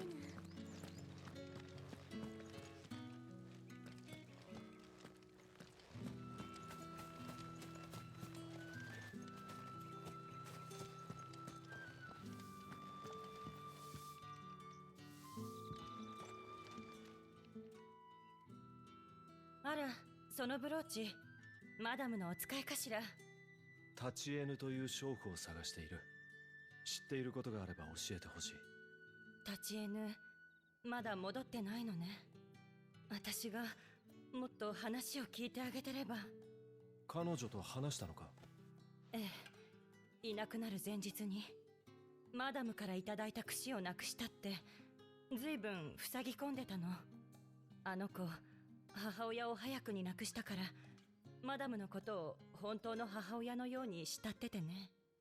つる草模様の入った古ぼけた木の櫛だったけれど、とても大切にしてたのよ。マダムの櫛を。そうね。立ち N と一緒に暮らしてた子なら何か知ってるかもしれないわ。池の前で休憩してるはずだから彼女に話を聞いてみて。わかった。当たってみる。立ち N と暮らしていた子か。立ち N と一緒に暮らしてた子なら何か知ってるかもしれないわ。池の前で休憩してるはずだから彼女に話を聞いてみて。Strength in numbers? あら、あなたマダムの新しい用心棒でしょ。ブローチを持たせてもらったってことは何か仕事を頼まれたのね。立ち N と一緒に暮らしていたと聞いた。彼女に変わったことはなかったか？ああ、彼女のこと。人と会うと言って出て行ったきり戻ってこないの。やっぱりあいつと何かあったんだわ。あいつ？あの子の客でザンブレクの兵士なんだけど、最近立ち N をつけ回してたのよ。店の外でも構わずちょっかいを出してきて、あの子すごく我慢してたわ。でもマダムには迷惑かけたくないから黙っててって。何でもいい。その兵士の特徴を教えてくれ。確か右目に傷があったはずよ。訓練中に怪我をしたと言っていたから。ありがとう。探してみる。絶対に立ち N を見つけてね。こんな形で別れるなんて嫌だからさ。ザンブレクの兵士。軍の訓練所を当たってみるか。立ち N をつけ回している客がいたの。確か右目に傷があるザンブレクの兵士よ。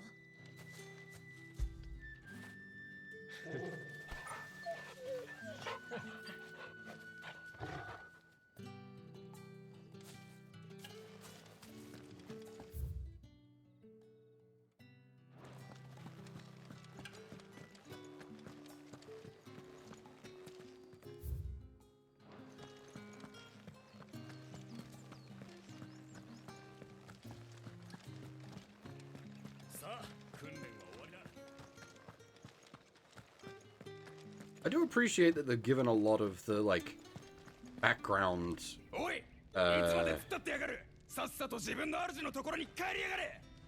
うちの印持ちも大して役に立たねえしよ。まったくどいつもこいつも。 the background NPC's actual chatter. Because that was one of the things that we sort of lost going into the full voice acting age, was you couldn't just have piles and piles and piles of NPC dialogue, because you had to voice act it all. 当たり前だろ。体の隅々まで癒してもらうさ。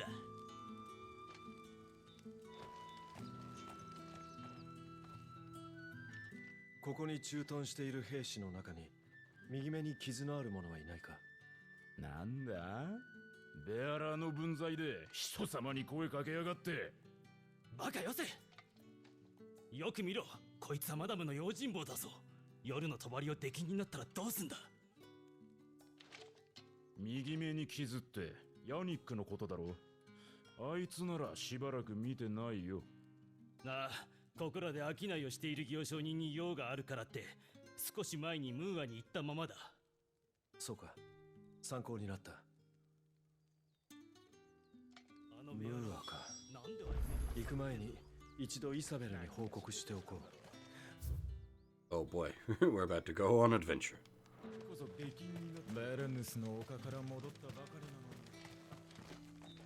I wonder if... Is the sun setting in real time? Or just in reaction to us sort of progressing the story? Or am I just going mad? I could just be going mad.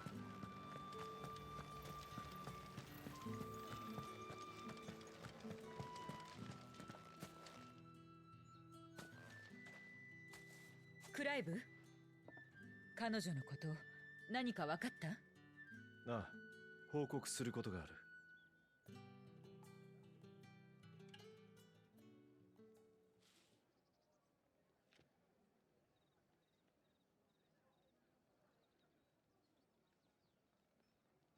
立ち N がそんなことに。彼女をつけ回していたヤニックというザンブレク兵も姿を消している。その兵士は行商人に用があるとムーアへ行ったそうだ。俺もこれから向かう。そう。でもムーアとは厄介ね。なぜだ？あの村はベアラーの扱いが特にひどいの。あなた一人で探るのは厳しいかもしれないわ。それにコートの目前で無駄な騒ぎを起こすわけにはいかないでしょ。ムーアへ行ったら厩舎にいるベルトランを訪ねて。彼は私の仲間よ。きっと力になってくれる。Send in the dog. 分かった。 Nobody will question a dog.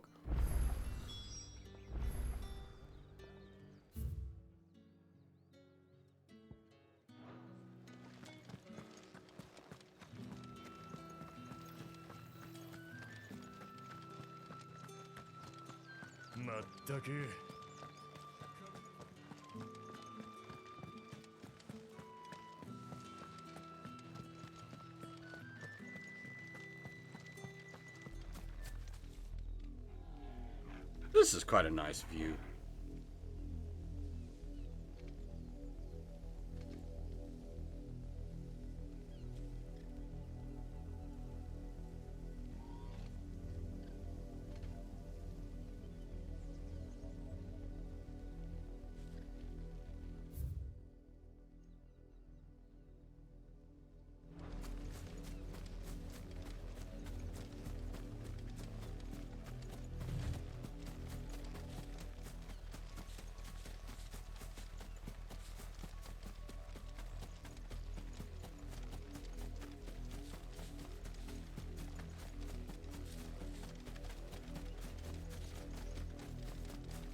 surprise, lads.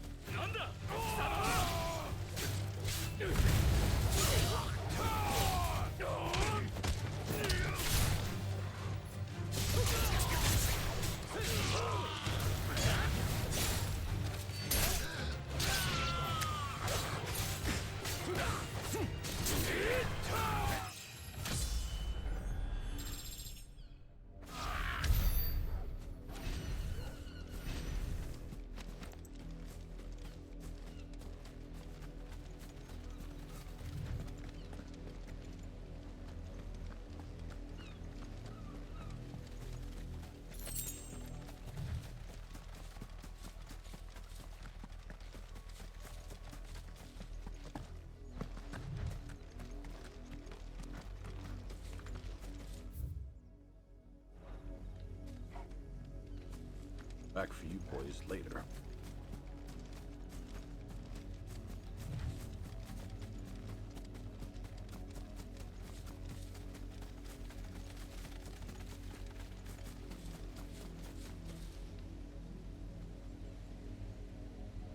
That is a big-ass city.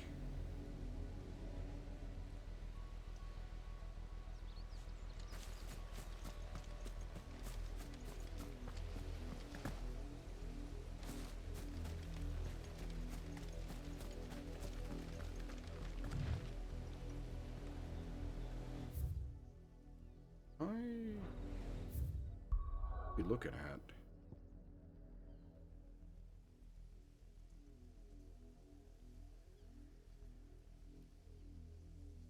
You see, we can see this.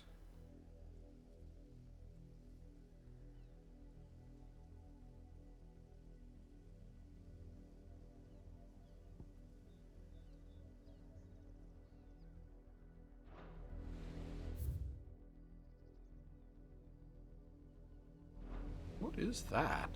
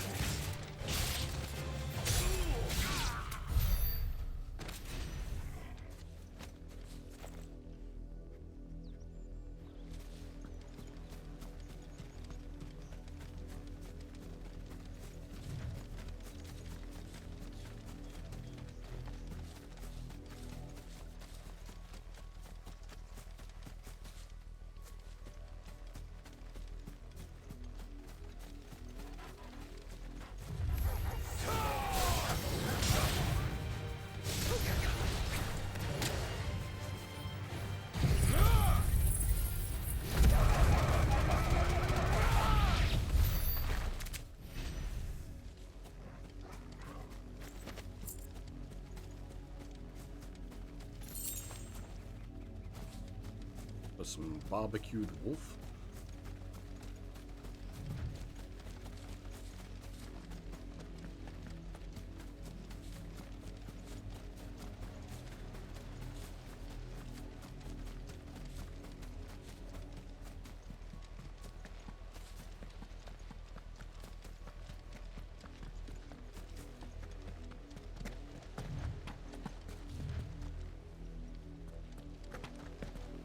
Hey, hang on, this is another one of these thingies.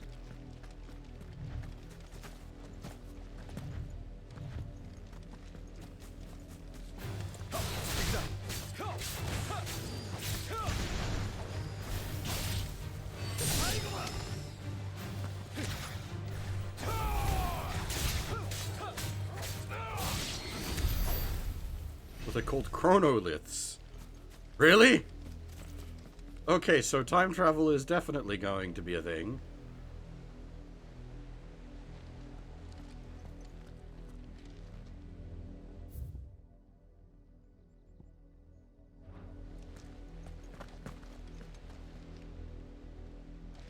Hadn't clicked before that they were called chronoliths.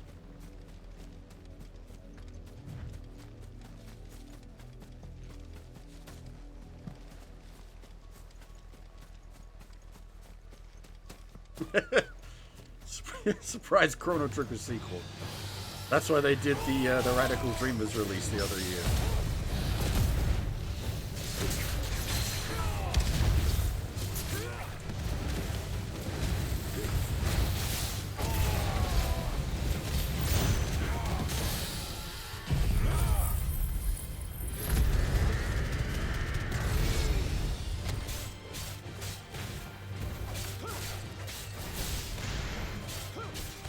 That was the wrong button. Oh, I gotta stop doing that.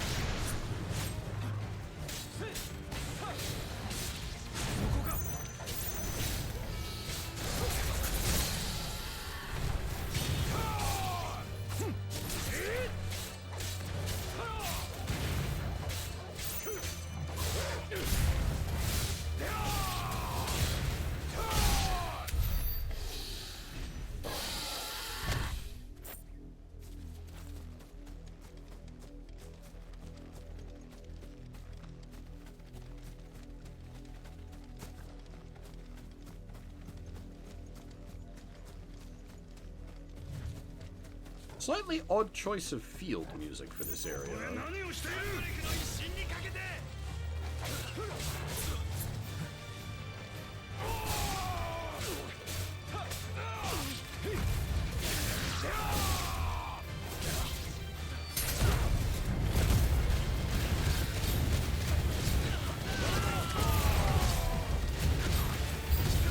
Imagine stepping out of your little fortification and there's just this flame demon there, chopping up all your boys.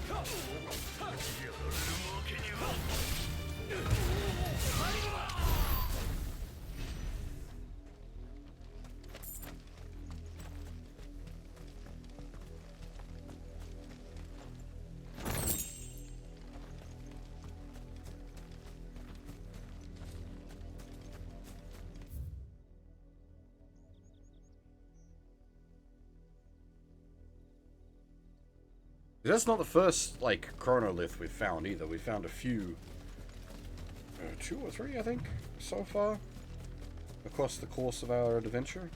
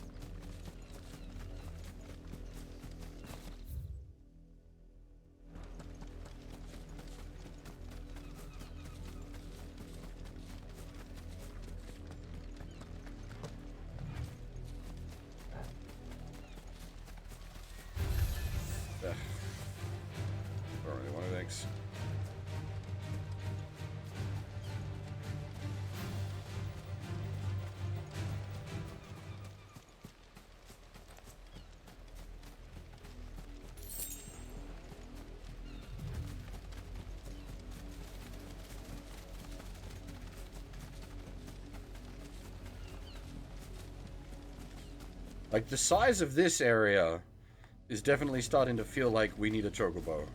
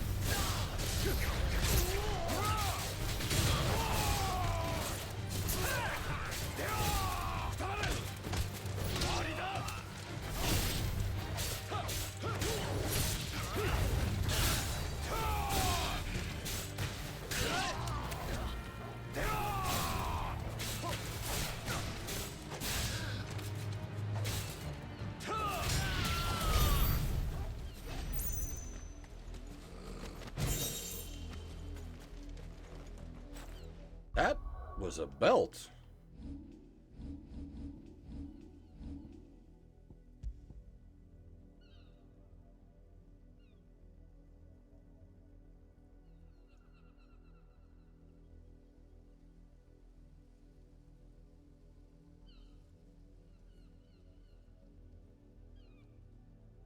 Interesting.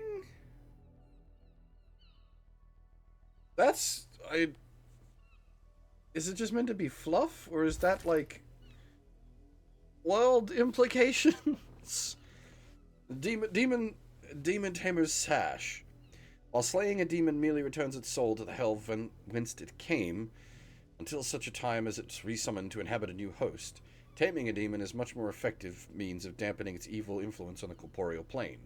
By luring and trapping the undying spirit of Hellspawn into accoutrements worn on one's person, one might also harness the power and channel a portion of it as one's own. Like, that could just be fluff. But,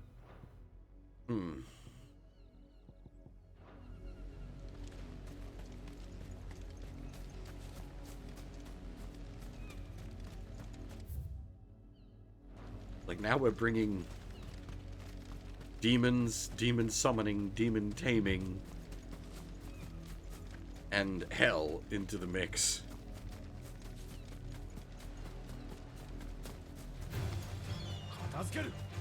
That's a lot of lore from just an item description.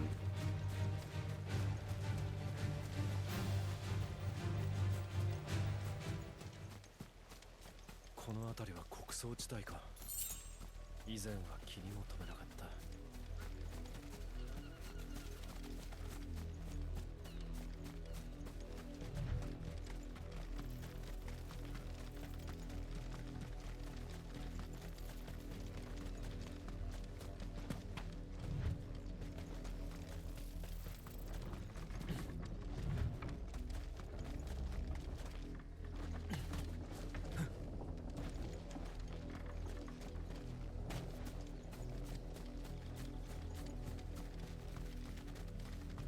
I do quite like the wheat fields here, though it does make me think of, oh shit, like early human starting zone World of Warcraft.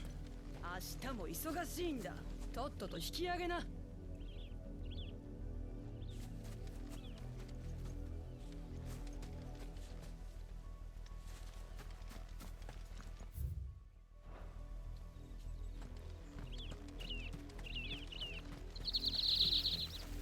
Dark Souls?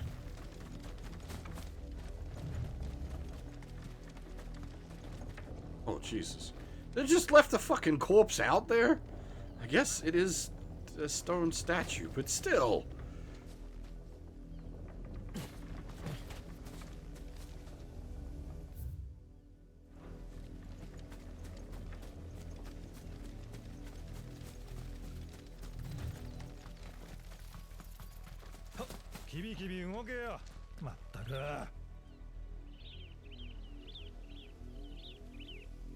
Oh, lore item, lore from item descriptions. I see.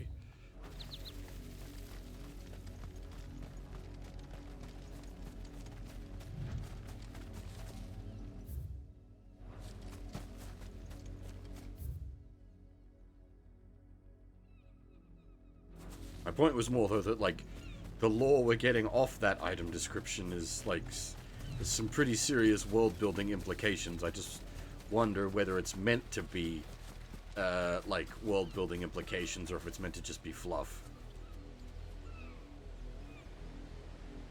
Because Dark Souls, this ain't. Even if it does smell a bit like Elden Ring.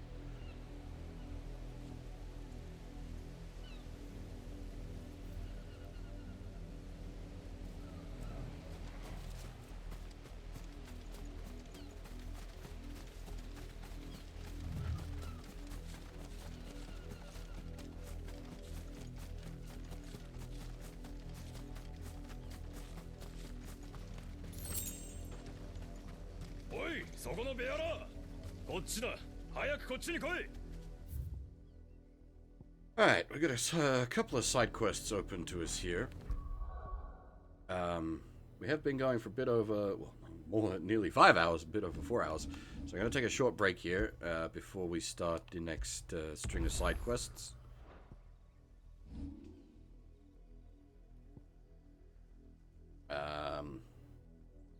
Yeah, I will be back in a few minutes.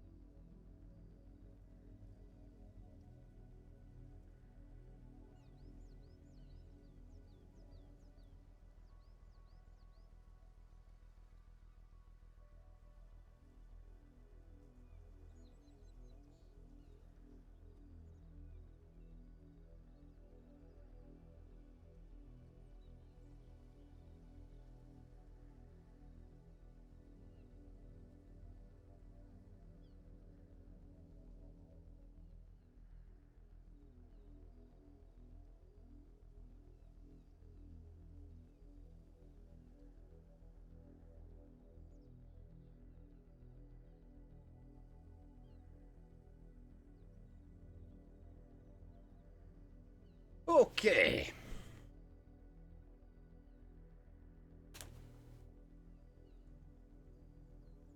Sorry about the slightly lengthy break there. I thought I had put my kettle on to boil, but apparently I didn't flick the switch properly and it was just sitting there.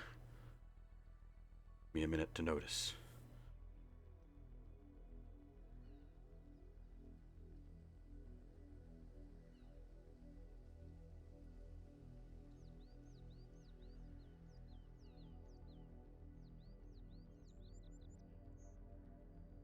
Alright, we got some more sidey quests to do. 遅いじゃないか。何をしていた？何の話だ？聞いておらんのか？わしの息子が魔物に襲われているんだぞ。早く助けに行くんだ。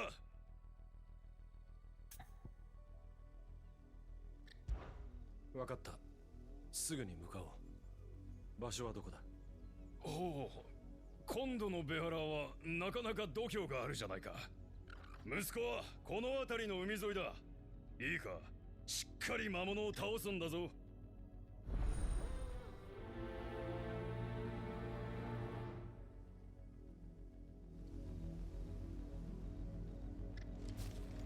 さっきの男、妙に落ち着いているように見えたが、ともかく何かあってからではまずい。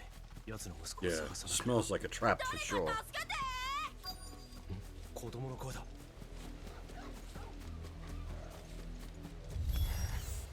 待ってろ。今助けるぞ。Is it the boy who cried wolf? If it was a setup? Question mark?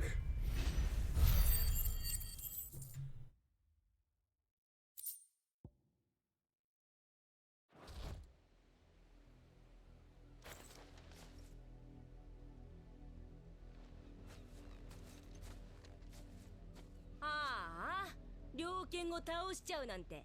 お前、何やってるんだよ。What? ベアラーなんて魔物にやられて壊れちゃえばいいのに。余計なことしちゃって、パパが知ったら怒るぞ。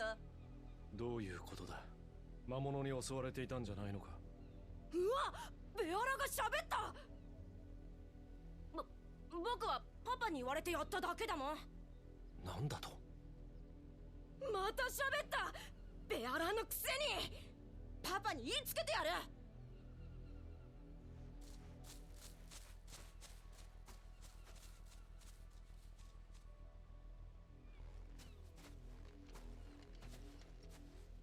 まさかこのベアラーたちは今の魔物に。なんてひどいこと。あの親子に詳しく話を聞かなければ。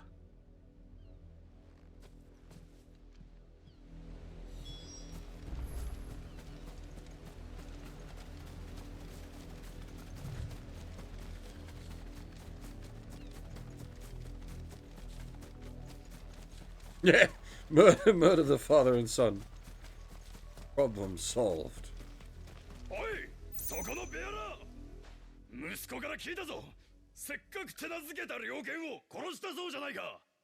そもそもなぜお前はまだ生きている？ベアラーはわしら貴族を楽しませるためにいるんだろう。ならさっさと死んで餌になっていればいいんだ。貴様ら、やはりわざとベアラーをけしかけていたのか。また勝手に喋った。パパ、やっぱりこいつ変だよ。最近奴隷商から買ったベアラーかと思ったが、よく見れば確かに知らない顔だな。おい、お前の主人に文句を言ってやる。主人を呼んでこい。今すぐだ。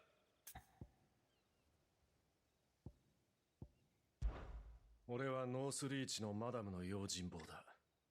今は主人に命じられた仕事の最中だが、すぐに呼ぶか？何？マダムだと？彼女に立てつけば夜の帳が。一つ教えておく。ベアラーもお前たちと同じように恐怖や痛みを感じるんだ。いいか？命で遊ぶんじゃない。こんな馬鹿げたことは二度とやるな。パパ、こいつなんか怖いよ。ねえ、いくらマダムの奴隷とはいえ、ベアラーごときにあれこれ言われる筋合いはない。パパ、また猟犬を買ってよ。今度こそこのベアラを壊すんだ。ちょうど今別の魔物を捕獲させている。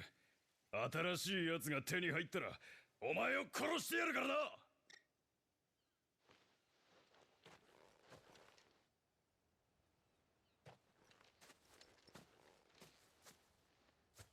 まだ続けるつもりか。この様子じゃ殺されていたベアラーもあのまま捨てるつもりだろう。せめて人らしく弔ってやらねば。I just noticed we have a second sword. 一体何人が犠牲になったんだ。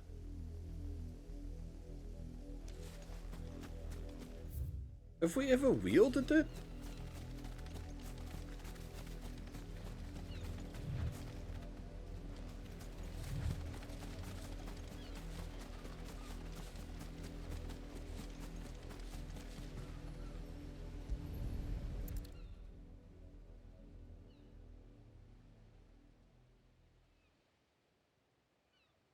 またベアラーの死人が出たのか。君はクライブだな。なぜ俺の名を。マダムから聞いてる。私もあの方の下で働いてるんだ。しかしひどいことを。彼らを弔うたびに胸が痛むよ。あんたがいつも埋葬しているのか。ああ、マダムの言いつけでね、放置された遺体を葬って回ってる。クライブ、よければ手伝ってくれないか。ああ、そのつもりで来た。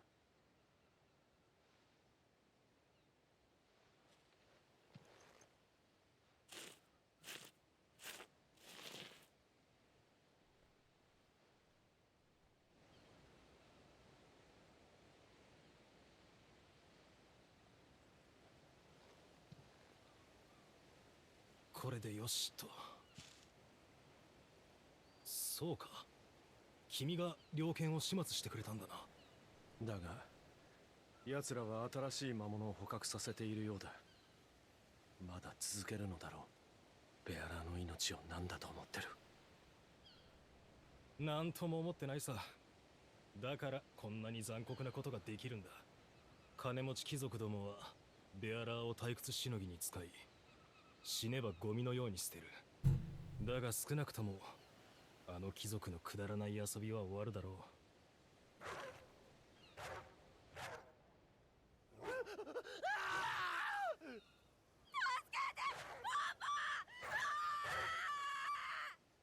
あの声はさっきの親子か。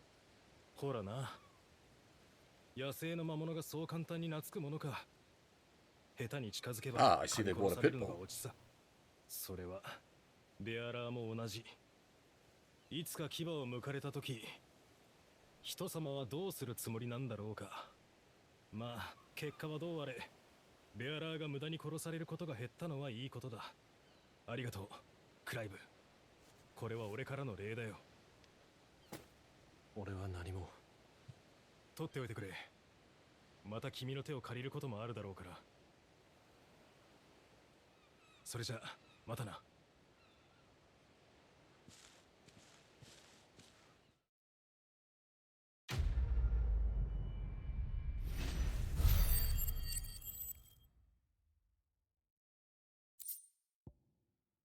Turns out it wasn't all bark. That one did have some bite. I wonder if there'll be bloody corpses left in front of the house.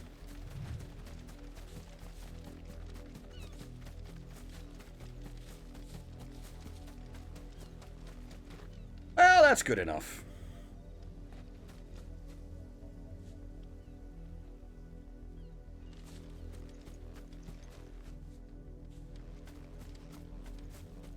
Ah, 小屋に戻れ、薄野のどもめ。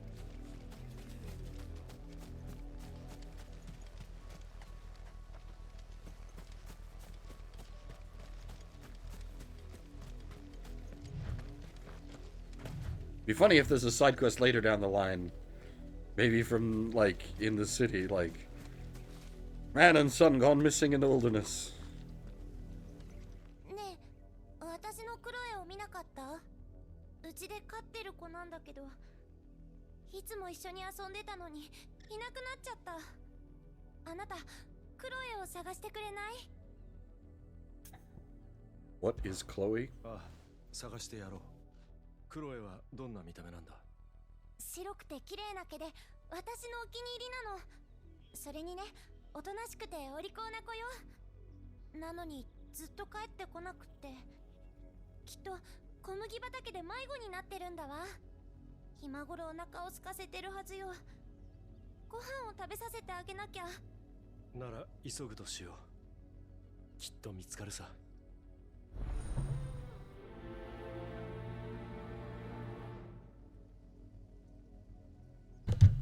闇雲に探すわけにもいかないな。近くの村人に聞いてみるか。And before it's another branded. ちょっといいか、聞きたいことがある。なんだい、ベアラーのくせに口の利き方がなってないね。主に何か頼まれたのか？さっさといいな。少女が飼ってるクロエを探している。この辺りで見なかったか？クロエ？ああ、村の子の。それなら風車小屋の周りをうろついてたけど、小汚くて嫌になっちまうよ。ちゃんと見張っておきなっていつも言ってるのに。Is that the corpse that was behind the windmill that we found? もういいだろ。さっさと失せな。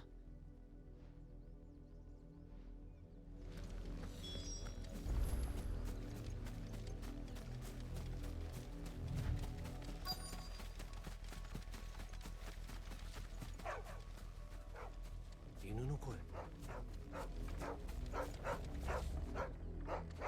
クロエは白い毛と言っていた。こいつは違うか。あれは人が倒れている。一体何が？ That's very different in English. Jesus Christ. In Japanese, it's like, what the heck? Someone's fallen down? Much less brutal in Japanese.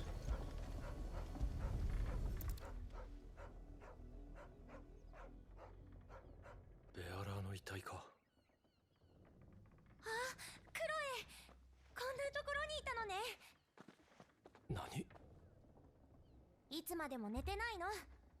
さあ、お家に帰りましょう。ほら、クロエ。なんだ、もう壊れちゃったの？ちょっと魔法を使わせただけなのに。今までのクロエより可愛かったから大好きだったんだけどな。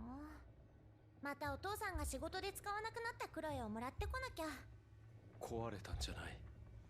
君の大好きなクロエは死んだんだ。死んだ？クロエも人と同じだということさ。君は父さんや母さんが死んで二度と会えなくなったらどう思う？嫌よ、悲しいわ。クロエも同じだ。大好きだった彼女には Oh boy. 二度と会えない。そんなの嫌よ。いいか、ベアラーは物じゃない。人と同じように死ぬんだ。クロエが大好きだったんだろう。だったら彼女の死をしっかりと受け止めるんだ。クロエ。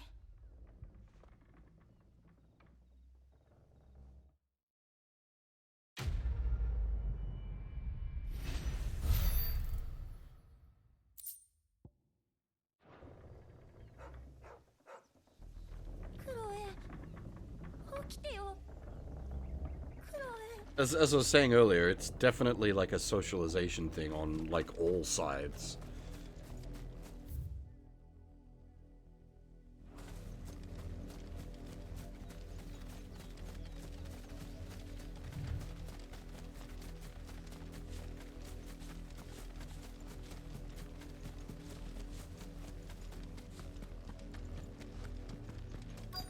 またベアラーが動かなくなっちまったよ。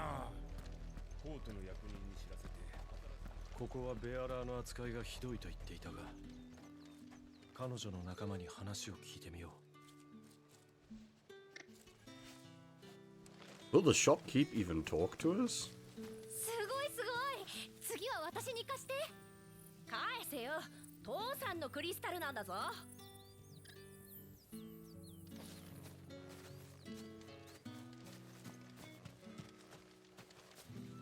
好きに見てってくれ。I guess money's money.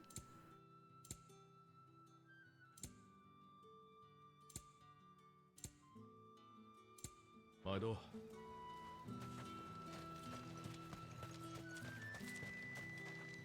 Yeah, we can save.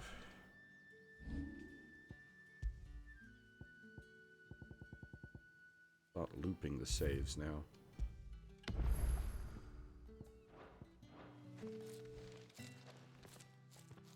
Antaがベルトランか。力を借りたい。そのブローチ、マダムの使いか。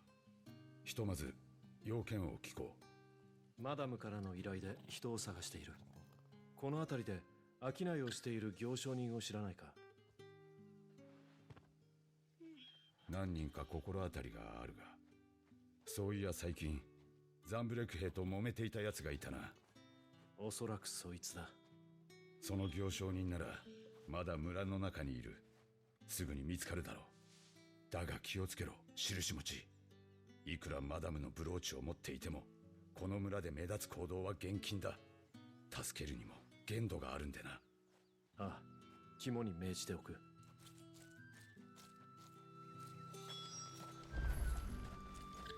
この藁はチョコボの寝床にでも使うかね。今年は小麦がよく実ったな。コートに収める分も間に合いそうだ。あの黒い服のベアラ、見ない顔ね。主もいないのにうろちょろして。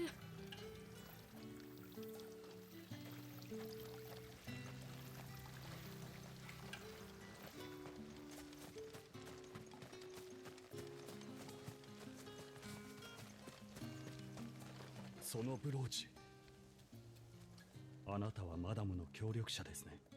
この先には小さな教会があるだけです。行っても何もありませんよ。There's something up here.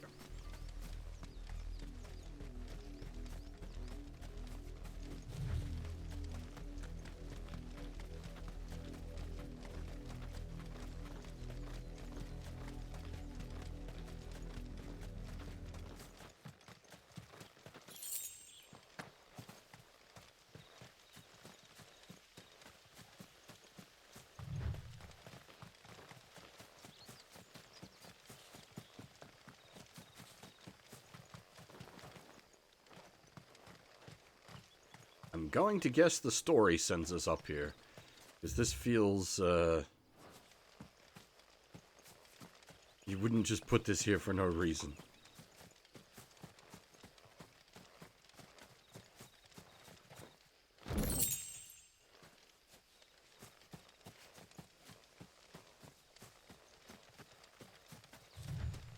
Especially with the fact that the music turns off.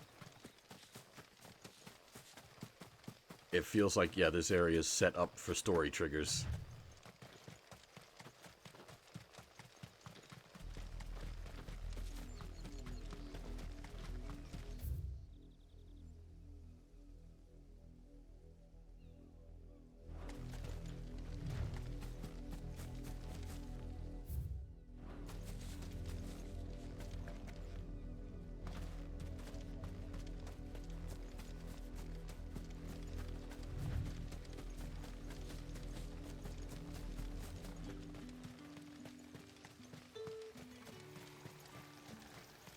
I'm not quite sure what's the point of the, like, low wall around the village. It's just to, like, demarcate where the village area is.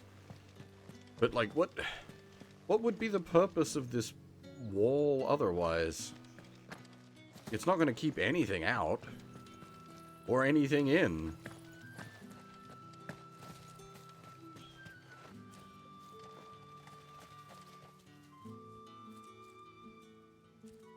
Surely you'd, like, use the stone as a base and build, like, a high wooden wall if you needed to keep things out. Keeps the dirt in. I suppose, dirt farmers.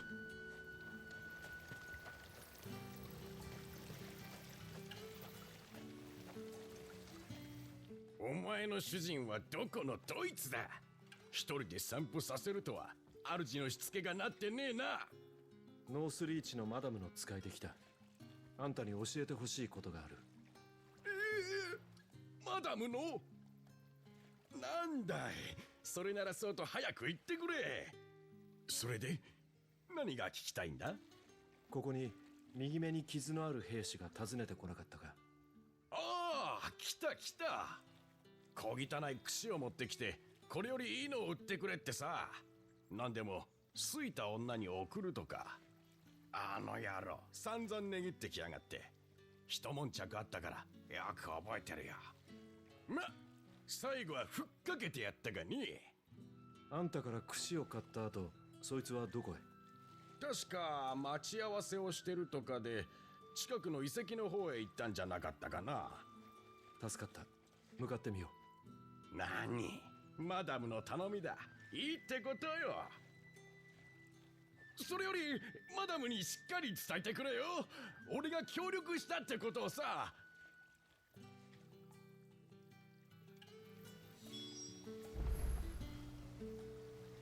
あの兵士は待ち合わせをしてるとかで、近くの遺跡の方へ行ったんじゃなかったかな。それよりマダムにしっかり伝えてくれよ。俺が協力したってことをさ。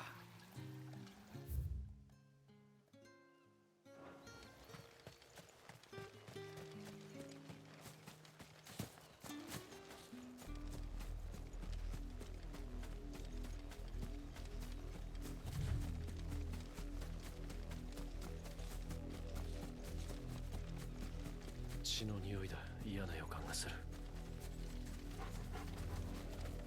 あれはトル、魔物を片付けるぞ。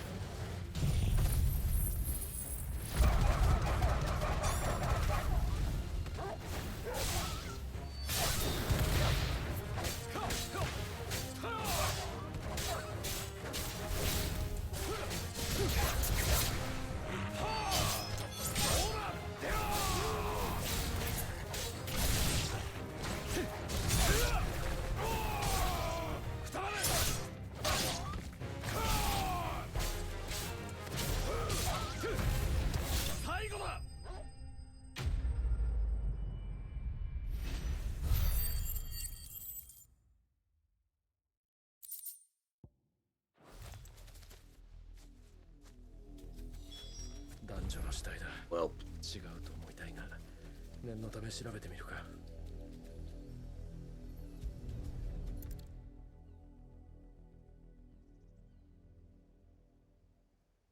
Man, it's been happy times out here. 二人とも魔物に襲われたか。この様子じゃ逃げる間もなかったようだな。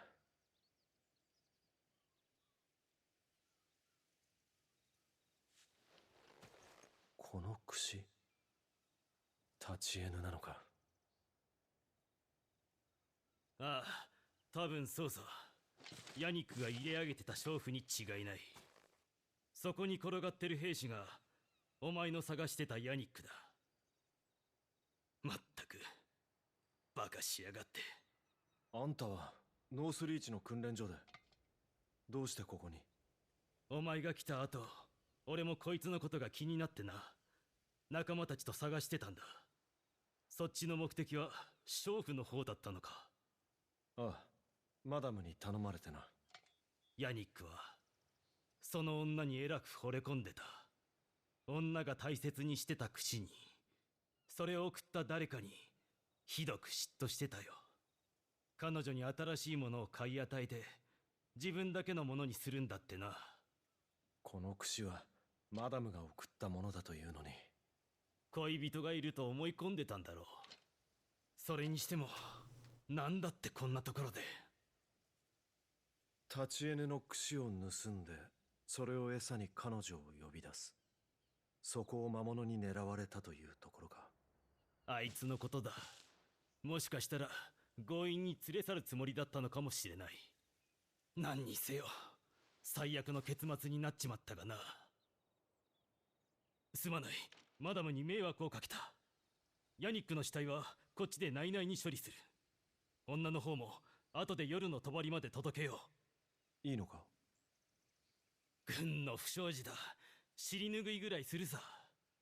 さっきムーアの村でマダムを見かけた。お前を追ってきたのかもしれん。彼女によろしく伝えておいてくれ。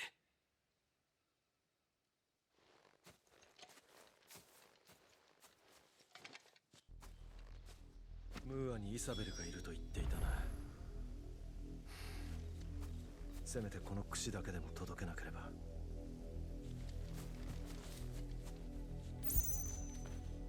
よしよし。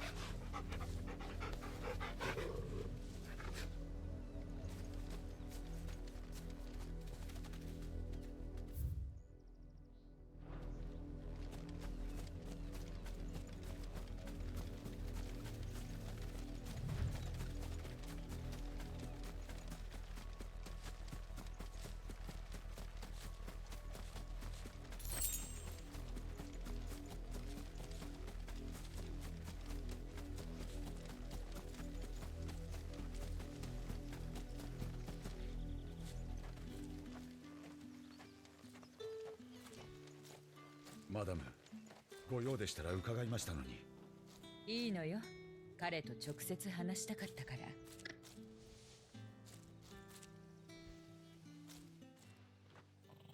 無事のようね、クライブ。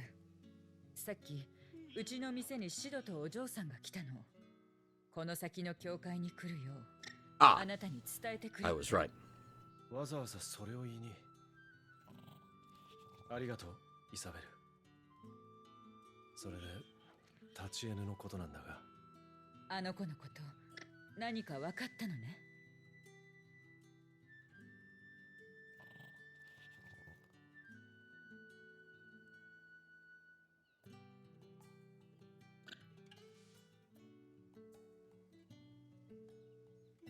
そうだったの。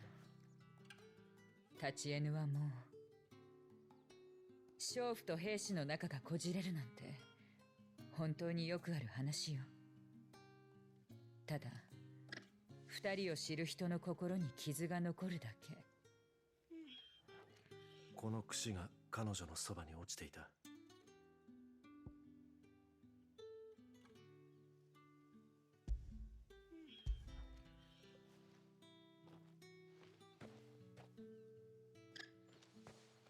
いろいろとありがとう、クライブ。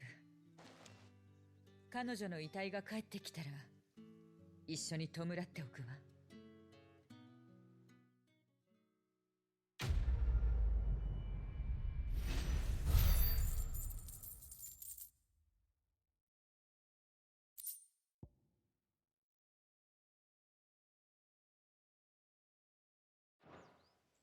それじゃあ俺はもう行く。待って、あなたたちはオリフレムへ行くのでしょ。うちの乗客から妙な噂を聞いたの。何でもザンブレクの信仰シルベストルがオリフレムを捨てようとしてるんじゃないかって。どういうことだ？ザンブレクとウォールードはたびたび領土争いをしてたけど、今度の再軍備はこれまでとは少し様子が異なるらしくて、用心するに越したことはないわ。気をつけて。わかった。感謝する。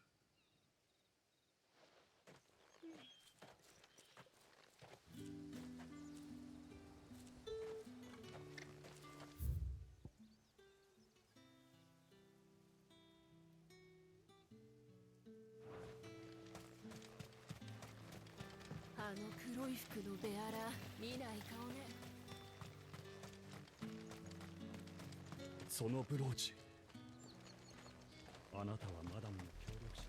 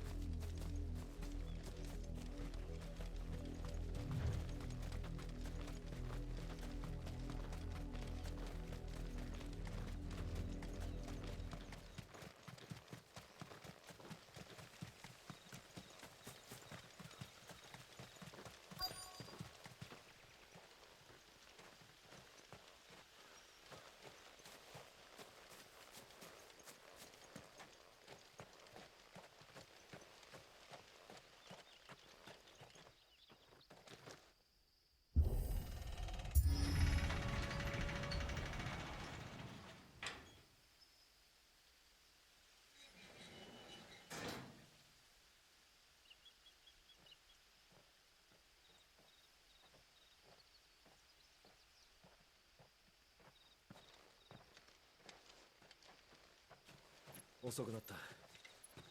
こっちも今来たところ。先に町の様子を見てきたが、随分と兵が出てるな。俺の顔を知ってる奴がいるかもしれない。だったら裏から潜り込むさ。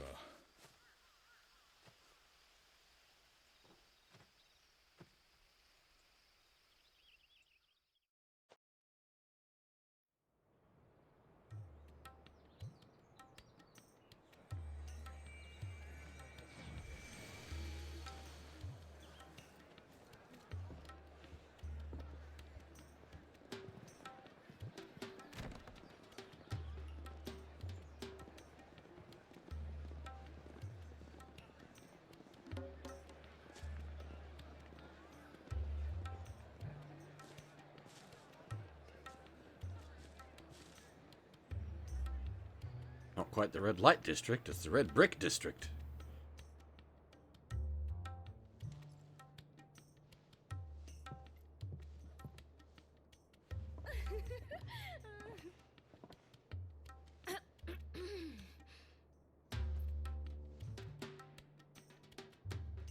そう固くなるな。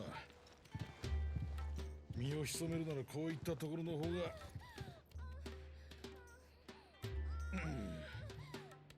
安全だ。でもそれにしたってここは。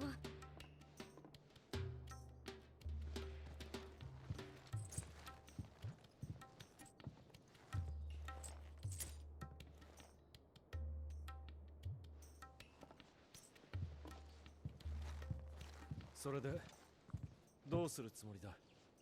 クリスタルの搬出口へ向かう。夜が更けたら出よう。あそこは国の重要拠点だ。警備も国境とは比べ物にならない。さすが元ザンブレク兵、よくご存知で。秘密の抜け道があるんだ。後で案内しよう。詳しいな。元ザンブレク兵の俺よりよっぽど詳しい。ここまでの道にしたってそうだ。実を言うとな、前に一度城に忍び込んだことがある。バハムートのドミナントと勝ち合って命からがら逃げる羽目になったが。シド、マザークリスタルと黒の一体の話が本当なら。なんだ、まだ疑ってるのか？ただ不思議なだけよ。同じ考えに至った人があなたの他にもいたでしょうに。国ってもんはマザークリスタルという存在があって初めて成り立つ。昔からそう作られてきた。それが黒の一体の原因となればどの国にとっても都合が悪い。だから声を上げれば異端者とみなされ消されちまうんだ。無慈悲な愛国者たちの手でな。なるほど。その一方で奴らからしてみればドミナントやベアラーは都合がいい。なんせ魔法を使うのにクリスタルを使わない。国費の節約になる。その先に待っているのが全身の石か。つまり死を意味するものだとしても。消えかけのろうそくには情けをかけないだろ。まあそういうことだ。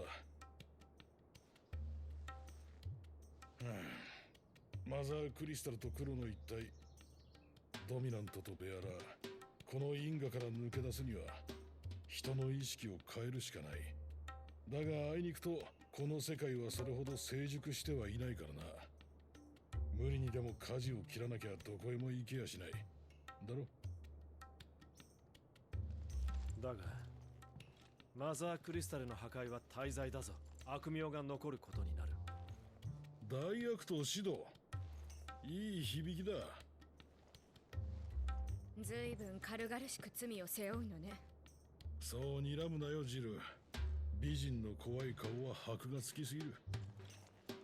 大悪党としてでも名が残るのなら生きた甲斐があるってもんさ。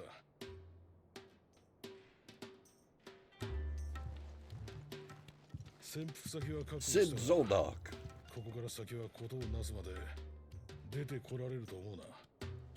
念入りに支度しておけ。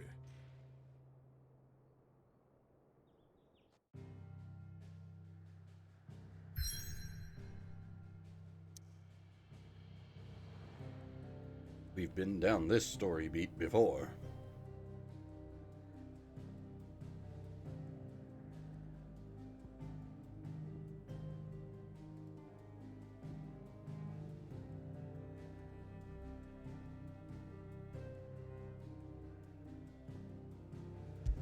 It's a bit of a break in the flow, but I'm curious. Bear with me.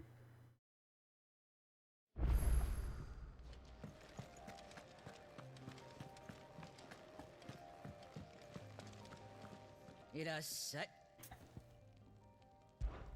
さあ見ていきな。じゃあね。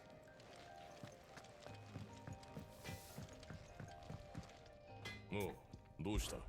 何が必要なんだ？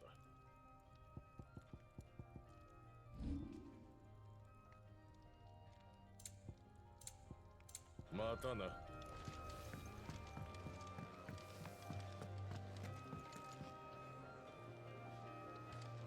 夫たちバタバタしてたわね。何か外で。おかえりなさい。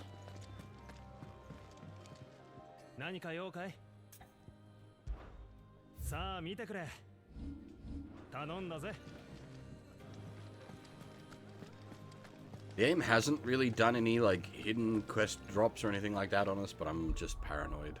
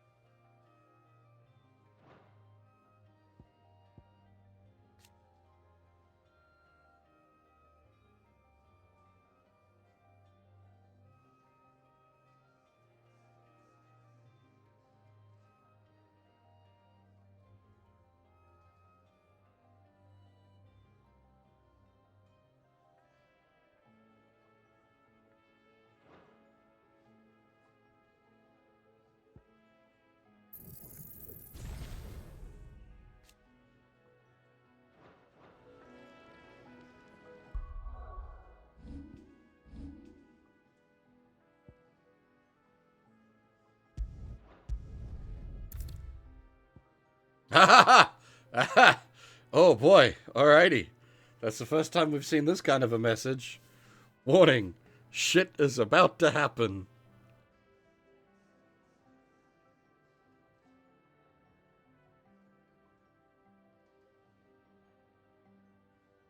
Well, I've got plenty of time. We've been going for 5.5 hours. If this was like a regular stream, this might be a stopping point, but I had intended to go for a long stream, so go for a long stream we shall.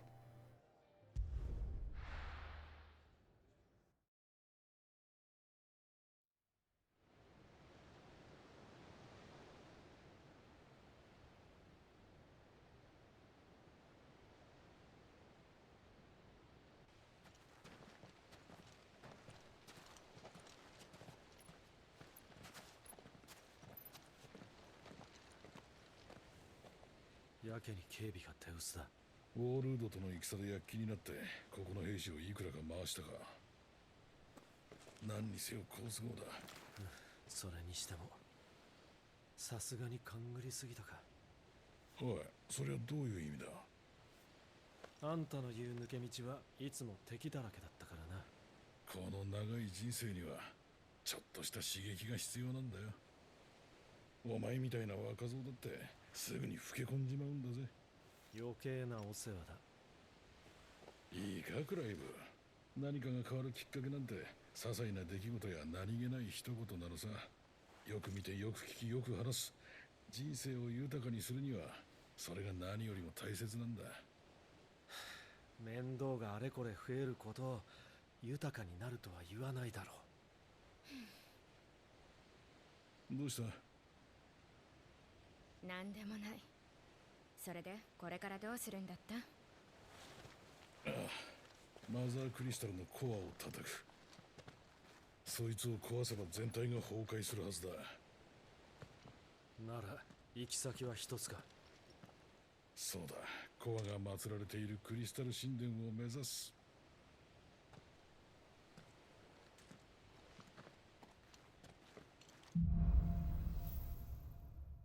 I can't see this going exceptionally well for us. 警戒しておけよ。ああ、分かってる。大丈夫そうだ。行くぞ。Because this is going to be like world-changing event if we pull it off.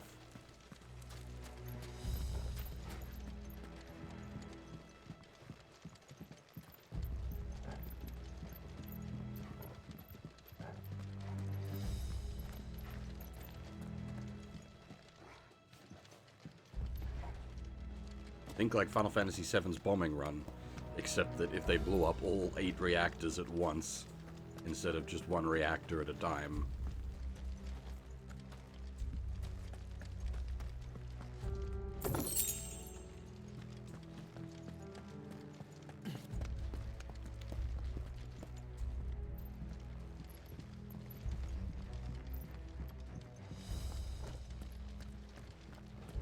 やれやれ、敵さんがお揃いだ。やっちまうか。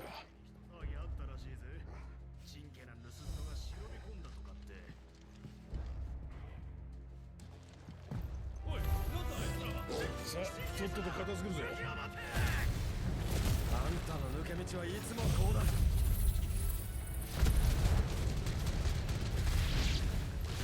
言ったろ、刺激が必要だって。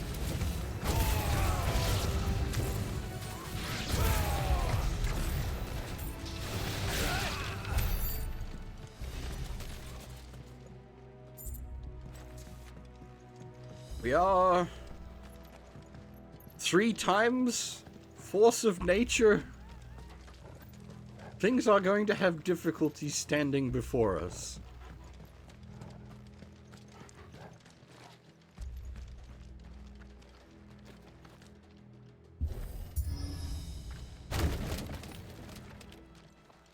Yo, ご苦労さん。まったく。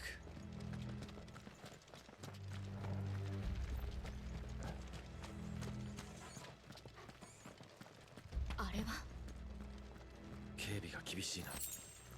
クリスタルの運搬路か。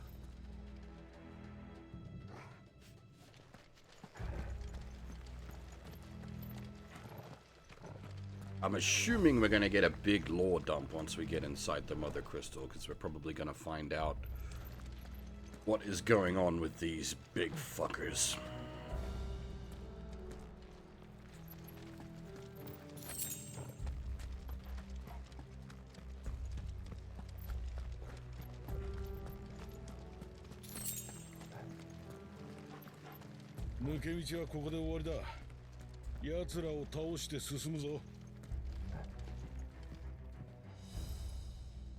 Hopefully this isn't as long and tedious as the mines in Final Fantasy XII. That was an unfun sequence.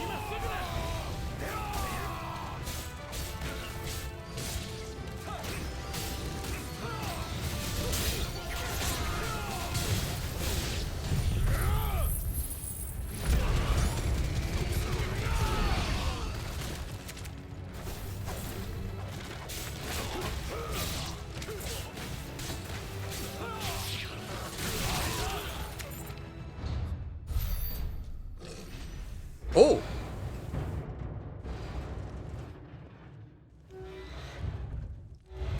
Oh, no. Oh, that's a big cannon. 面倒なのがおいでなすったようだ。死に方くらい選べばよいもの。貴様らも俺の餌食にはなりたくあるまい。 Why do you have a mortar in a mine? You're bringing a roof down on us all. Fucking madman.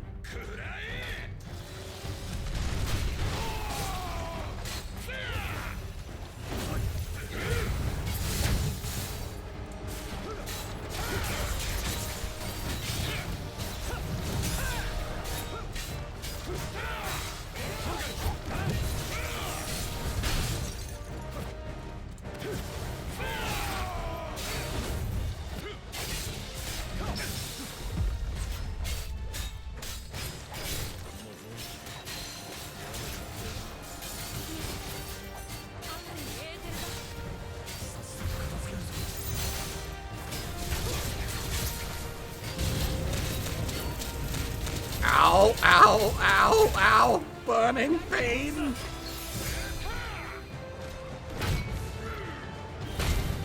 Wait, hang on. Oh, we're the fire guy. You don't get to foosh, I foosh.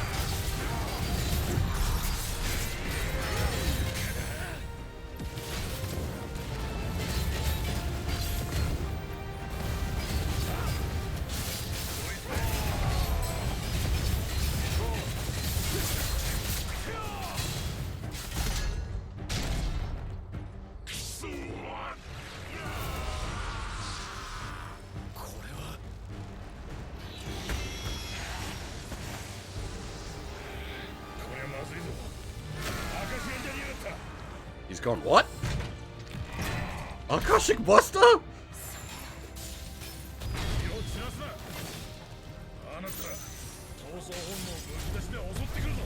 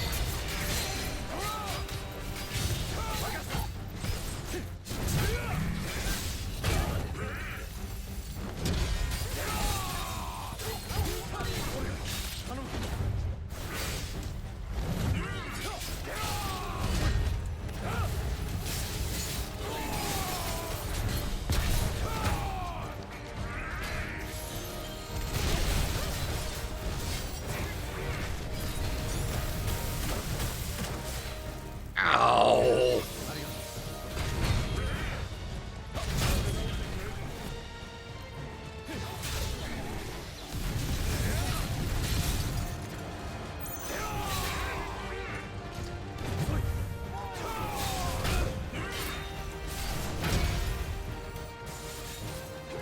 Okay, dying.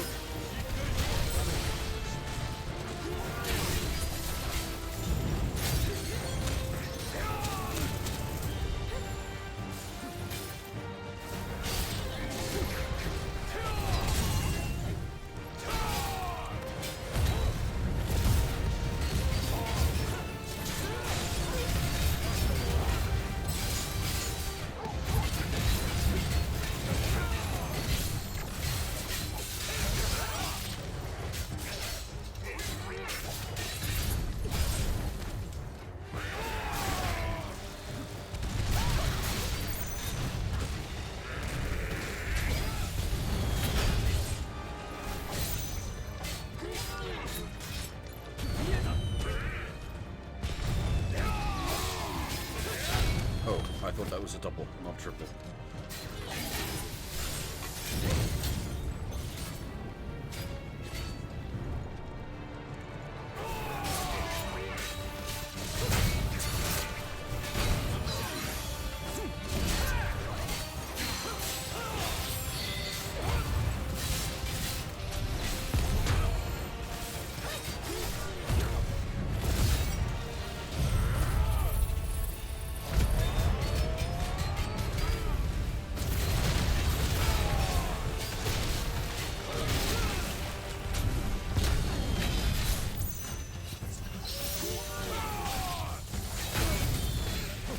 How is he not broken? There we go. God damn.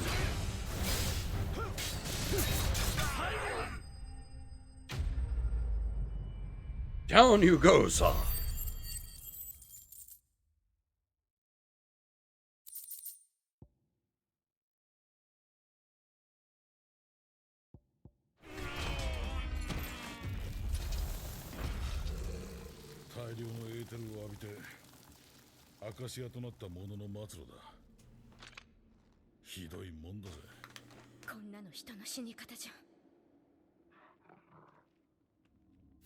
Care to explain that one game? You do, actually. Akashic, the irreversible change brought about by a living being's overexposure to aether. Creatures are stripped of any intelligence or sense of self they may once have had and become suffused with life force, usually manifesting as extreme strength and aggression. Flora can also turn, resulting in twisted overgrowth. Those with ethereal tolerance, however, such as dominants and bearers, are less likely to turn Akashic. 急ごう。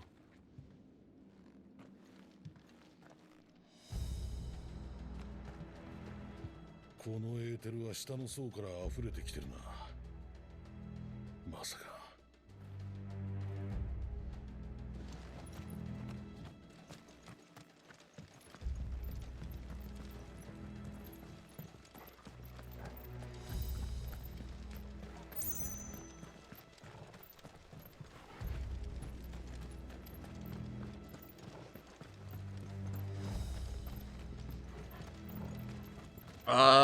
Don't think they could. It seems to be just a overexposure to aether in humans sort of thingy.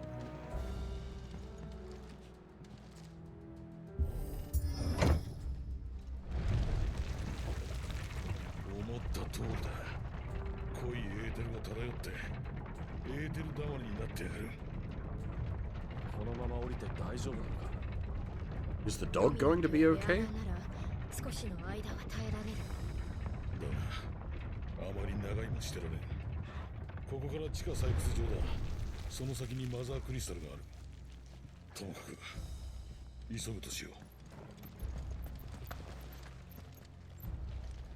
う。 Well, yeah, I suppose we've got the running theory of that. Maybe it is indeed the case.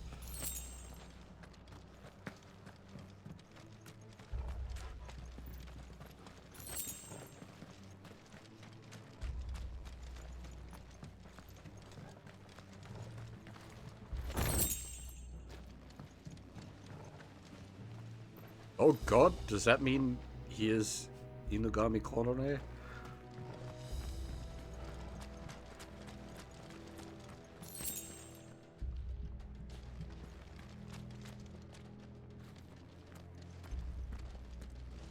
Yuppie!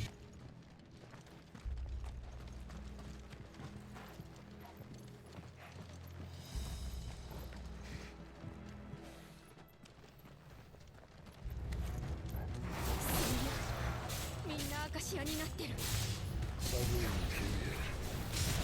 Remember before how I said it reminded me a bit of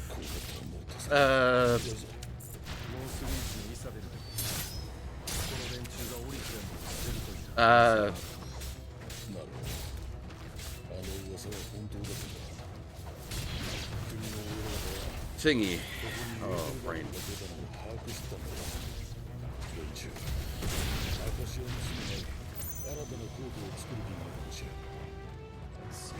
Elden Ring. Now even more so. With the, like, crystal miners.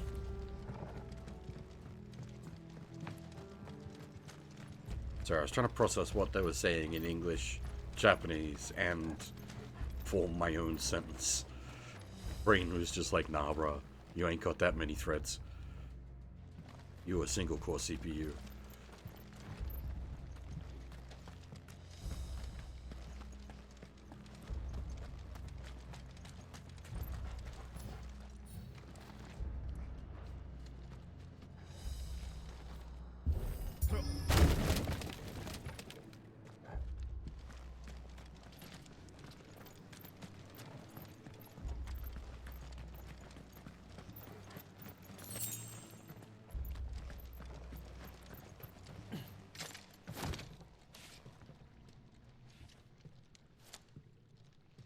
Before bridge collapse and we're left on our own.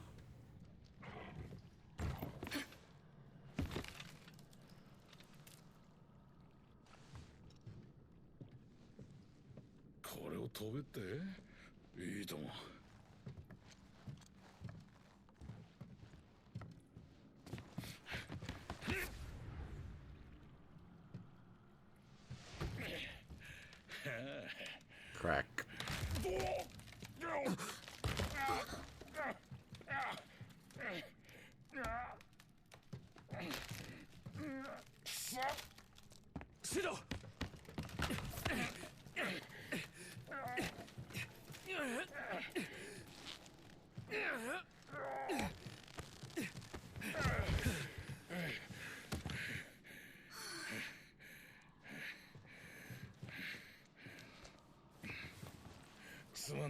助かったぜクライブ。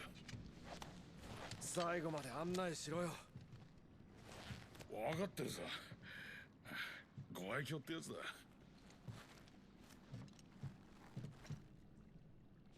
Guess we ain't going back that way. But there was, like, collectibles hidden on the other side of a locked gate. Unless it all loops around at some point. Possible. We don't have a map button. Which, at least in the context of the mine, makes sense not having a map.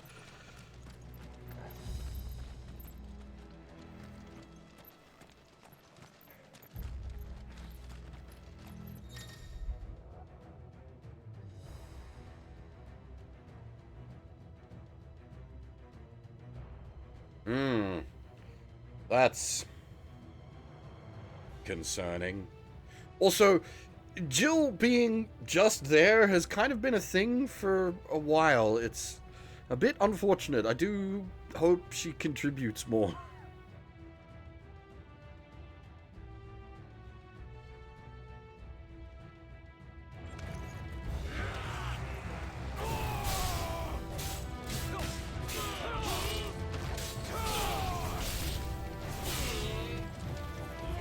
Alright, boyos.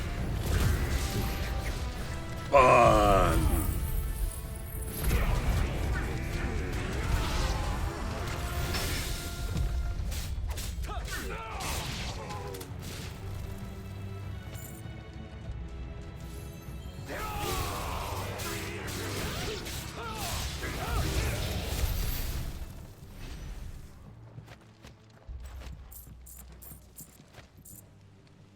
That combo, going Ifrit and then channeling Phoenix, very strong.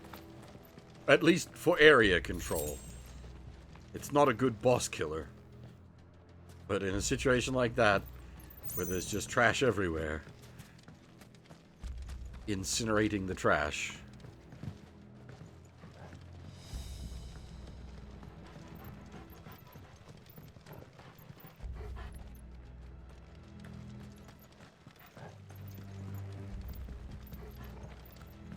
I would be curious to see, so you could make Jill interesting by having her be playable at some point, because we've established before, that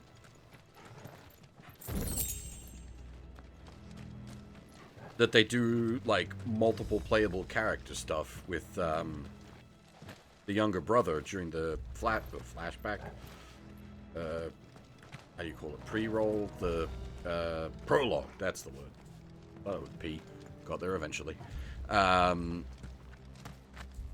if we have, like, Clive become unplayable at some point, possibly going berserk in his Ifrit form, we could then have, like, play as Jill.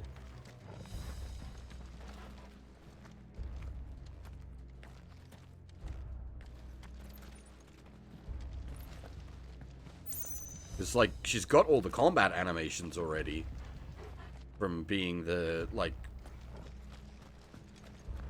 support NPC. Oh, here's the loop. I think.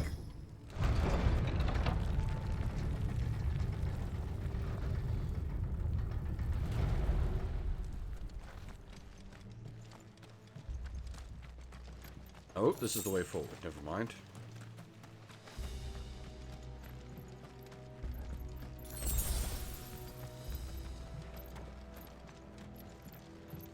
This is what I was thinking of.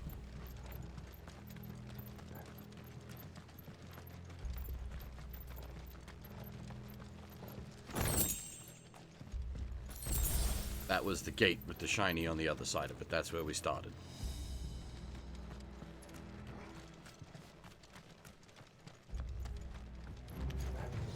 Ha!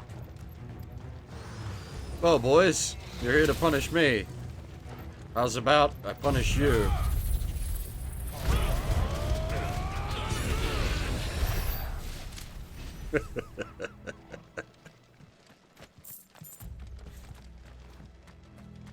Walked into our trap. You are trapped in here with me.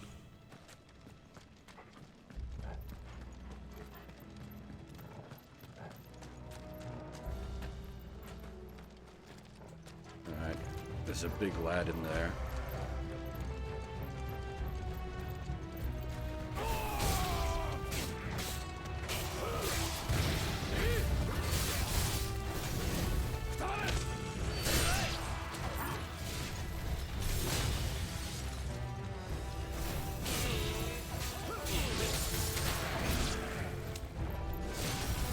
Shit! Huh.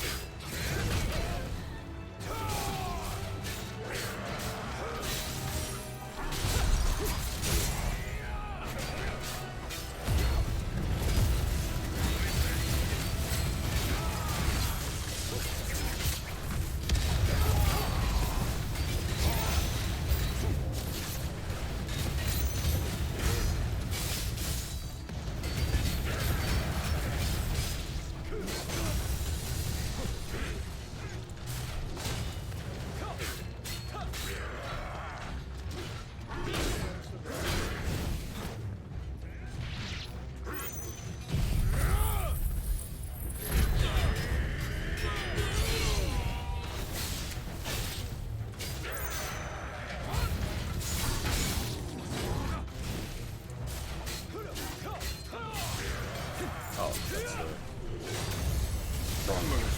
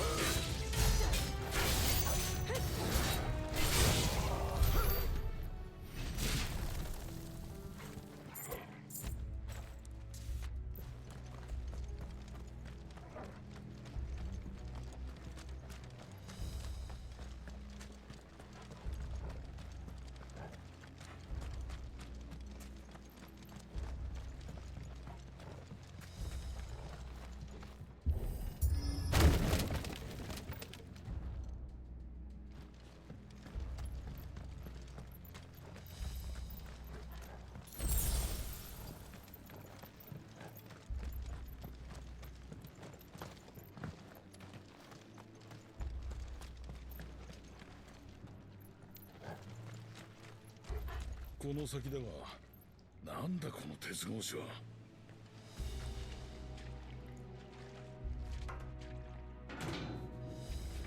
蹴破るぞ。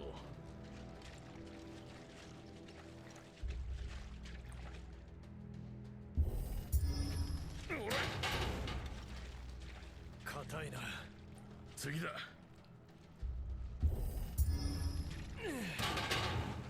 もう少しだ。同時に切るぞ。合わせろよ。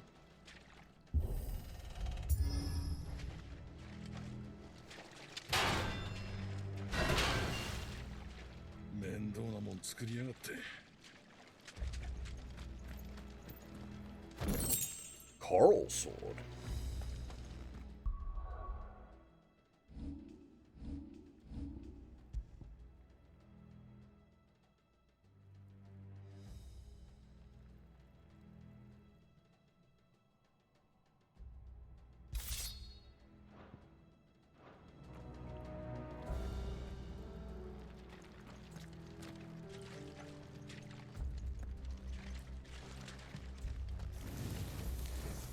See, why can't we cast light on command? I've brought this up a few times.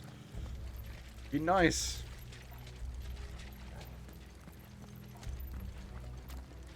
Like, you've got the programming for it.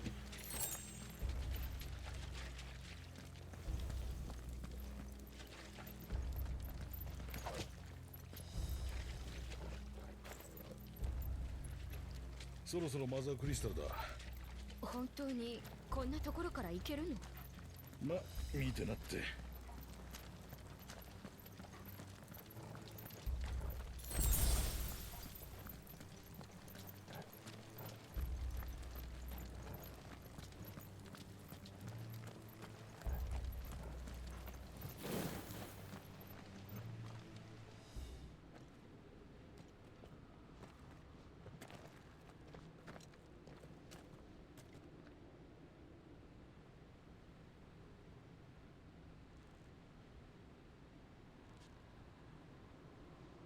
大丈夫だ、誰もいない。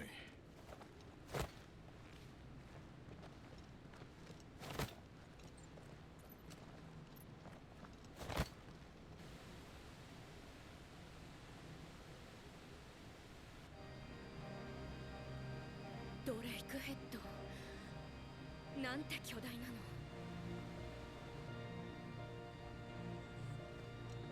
神殿はあの橋の先にある。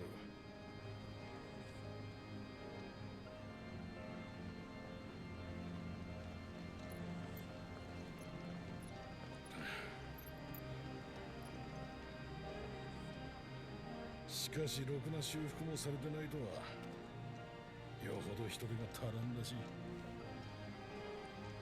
まさかあんたがあれを？ああ、前に忍び込んだ時は橋の手前でバハムートのドミナントと鉢合わせてな。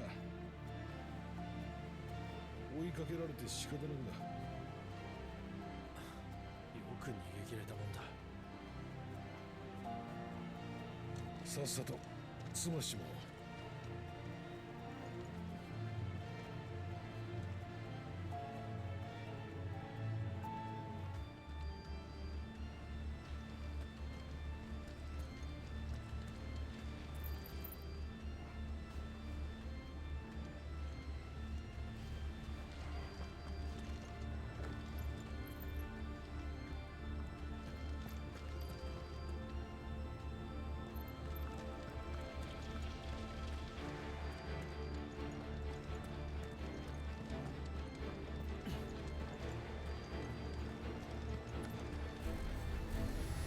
おう。おう。こいつらはまさか。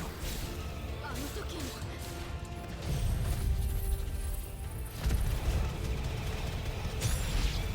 化け物とも知り合いなんだよ。そんなんじゃない。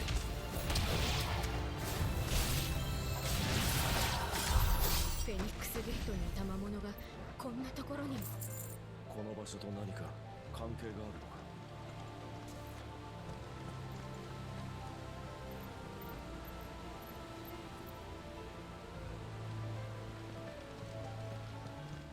The frame rate doesn't like me trying to take an expanded view of things.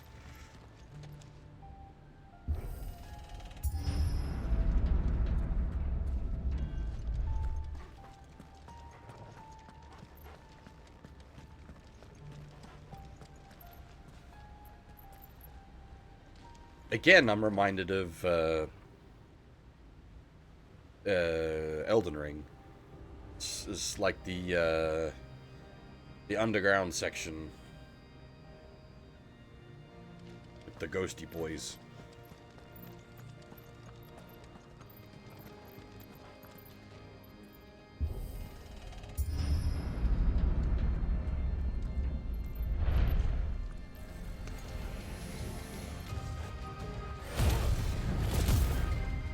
Yeah, the ghost hunters.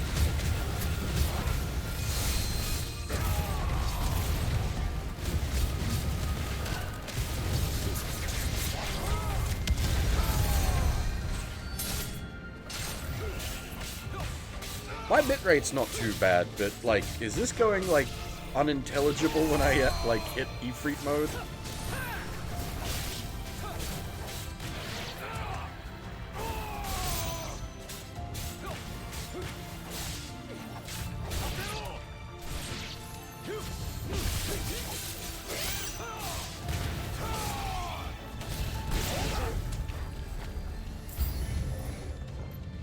Oh, boys, you came in at the wrong time.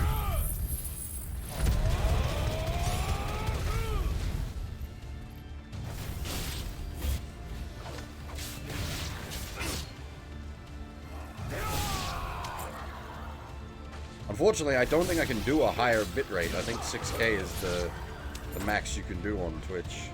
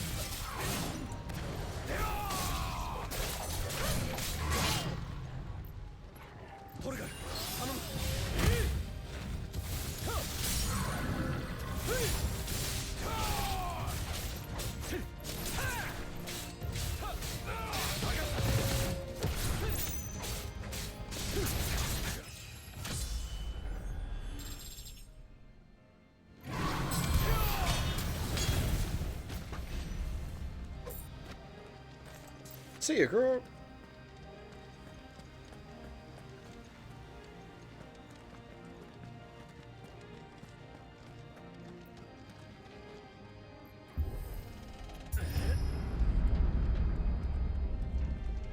そういえば聞いたことがある。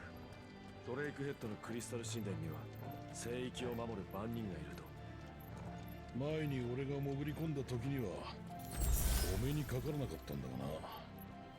とにかく慎重に。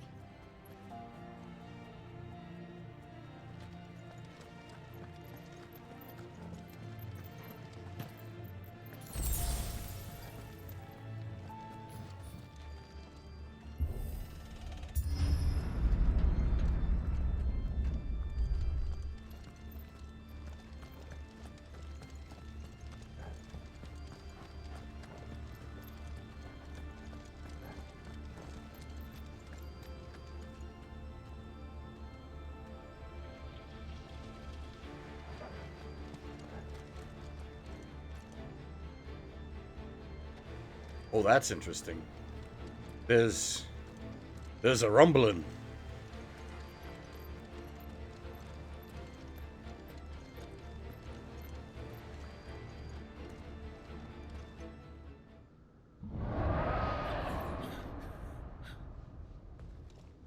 Naniかいる。なんてこった。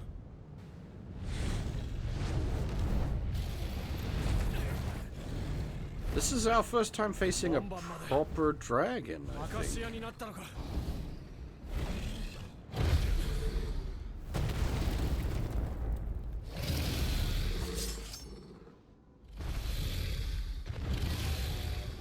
さあ、一気に叩くぞ。クライブ。Akashic dragon. This is gonna end up side baster, isn't it?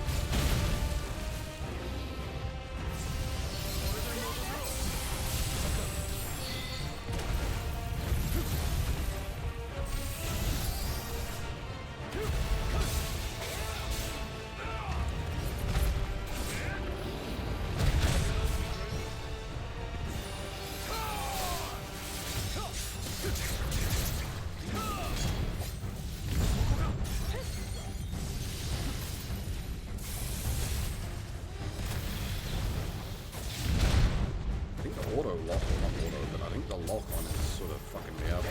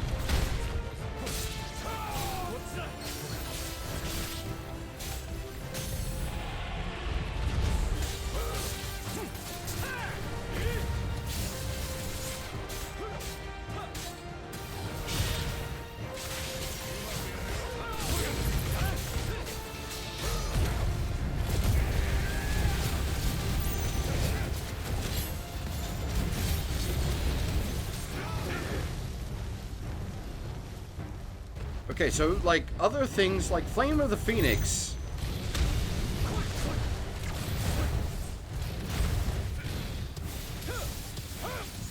Oh boy, look at the big counter there. Nice. Flame of the Phoenix doesn't have actual healing on it, but Bahamut transformation does.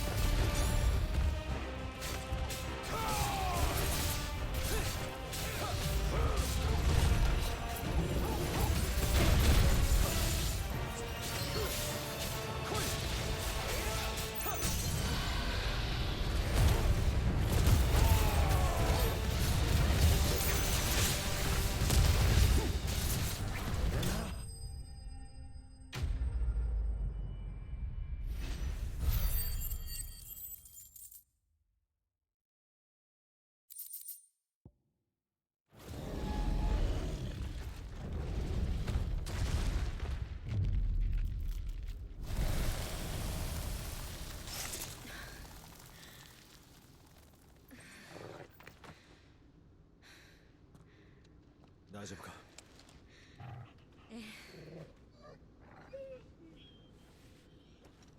神殿はこの先だ。警備の増援が来る前に済ませるぞ。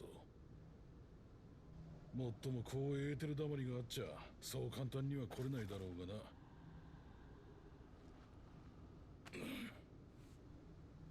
クライブ、全てのマザークリスタルを破壊した時、俺たちは魔法を使う最後の存在になる。場合によっては立場が逆転し、今よりもっとひどい目に遭うかもしれん。恐怖の対象としてな。だがそうなったとしても、いつかこの選択が道を開く。生まれも身分も関係なくなると信じている。やけに弱気だな。あんたらしくもない。言ったろ、もう一度信じるって。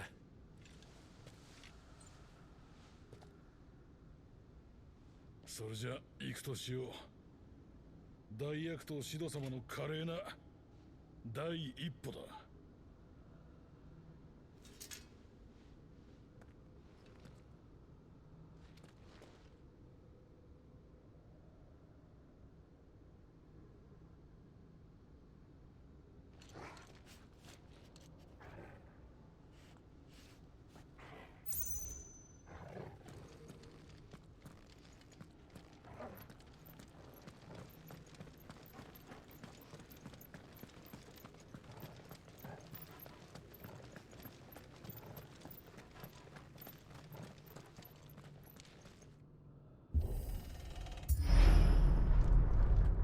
Ooh, this is getting fancy. 覚悟はいいか？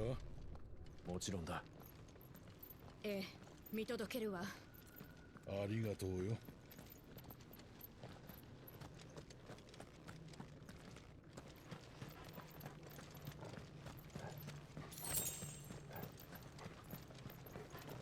What we're about to do is going to cause serious structural damage to the world, though. This is going to get interesting.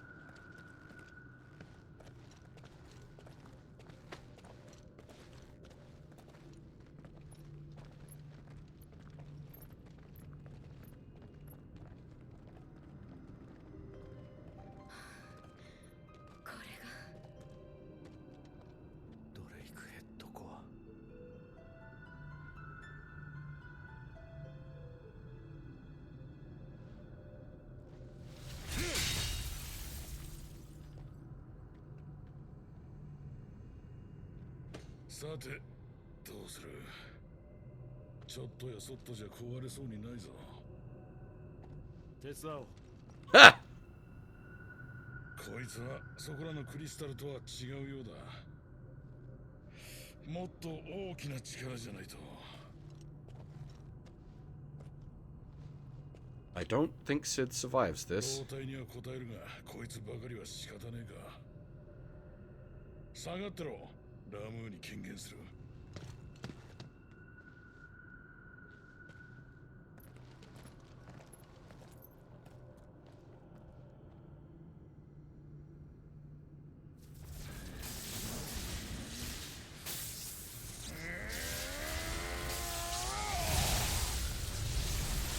Oh, Sid's gonna give it the judgment bolt.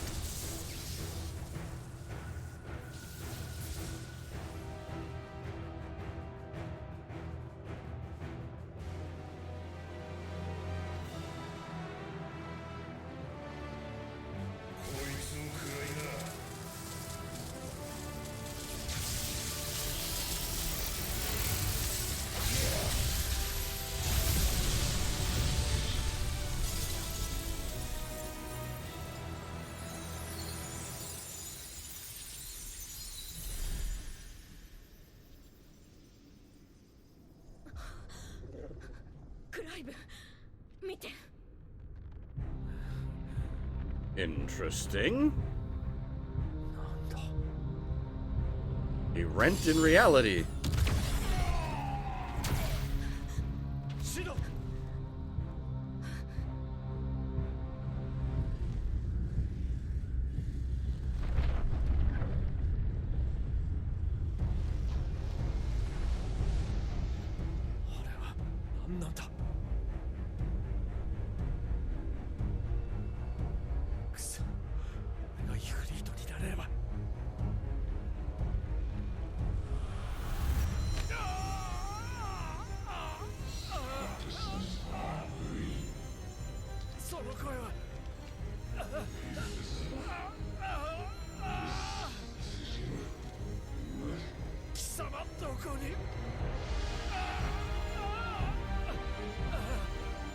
It's Sansa.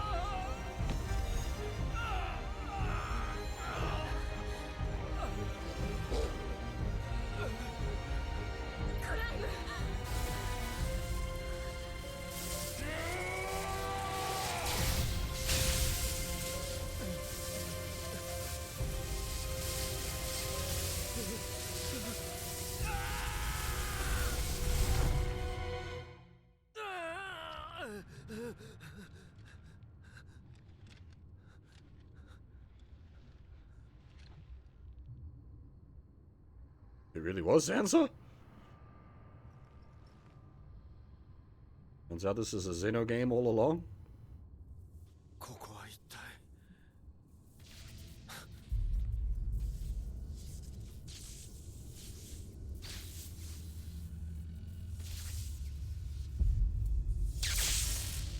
God damn.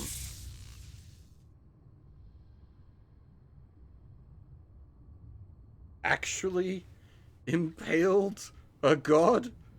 ここは以前にも。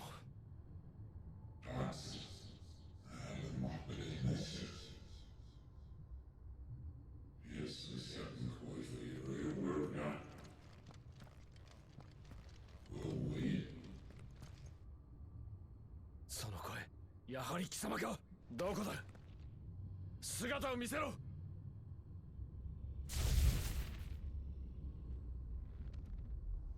いつまだ動けるのか。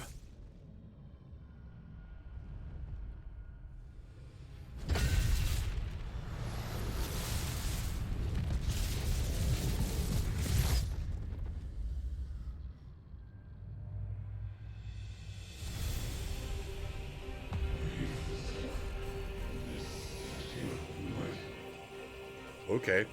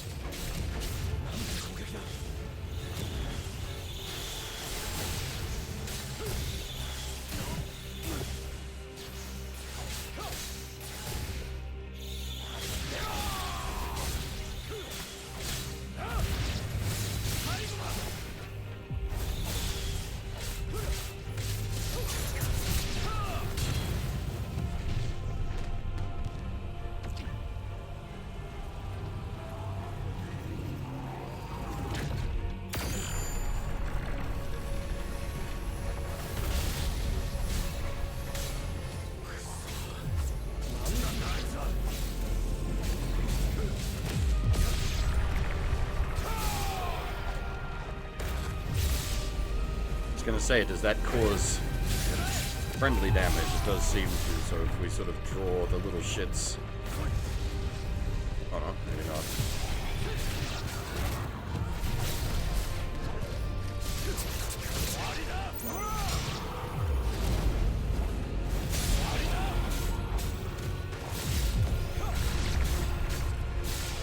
Somebody decided to equip all the raid mechanics.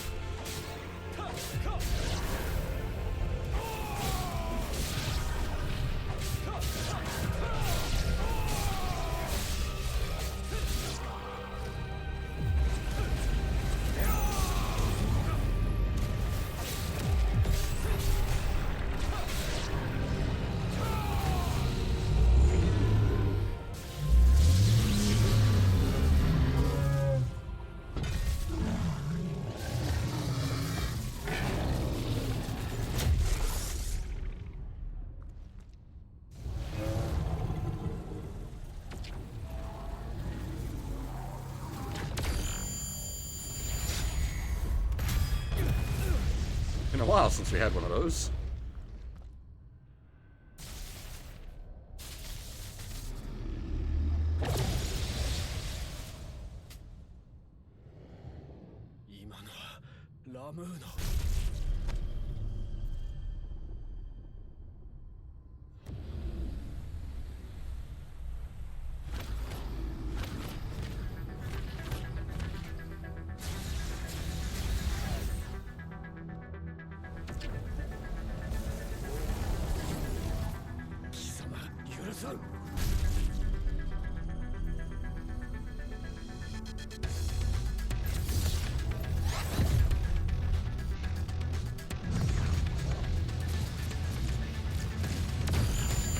Now we get angry.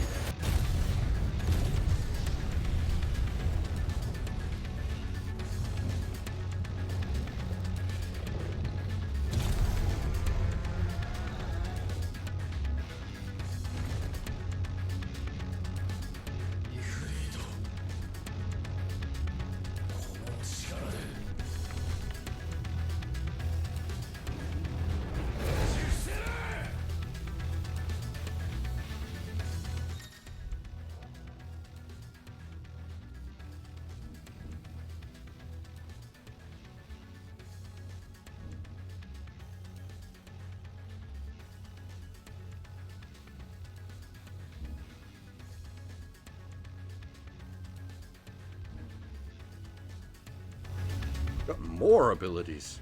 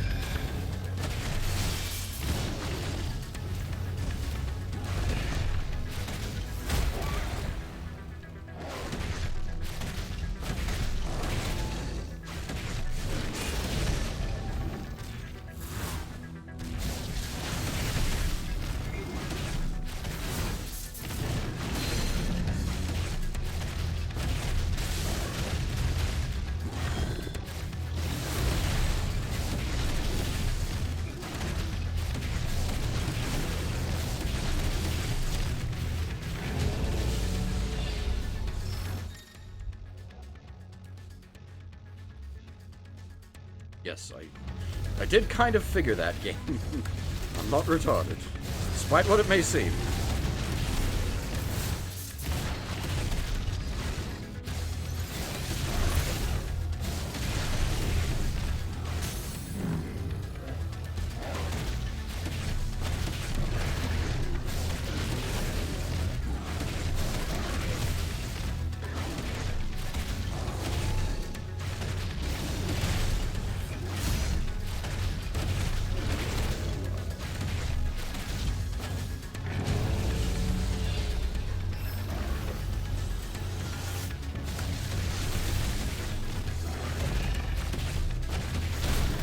Well, it's all of Ifrit's moves are tied into, like, Clive's basics.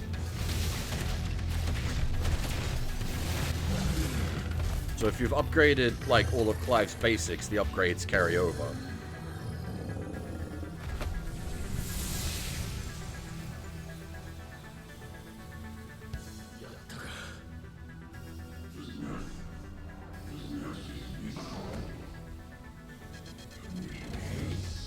Yeah, it does feel like they're cooking us, as in, they're trying to make us strong.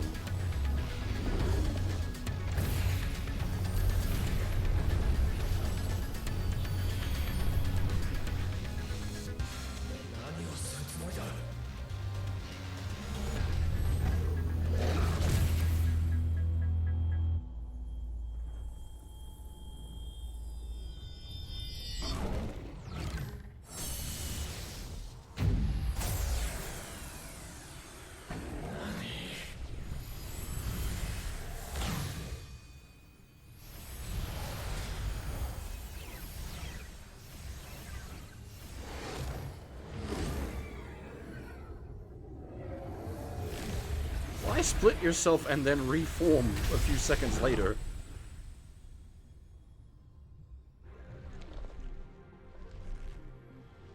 Oh, I see. Asura.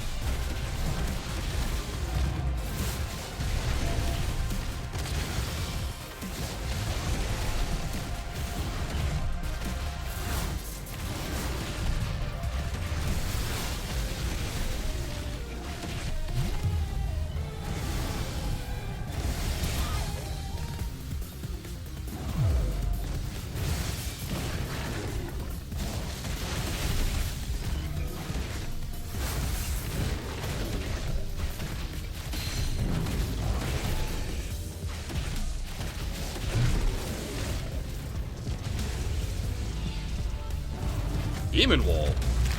Oh, I see! Raid mechanics!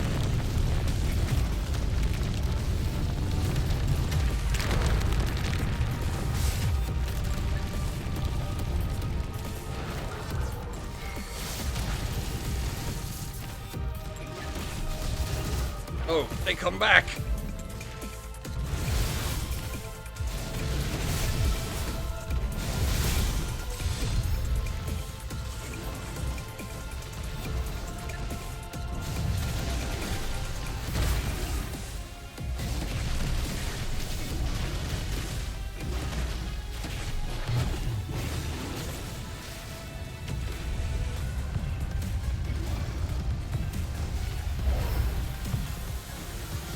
Lots of raid mechanics.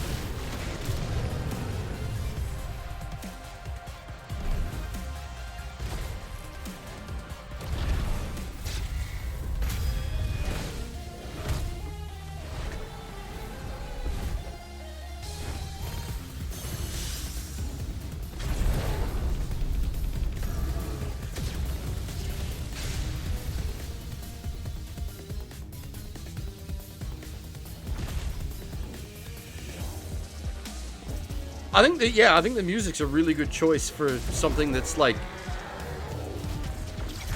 so out of phase with everything else that's going on. Having like a really different style of music for it really works.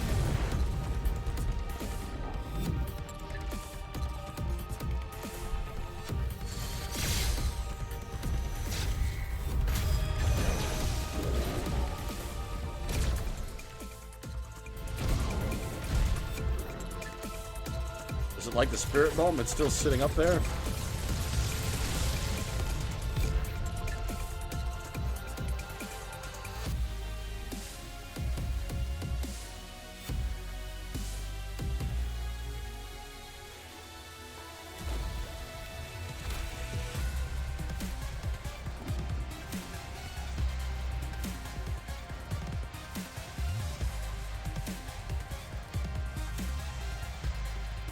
Oh look, I've watched anime before.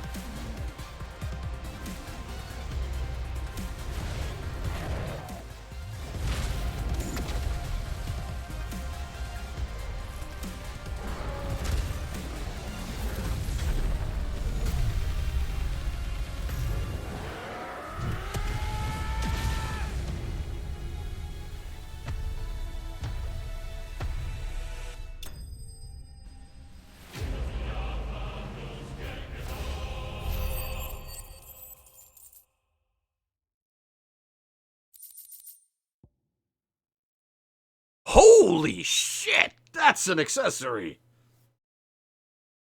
12-second CDR on Flames of the Phoenix?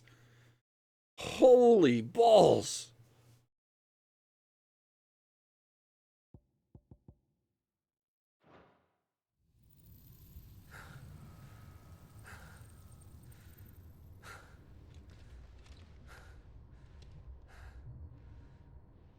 Again, I don't think we won as such. I think they got what they wanted. Yeah.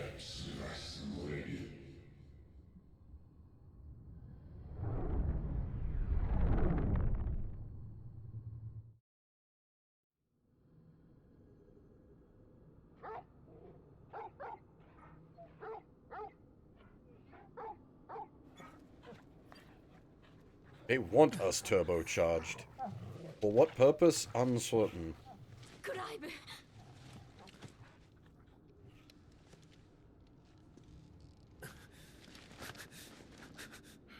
よう目が覚めたか。シド、傷が。またみっともねえところを見られちまったな。待ってろ、今すぐ手当てを。そうも言ってられんぞ。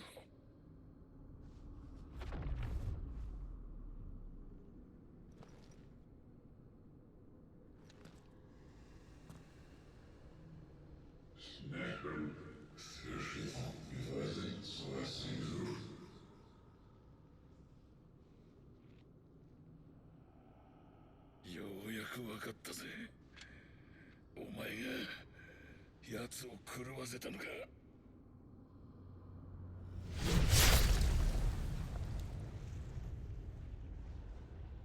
くたばりやがれ。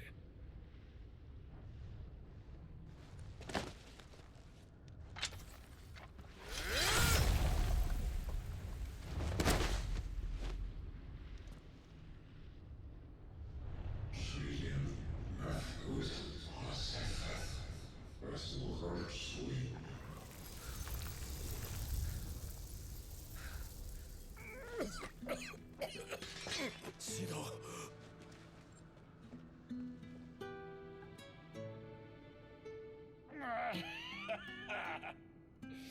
やれやれ。このざまかよ。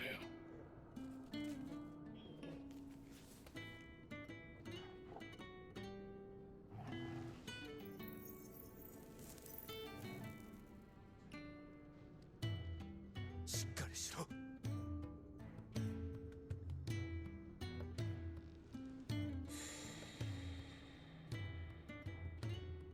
He's gonna big boss it. クライブ、お前は俺がずっと言えなかったことを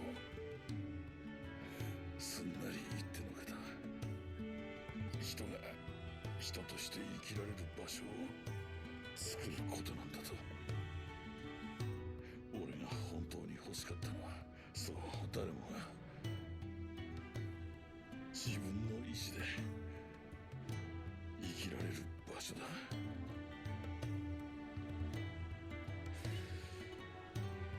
お前ならきっと作れる。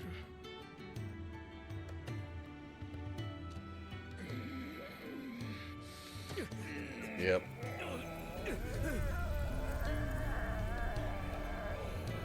めろ。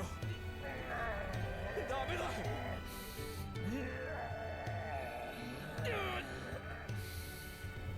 と頼んだぜ。このクソったれな世界に居場所を、窮屈なクリスタルの牢獄をぶち破るんだ。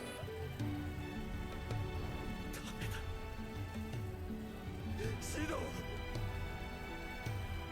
悪党になれよ。暗いわ。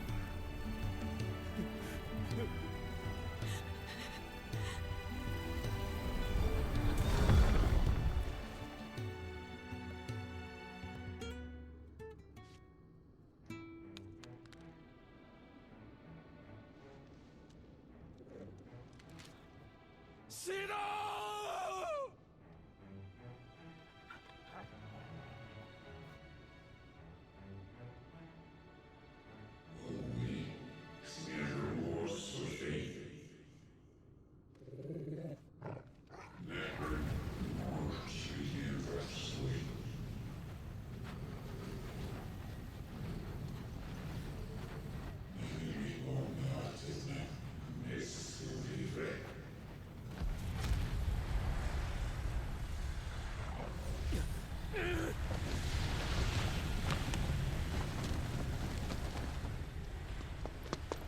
万物の袋、悠久なる火をまとい、再来の炎となれ。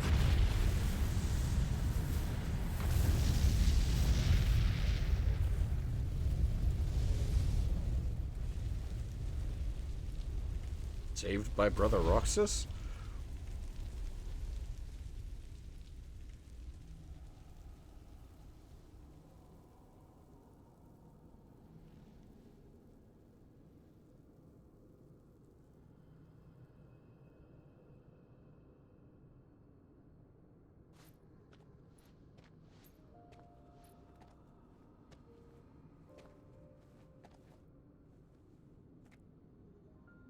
Goめんね兄さん。こんな形でしか会えなくて。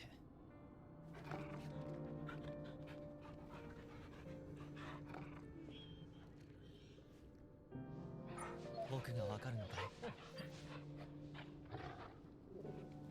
二人を守ろうとしたのか。本当にいい子だ。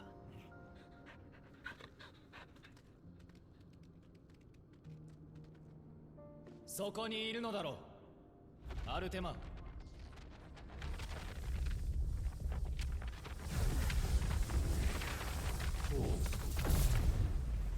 我が存在を知ったか。褒めて使わそう、フェニックス。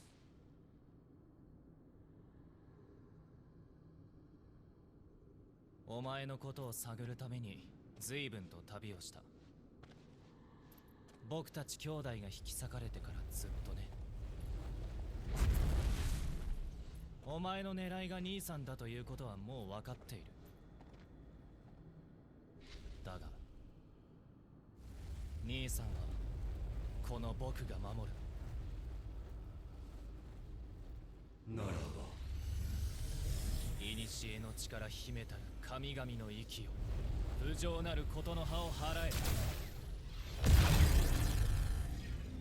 ほう、魔法衝撃。ファイヤー、ファイヤー、ファイヤー、ファイヤー。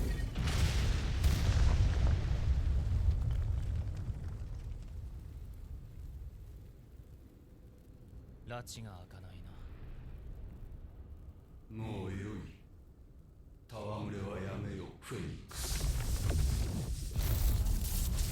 器を渡かしてもらうぞ。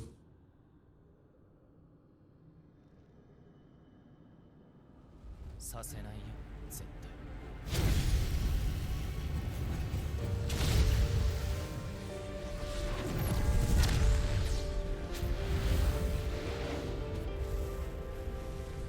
この程度の炎、我と敵するつもりか。断りたるお前を倒せるなんて花から思っていないさ。でも兄さんを守るだけなら僕にもできる。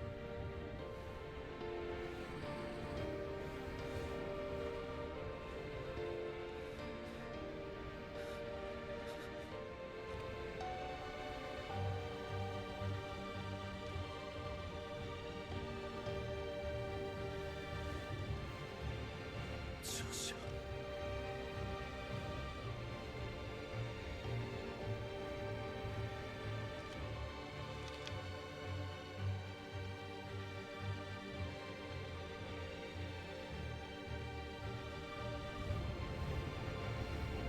これは天性の本能。僕の力、一体何だと思っている。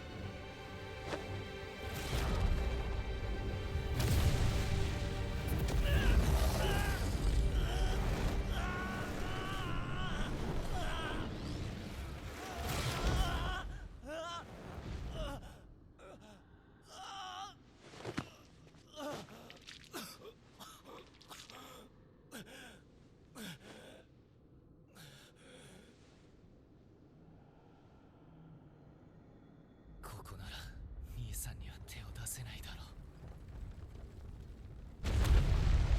ある手は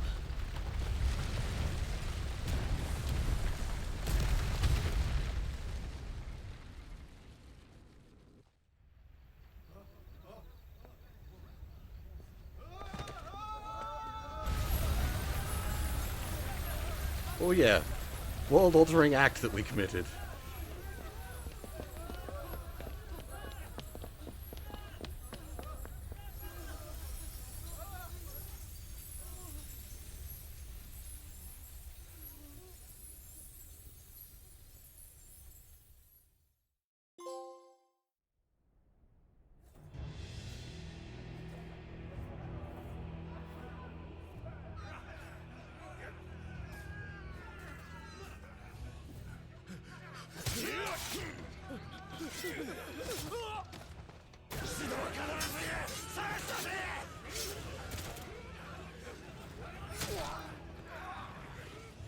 ここにいるはずなのにどこだ。疲れなきゃ俺が殺される。さあ探せ。何としても探し出せ。シド助けて。ここか。貴様も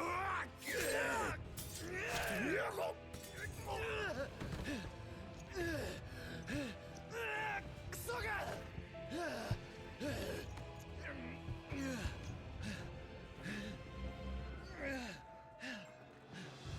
ガブ急いで。分かってる。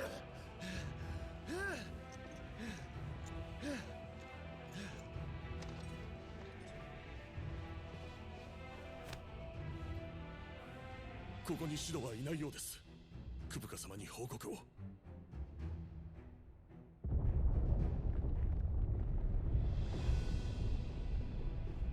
もう遅い。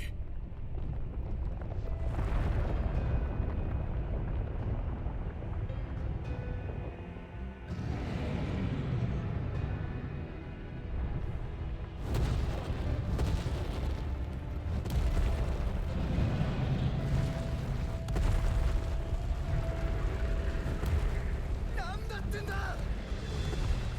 おい、何が起こってんだよ。シドー。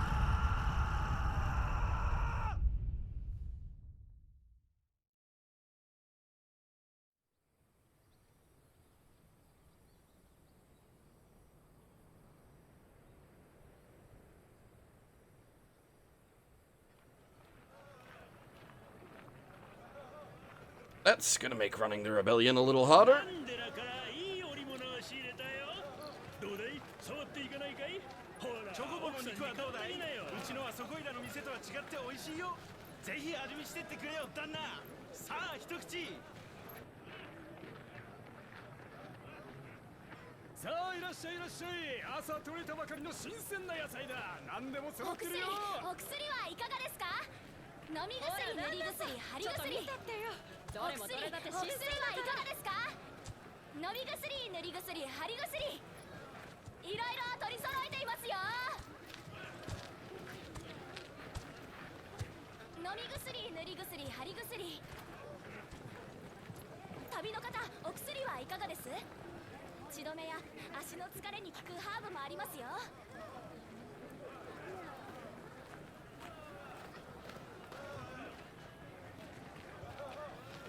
ごめんね、買ってあげたいけど。どうか良い旅を。どなたかお薬はいかがですか？飲み薬、塗り薬、貼り薬。よく効くお薬はいかがですか？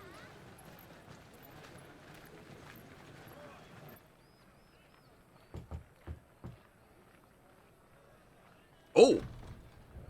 That was... okay, that was a significant time skip. シド、よく来てくれた。ベアラーたちは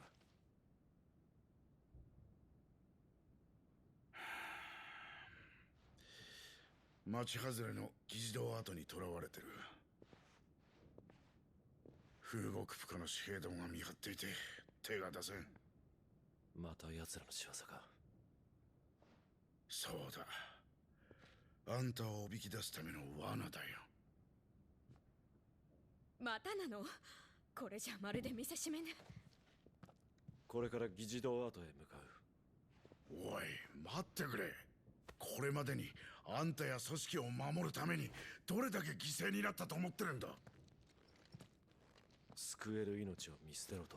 そうじゃない。あんたが出向く必要はないと言っている。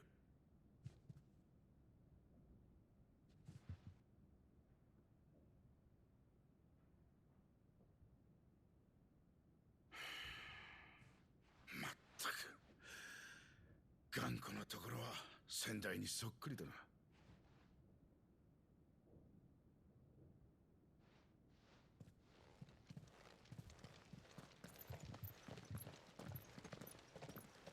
くれぐれも気をつけてくれ。今のあんたは紛れもなくシドなんだ。忘れるなよ。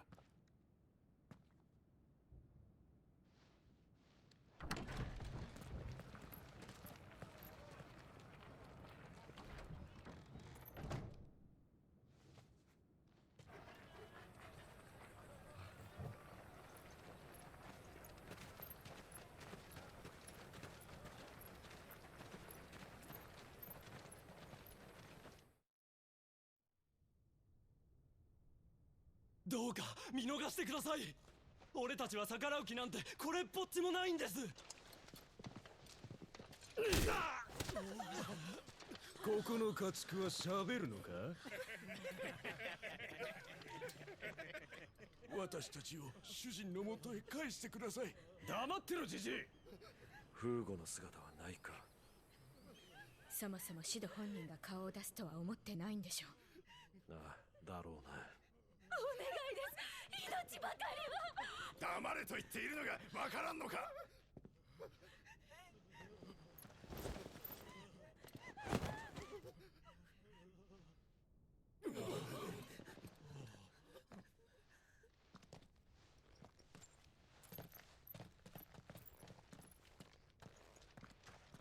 遅くなった。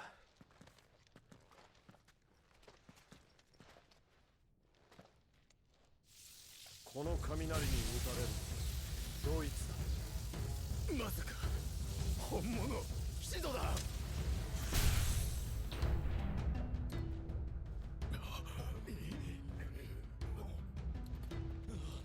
行きましょう。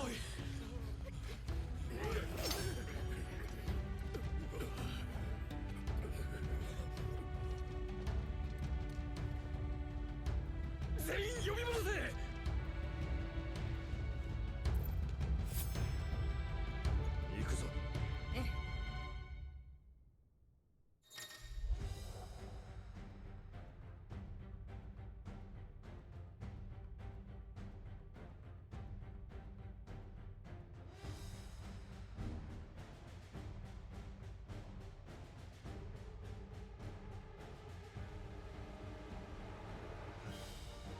Huh.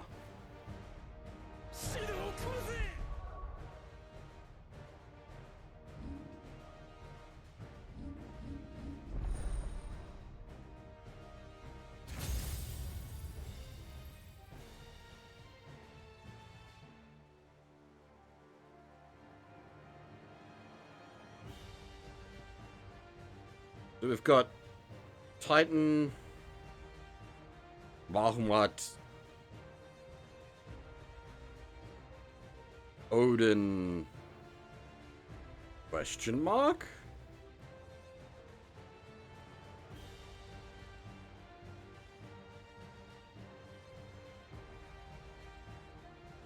Oh, Shiva, yeah.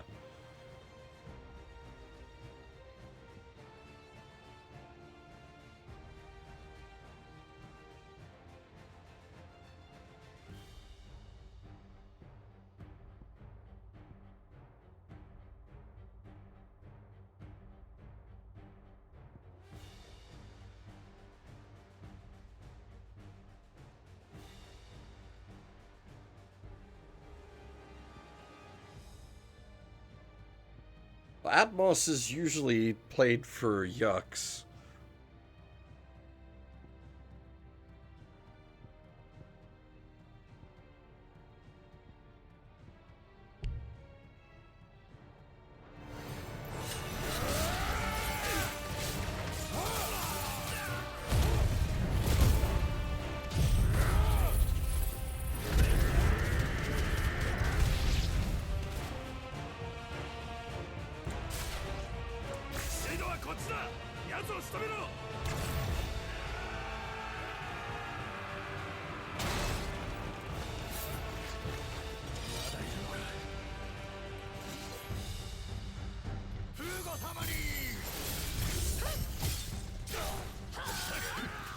I don't know. Okay.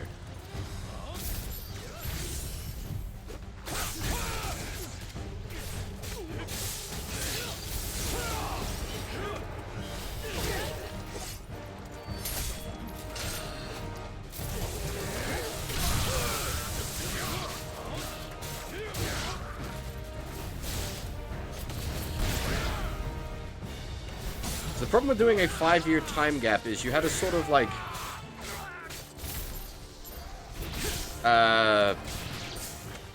burgeoning relationship between Jill and Clive that was like powered on by the whole Osana Jimmy thing. And now you're gonna tell me nothing happened in that 5-year period.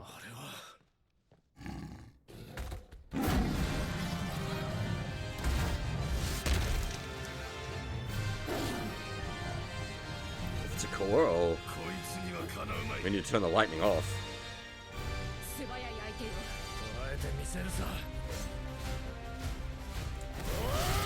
Oh, War Panther!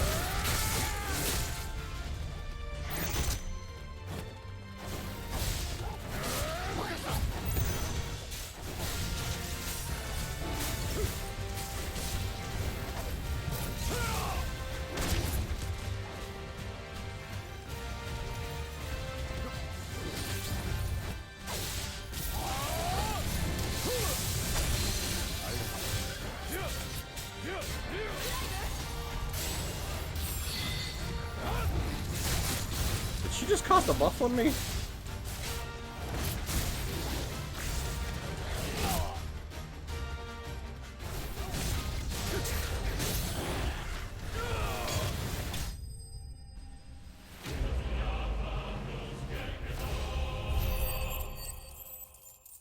Hey, King of Titans, how's it going?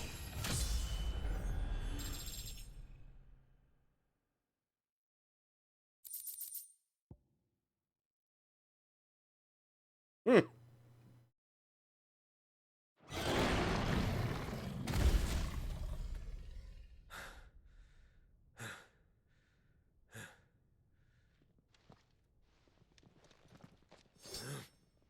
Next.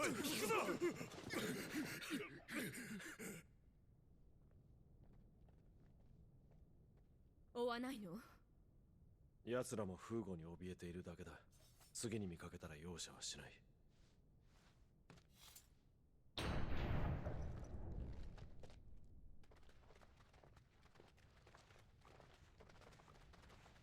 Good thing we didn't change clothes or gear in 5 years either.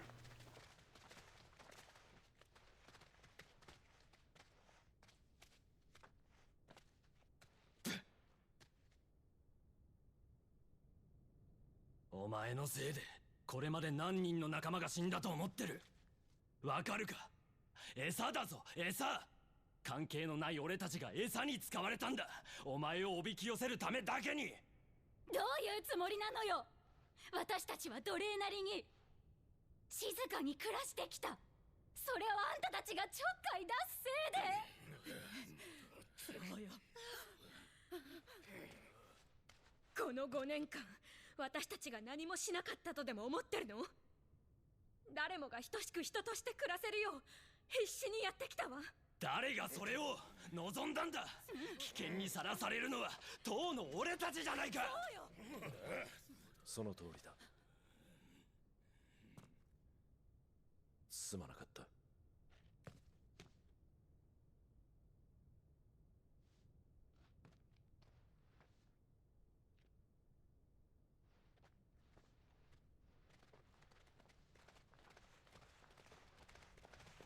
分かっておくれ。わしらも必死で生きとるんだ。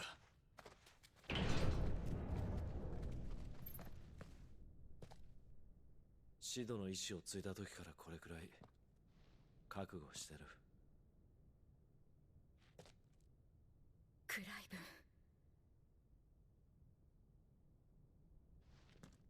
帰ろう。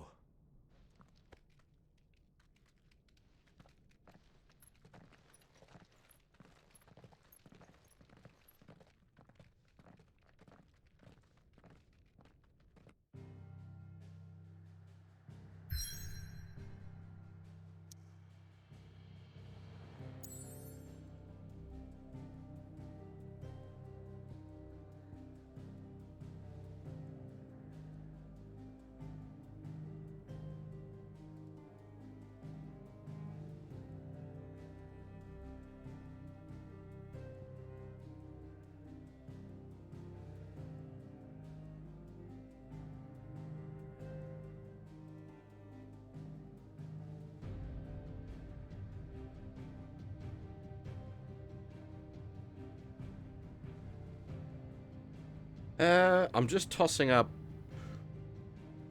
So we've been going for 7 hours at this point. When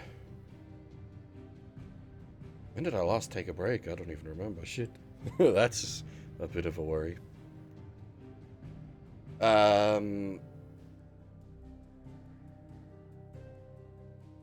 are you, 5 a.m.?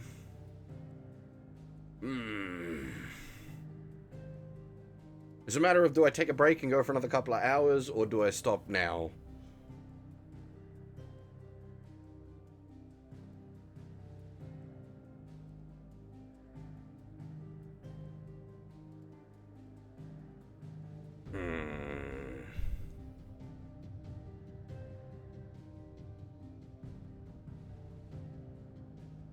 Yeah, like, this feels like a decent stopping. Well, the only problem is I can't save from here, so...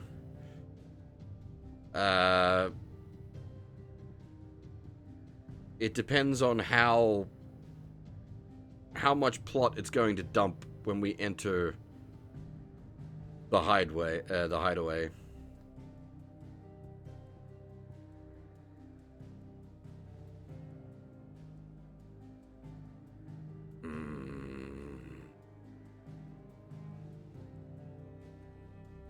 do kind of want to keep going as well, though. Because I'm not going to be able to stream tonight, because of work.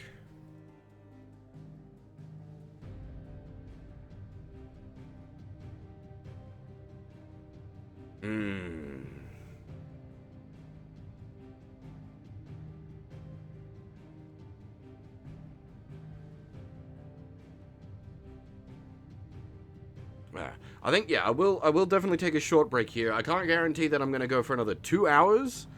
Maybe might only be another hour, but at the very least, yeah, I'll take another break here, and we'll keep going for a bit after.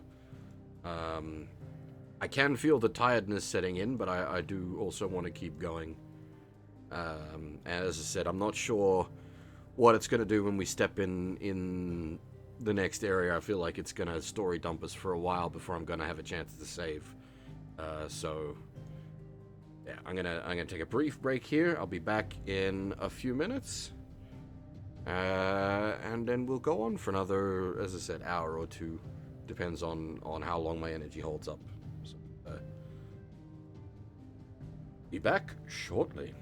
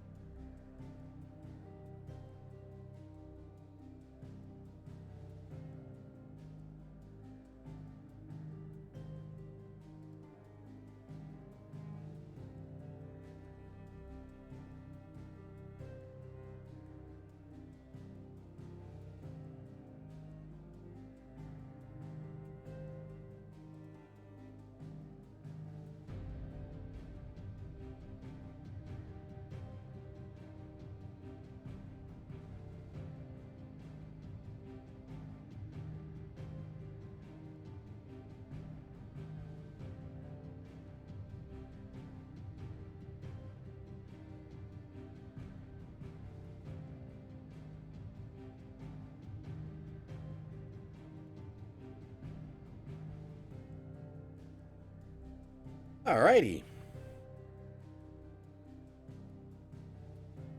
Back and somewhat refreshed. Let's get into it.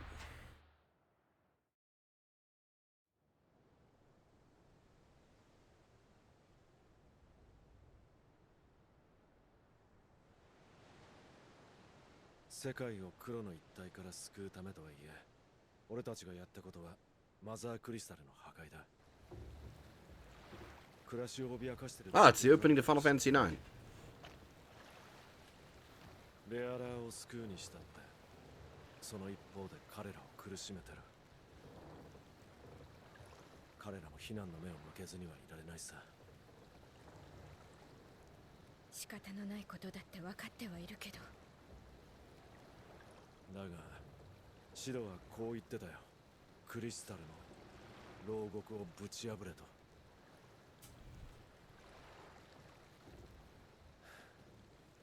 誰かに強いられることなく未来を選び取れ。自分の意志で。そう言われた気がした。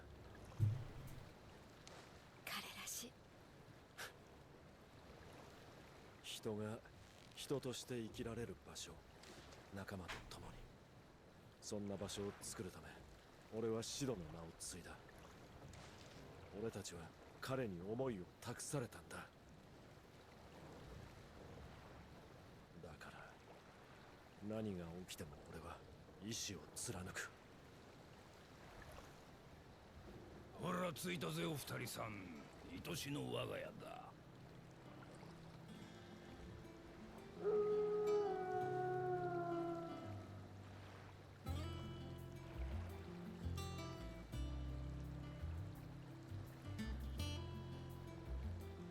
We, leveled up our hideout. Dang!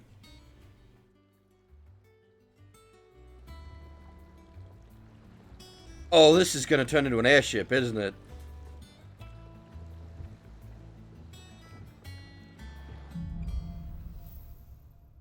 This thing's 100% gonna fly. シド、オットーのところに行ってやれ。サロンにいるはずだ。わかった、そうしよう。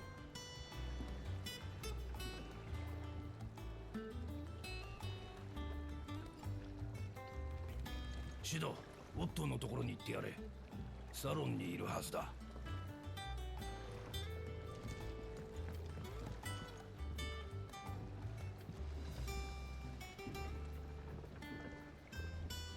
This place is cool as hell, though.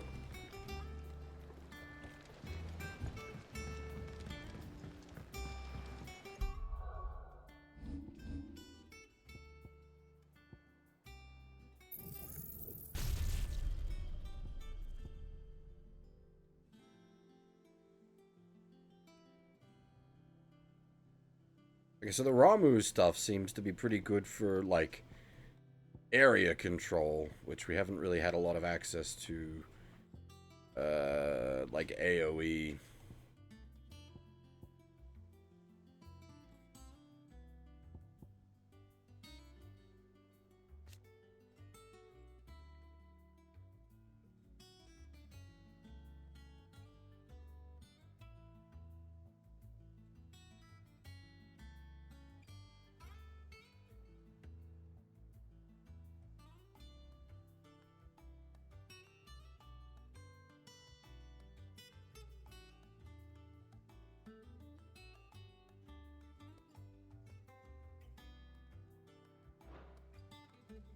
I need to get a more of a feel for how that works. シド。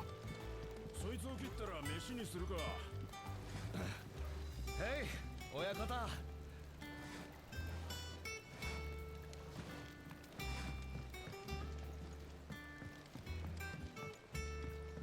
クライブ、サロンに行ってオットーに報告しましょう。腕の振りが甘いぞ。気合を入れろ。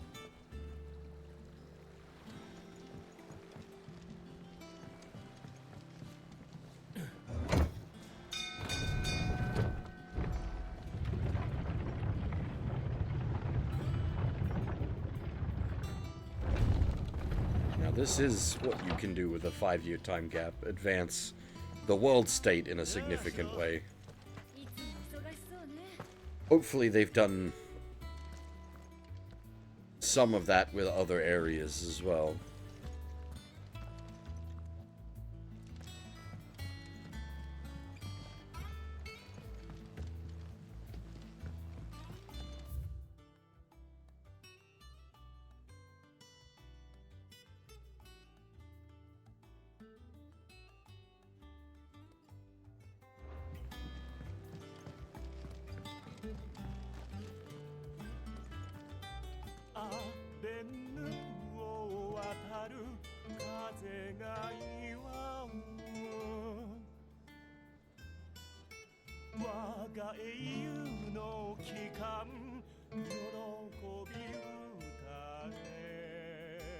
Lucan?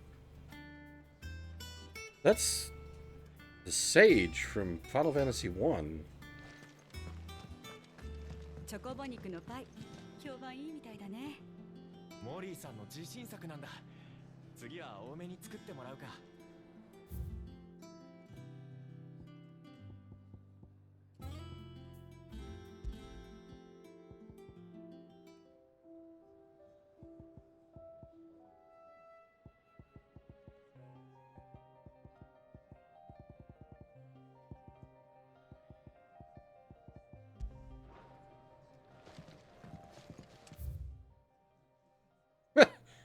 To marinate yard chocobo. Prepare hen by draining blood and removing both head and feet.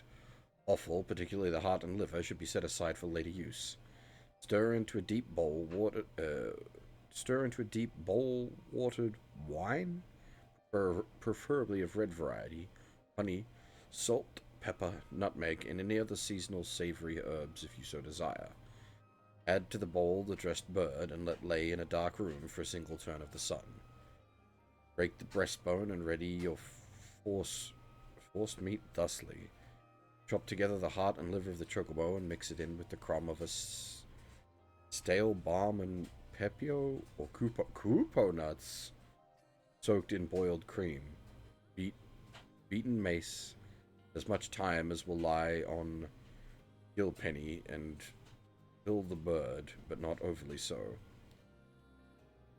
Lard the breast with boar bacon and split the bird, tying it at both ends that the force meat not spill into the coals.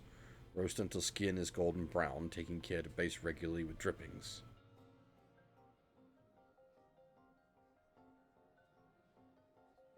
That's some, like, Christmas chocobo preparations. That's some serious bird prep.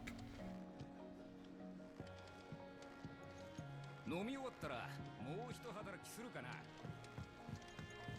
ここで買うか、工房でこさえてもらうか。今日はどうする？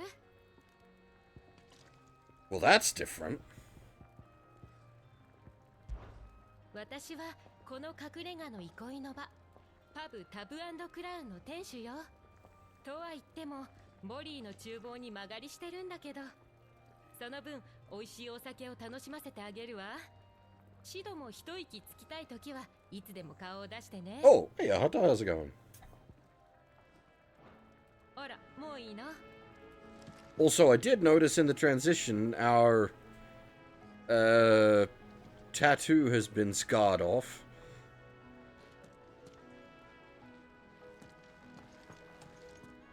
Which ones? As I said, they're a sort of spread community.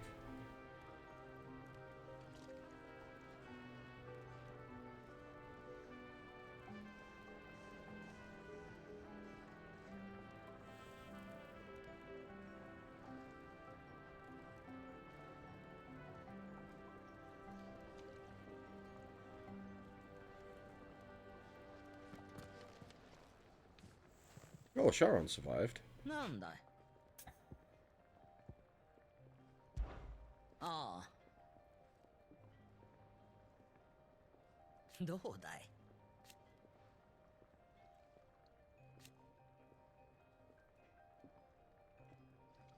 頼んだよ。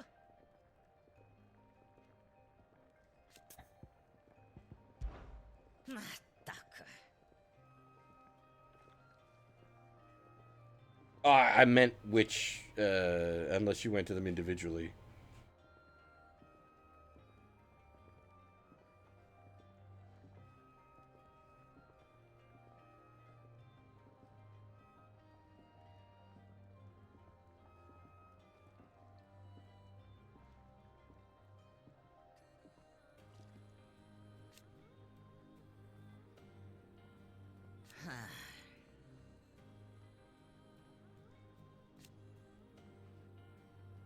クライブ What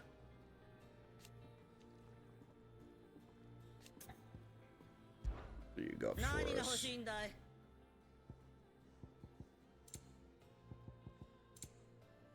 Game's pretty good. It's been slowly ramping itself up, that's for sure. No, pretty much full VA. You've just seen one of the few bits that aren't voiced. Interesting.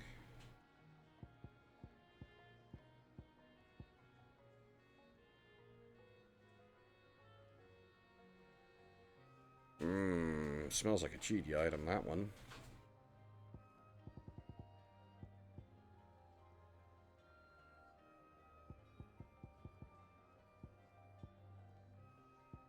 Huh. These also smell like cheaty items, but we can just buy them. No, just a straight up level up system.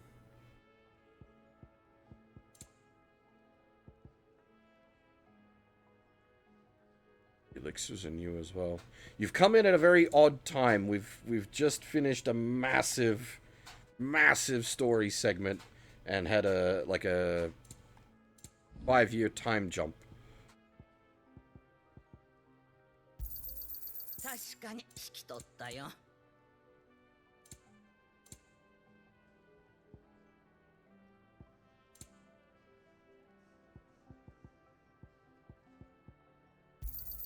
これで少しは懐が潤うだろう確かに引き取ったよ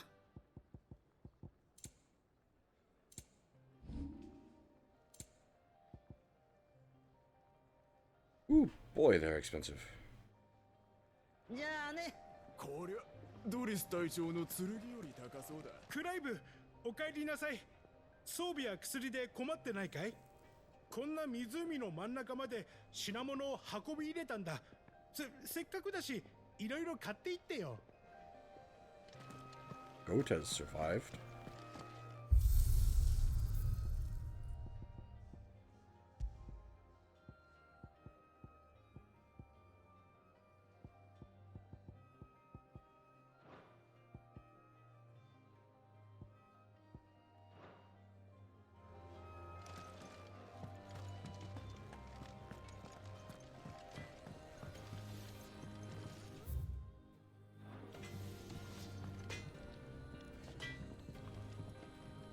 Oh, おうクライブ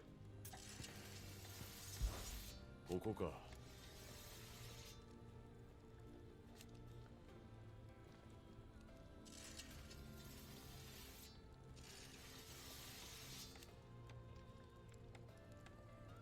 いつでも来いあれから5年か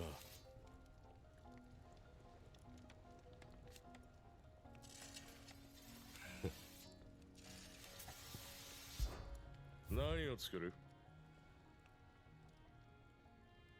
Yeah, okay, so it is definitely following a, like, step up kind of, system. 大事に使えよ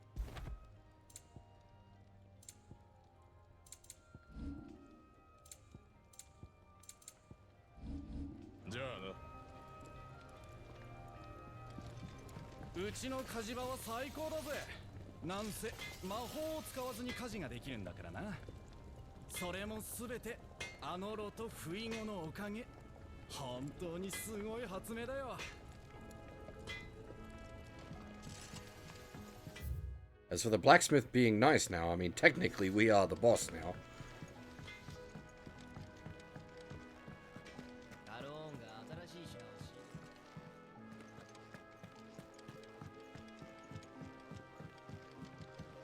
But also, they've been working together for 5 years at this point, so they've had plenty of time to, like, forge a working relationship.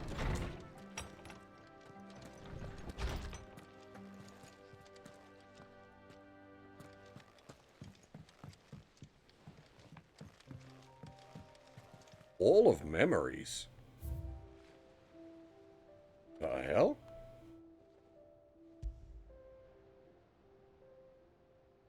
The Oath. Created the day Clive pledged his allegiance to Cid.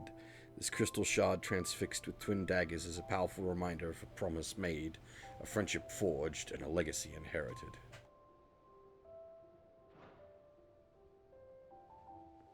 That's a lot of dots to fill. How big is this game?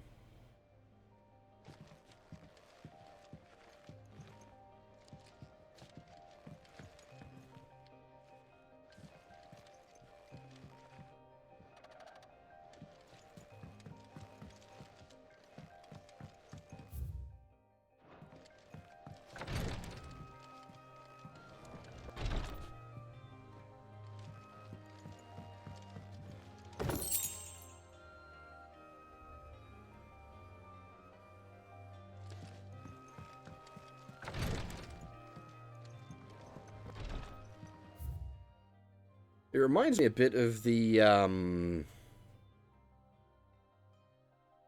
shit, what's the big theater airship from Final Fantasy IX?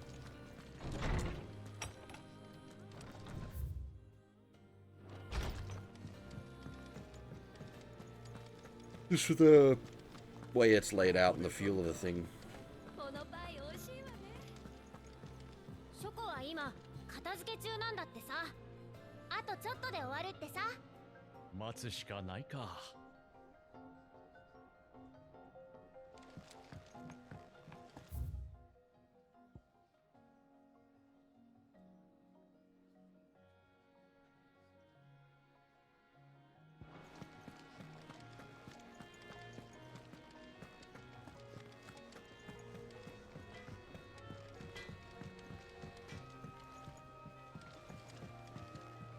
見て見てシド、こいつ僕の友達のチュウ君。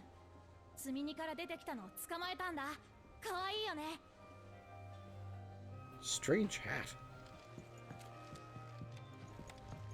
ここらの足場も張り替え時だな。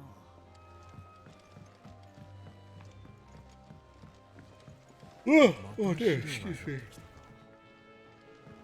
こんなに綺麗に咲いてくれて嬉しいわ。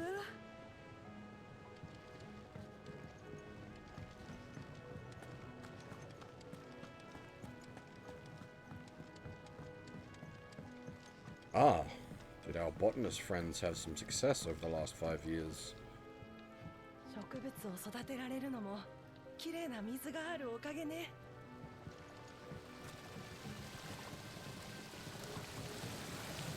このでっかい樽が湖の水を飲み水に変えてくれるんだとさ。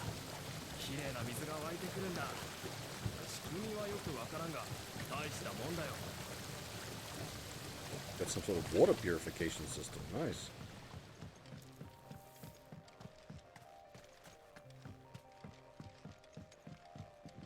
この植物園の草木も少しずつ育ってきました。5年間でよくここまでやれたものです。これからもっといろんな草木を増やしていきますよ。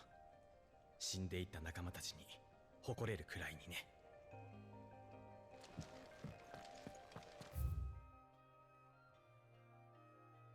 Foundation of Valstian botany. More boral tendrils. After exercising from the trunk, dry for 3 to 5 turns of the sun until brittle to the touch. Grind in a mortar and add to warm coero milk to remedy gout, melancholy, and moon sickness. Caution recommended when harvesting, as the host may grow disquieted. You don't say! Experimental record. Bohumil head botanist. Mixed equal parts first-rate vineyard humus from Galton bales with Deadland soil. Of the 6 cuttings planted therein, 2 survived to flower, only to wither and die within Sennight? Even amalgamated with the finest imperial loam, the blighted earth is still affecting a nutritional deficiency. It might be remedied with some further source of nourishment, saltpeter, potash, or the dung of a racing chocobo. It shall be the subject of my next round of experiments.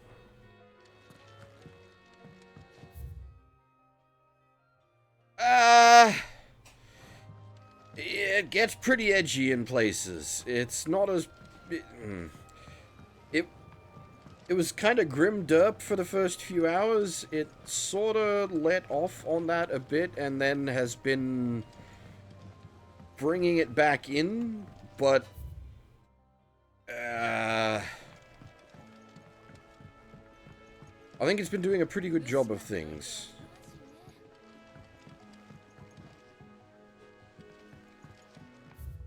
Oh, wouldn't have called Final Fantasy XII edgy. Final Fantasy XII mostly just kind of lacked a like coherent center due to how its story and characters were presented.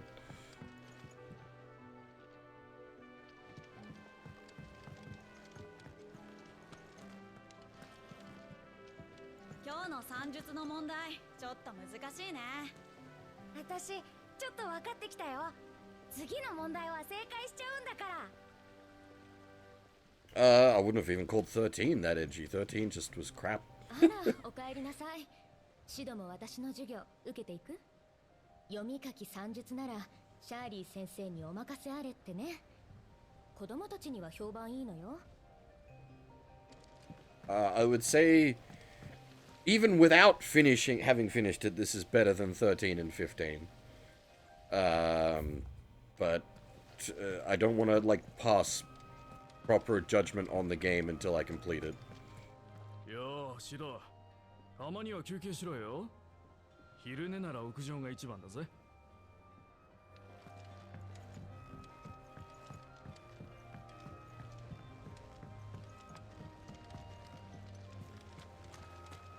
本を読むのって楽しいわね。読み書きを習って本当に良かったわ。お前たち腹いっぱい食えよ。いや大将、ずいぶん長く外に出てたみたいだな。俺の顔を忘れちまったんじゃねえか。本気で忘れちまったのかい。ああ、前の隠れ家じゃずっと牢屋にいたし、無理もねえがよ。In gameplay-wise, it blows 13 and 15 out of the water. Story-wise, that remains... It's doing very well with its story thus far, but it could balls it up.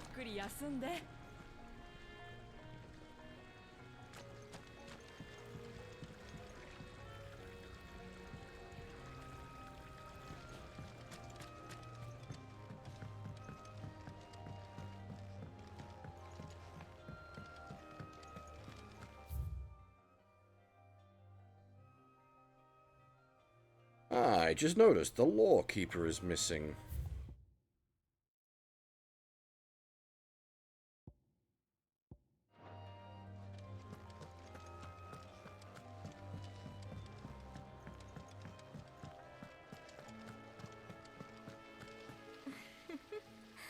おっとって素敵な人。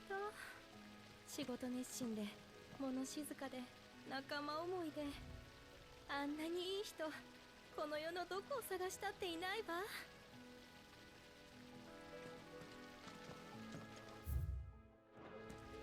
I do need to replay 15 one day. With all the, like, content in place, but even still, I don't think there's any saving that.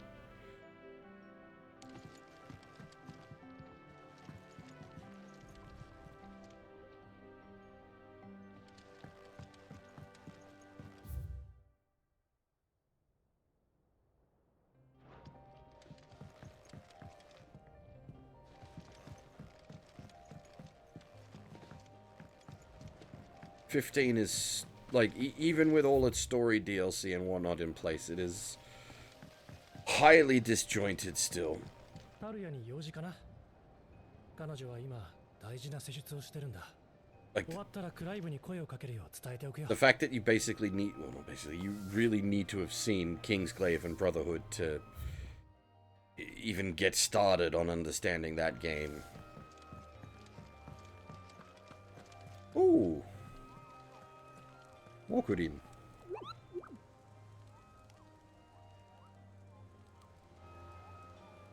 Are you our new quest giver? No worries, Sion, take it easy. As I said before at the previous break, like, I don't think I'll be going for too much longer, because I'm also running out of energy myself. I wanted to go for a bit longer, because I'm not going to be able to stream tonight.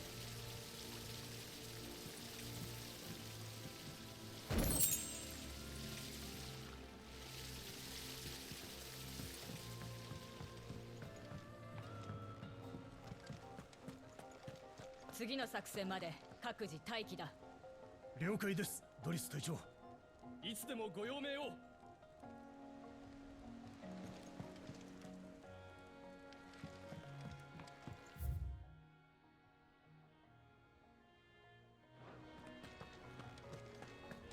次の戦はどこで起きるのやら。We've also still got the sort of lingering issue of needing to stab up Clive's mom? Question mark?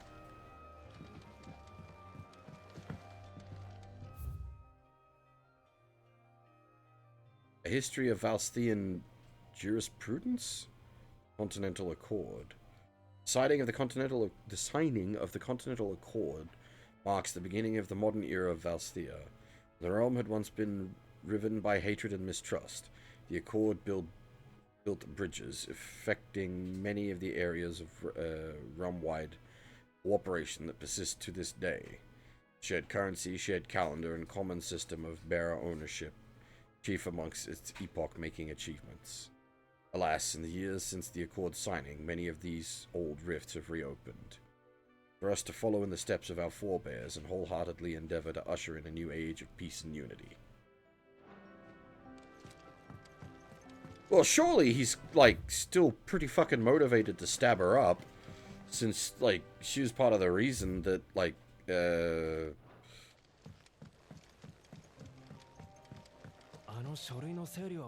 bearers was getting so heavily mistreated.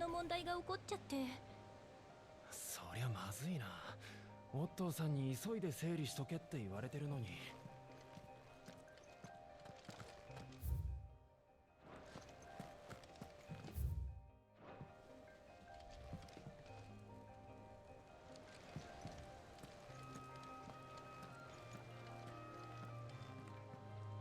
戻ったか、クライブ。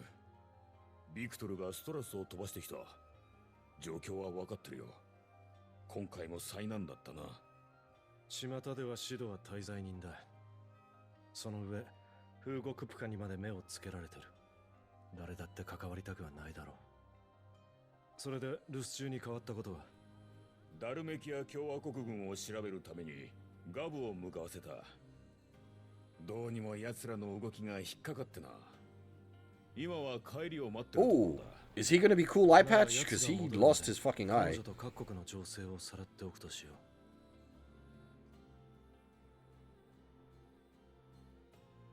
ビビアンか。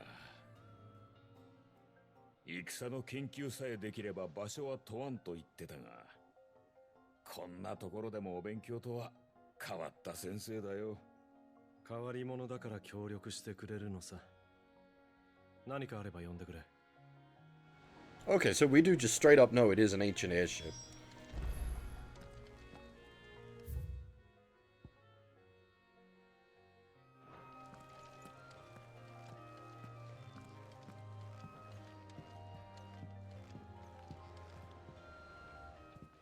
Vivian, 少しいいか。悪運が強いな。まだ生きているとは。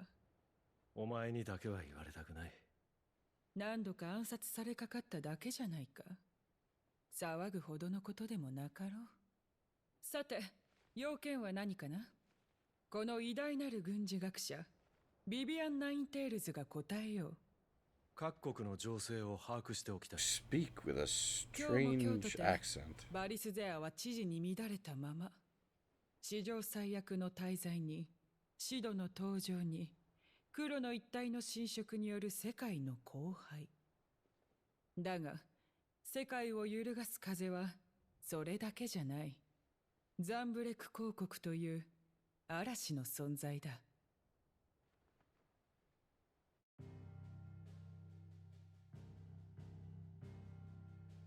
風の大陸北東に位置するザンブレク公国はかねてよりその国土を黒の一帯に蝕まれていた。そのため新たな領土を求めて海を挟んだウォールード王国と長く争いを続けている。ところが相手は召喚獣オーディンを擁する強国。そうやすやすと領土を奪えるわけもなく、事態は進展していなかった。そこでザンブレクの新公シルベストルが目をつけたのは、豊富な資源を抱えるクリスタル自治領だ。5年前のこと、君たちがマザークリスタルドレイクヘッドの破壊に動いていた裏で一挙にかの地へ侵攻制圧した。だがクリスタル自治領は文字通り世界の中心、最大の地理的要衝でもある。 Well, they just hopped capital. バリスゼア統一にも手が届くだろう。だからこそ各国は相互牽制として不可侵条約を結んでいたのだが、一方的に破られたとなれば紛糾は避けられん。ザンブレク公国、ダルメキア共和国、ウォールード王国、そして鉄王国、それぞれが生き残りをかけ乱世は加速しているよ。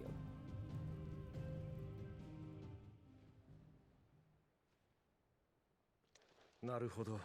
いい雲行きとは言えないか。世界にとってはな、今後の風の吹き方一つで君たちにとっては追い風になるかもしれない。こんなところだクライブ。こたびの講義代はお使いで手を打とうじゃないか。仕方ない。いいだろう。それではこの本を書庫の主に返しておいてくれ。語り部によろしく。Ah, and that's why we didn't have access to the lore master. 書庫へ行こう。What do you do? やあ、君か。私か。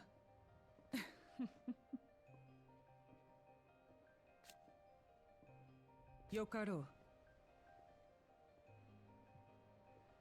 いつでも来るがいい。まったく。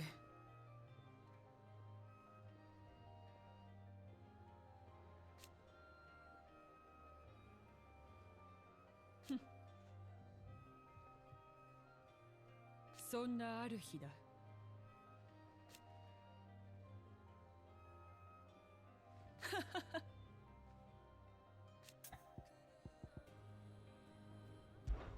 クリスタル自治領か。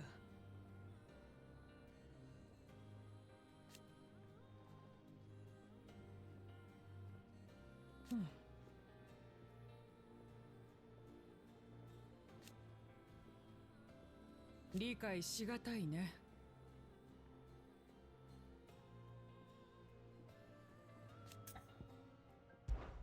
それでは始めよう。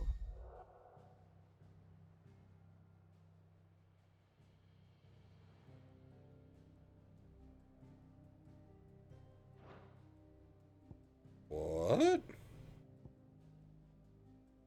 人を知ることが勝利につながる。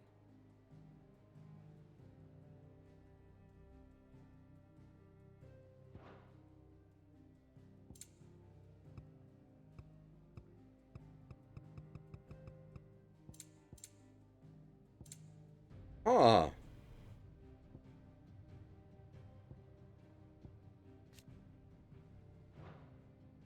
I'm now even more certain that Ambrosia is going to show up at some point. Because she isn't blacked out.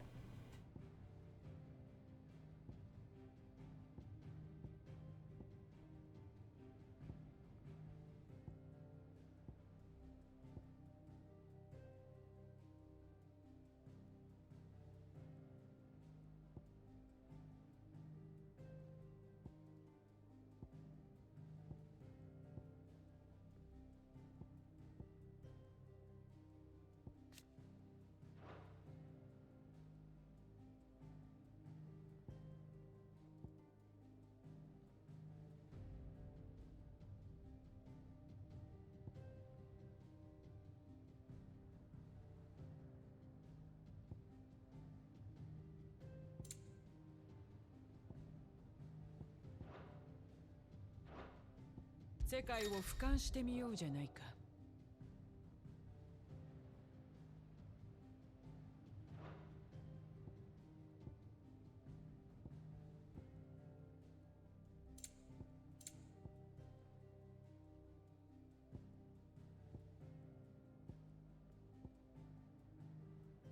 This is interesting. I did not expect like this much detail.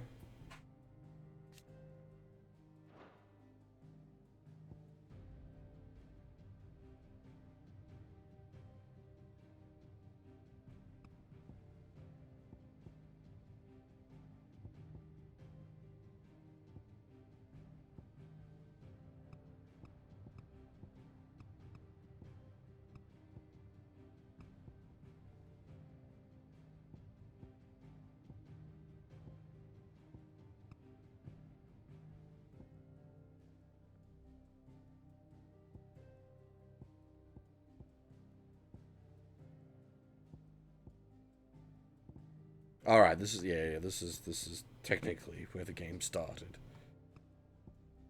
Big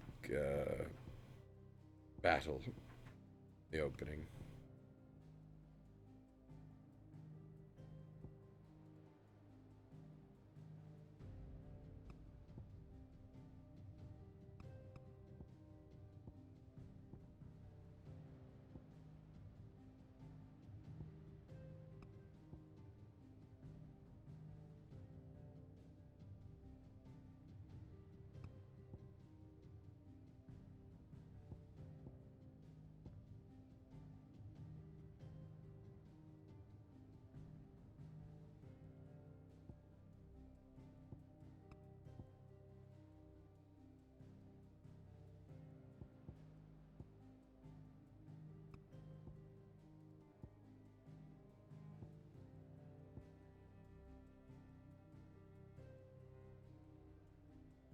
Yeah, so this is the incident I was talking about before, where Clive, I would say, is definitely still motivated to stab the fuck out of Annabella.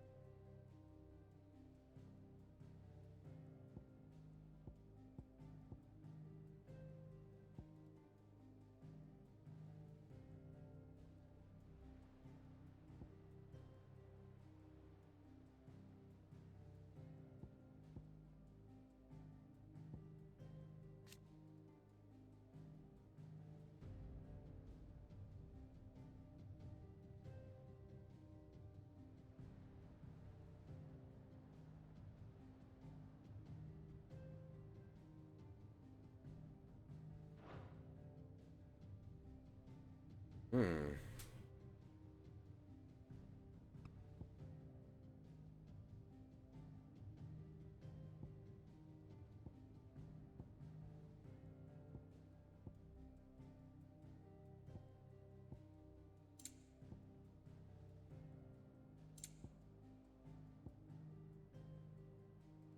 Was this still like an active... conflict there?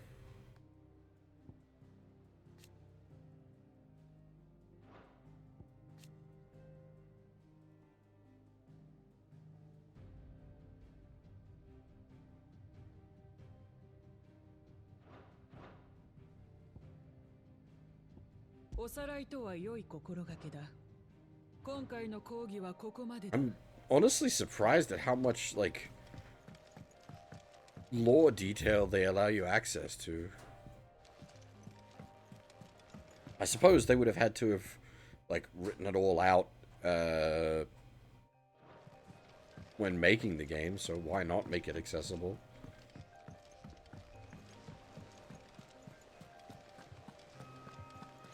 Ara, クライブ。今回の作戦はうまくいったの？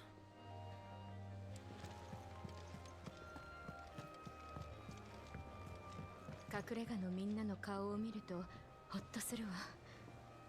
ここがそういう場所になって本当に良かった。Another thing you can do with time skips is introduce children.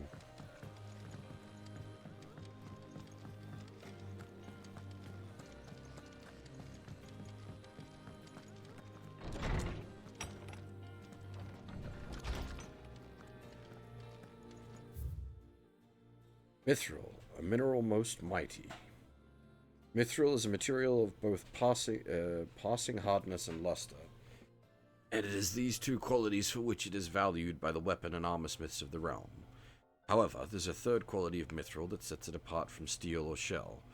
Its durance?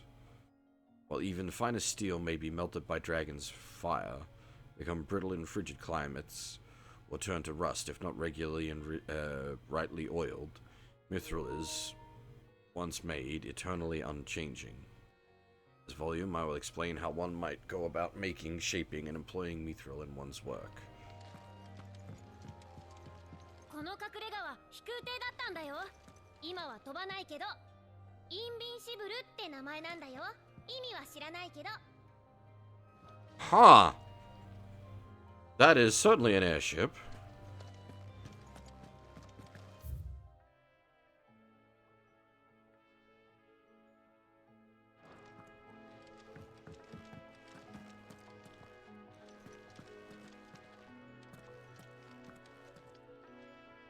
Harpocrates. そう呼んでくれるのはお主くらいだな。語り部と呼ばれすぎて自分の名を忘れそうになる。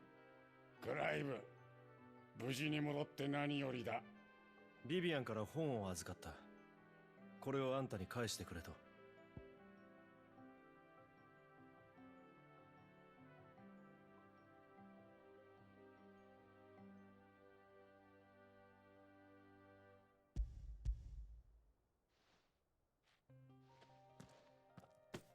若先生は相変わらず読むのが早いのう。わしももっと解読が早ければお主の頼みに応えられるかもしれんが、先日手に入れてもらった書物にもそれらしい記録はなかった。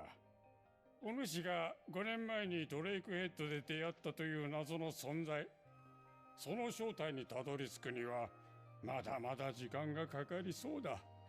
これだけの書物とあんたの学識をもってしても未だ尻尾さえつかめないとは。一筋縄で行く相手ではないということだろう。今は北部の古文書を探っている。何か分かったら知らせよう。助かるよ。書物に囲まれ木の実を食い知識の海に浸る。ここはわしの楽園だ。気にすることはない。テトは見てた。語り部、木の実ばっか食べてる。クロも知ってるよ。だからおなら臭いって。これこれ、笑せてない。好物が取り上げられたらどうしてくれる。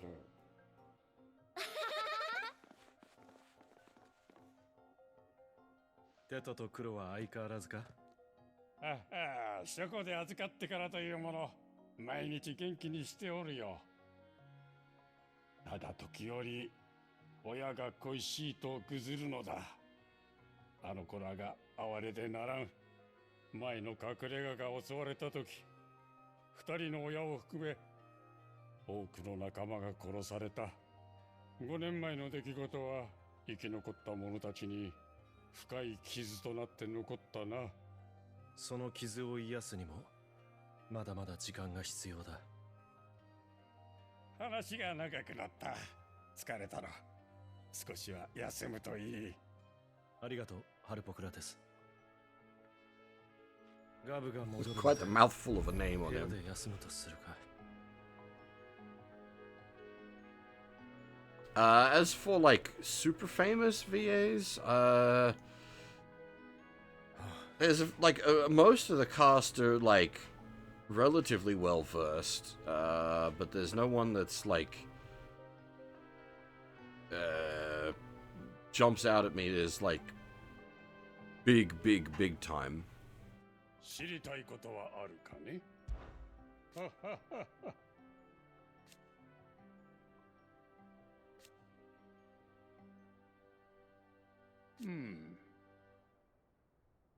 クライブ、待っておるぞ。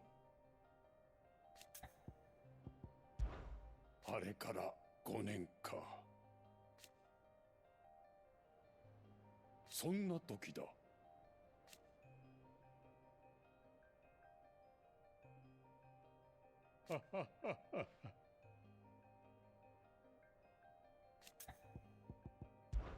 あの双子かね。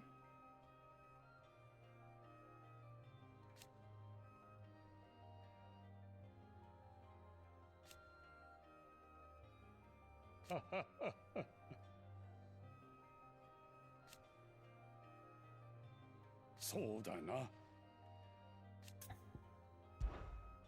お主の話はわしの好奇心を刺激してくれる。備忘録を見たいのだな。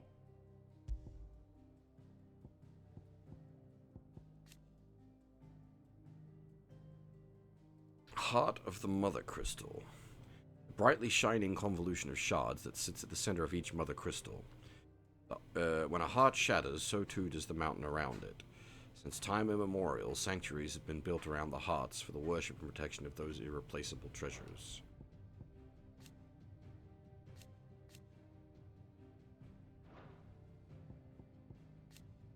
Magic barriers? Some dominants have the ability to call upon a part of their icon's power to summon a ward, a nigh-impervious barrier that no magic nor matter can cross.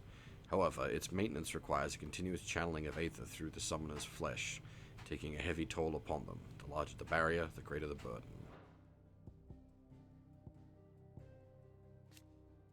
The Inner Sanctum, sacred chambers in which the hearts of the Mother Crystals are enshrined, believed to have been created before the time of the Fallen. They retain a portentous air even now, long after mankind has forgotten their significance. Ethereal tolerance, the ability to resist the effects of ethereal exposure, is higher in bearers and dominants, allowing them to survive concentrations of aether that would turn any human who lacks their gift. Some animals, including chocobos, also have a natural resistance to the effects of aether. One of the many reasons why the birds are so beloved across the twins. Aether floods, pools of concentrated aether that form on the land's surface, thought to be caused by an imbalance in its diffusion beneath. Though aether is usually invisible, at flood level concentrations, it takes on a blue glow.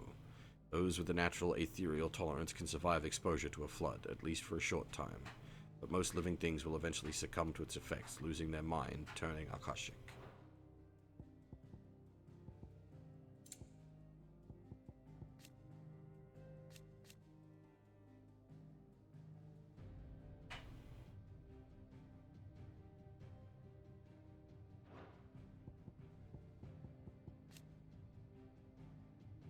Slave masters, those who own and manage bearer slaves. A bearer must always obey the orders of his or her master, and are largely forbidden from acting independently, even from speaking without express permission.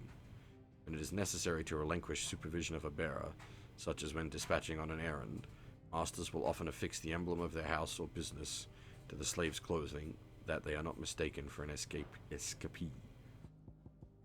Oh, we actually have, like, details on airships.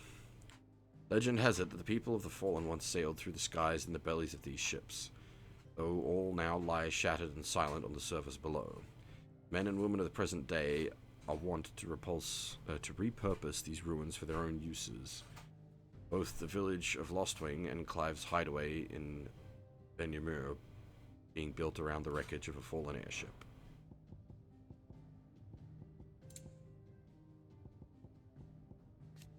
Beasts?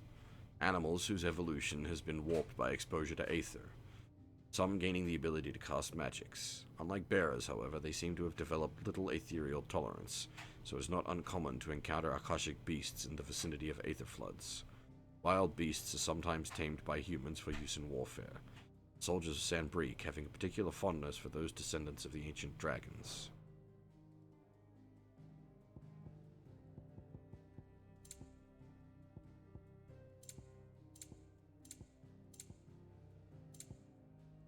The amount of pages expand? Sid the Outlaw, leader of the faction believed responsible for the shattering of Drake's head in 873. This single act of infamy, Sid's name quickly spread to the four corners of Valthia and beyond. Mythos, the name by which Ultima addresses Clive, appears to be his title for the vessel for limitless power that he means to make the young Lord Marquis. But to what end he requires such a thing, only Ultima knows.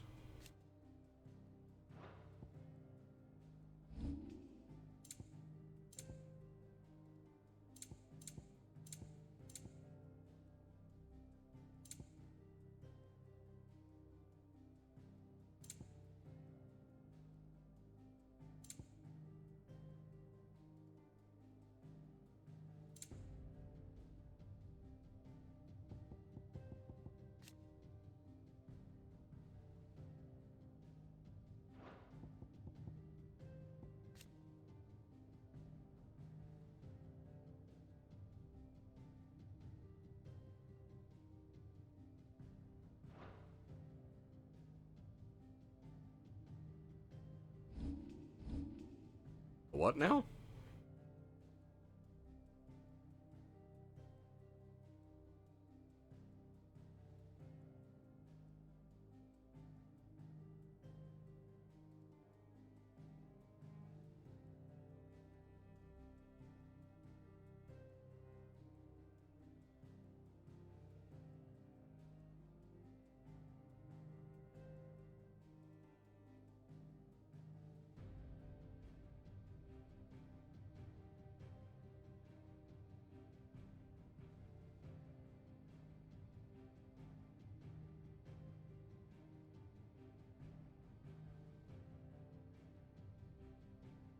I do not know the internal politics of Russia well.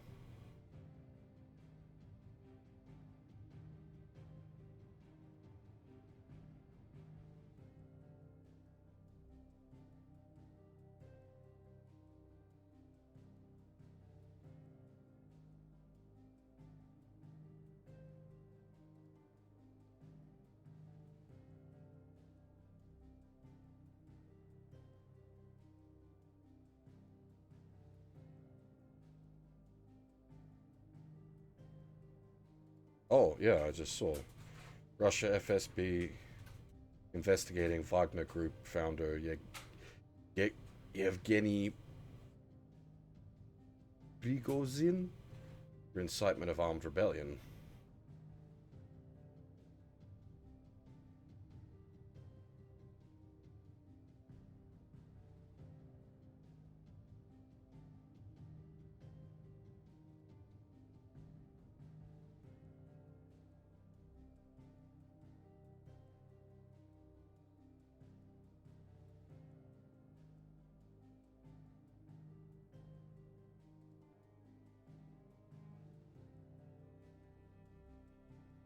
Oh boy.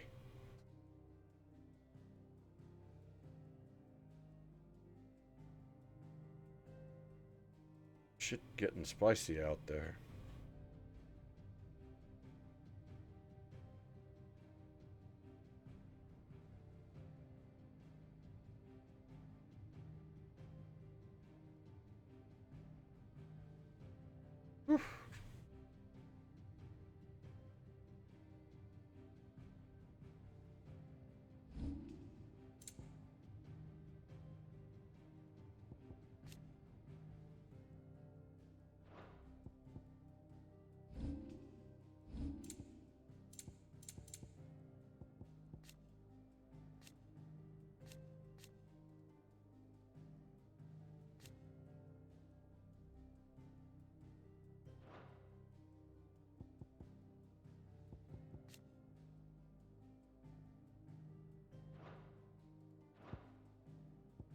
いつでも来るといい。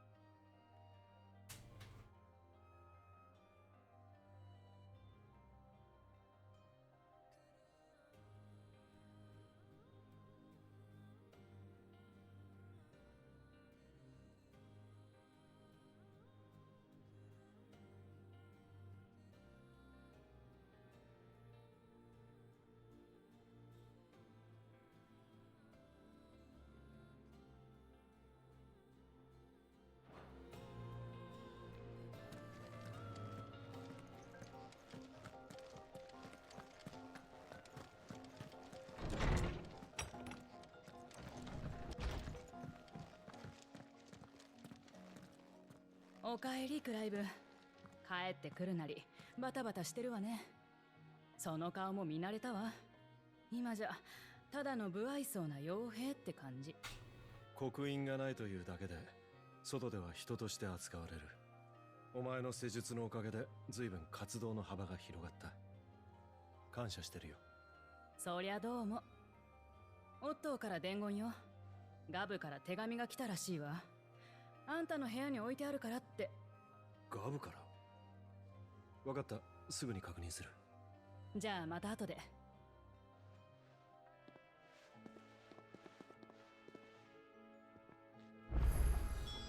ガブから手紙、何かあったか？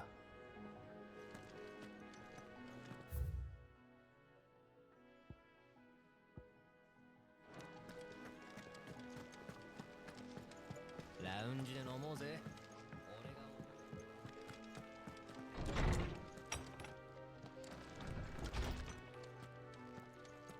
さっきオットーが来たわ。ガブの手紙を読んでくれってあなたに。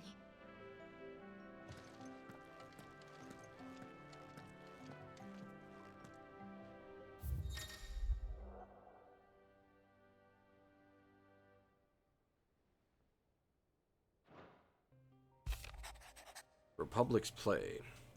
Republican army marches on the Empire at Twinside, and the men of the Rock have been summoned front. Something big is brewing. I reckon I'll see you... something big is brewing, I reckon. See you're done to wear upon my return.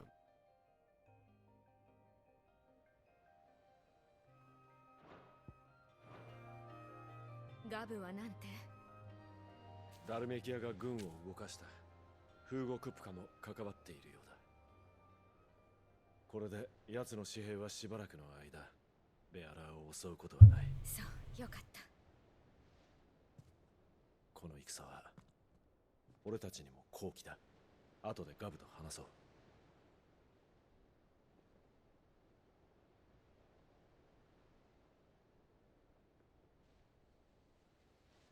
それにしても隠れ家の再建からここまで本当によくやってこれたと思う。5年遅すぎたくらいだよ。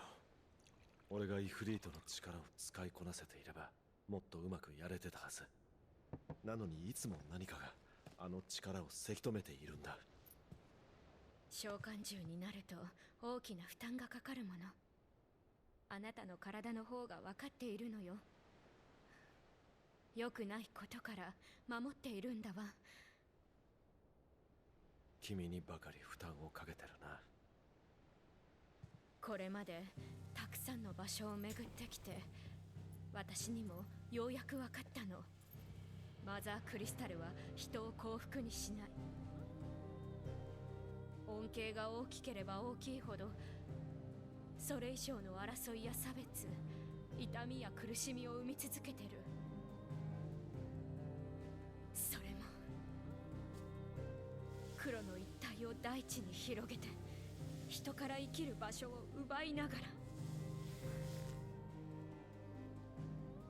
でもあなたは本気でそれを変えようとしてる。だから私も手伝いたいの。ジル、だがそれにね、これはあの時ジョシュアが救ってくれた命だから、どうせなら意義のある生き方をしたいじゃない。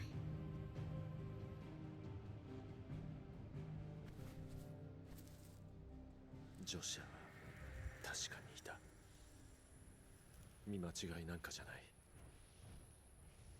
ジョシュアがアルテマと呼んだあの存在。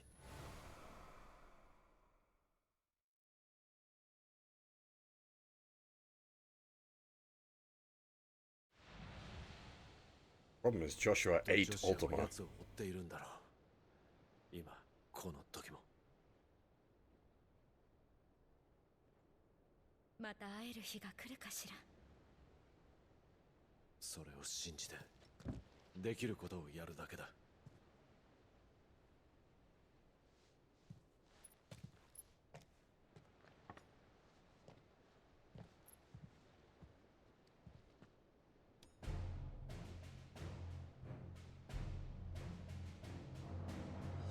すべてのマザークリスタルを破壊する。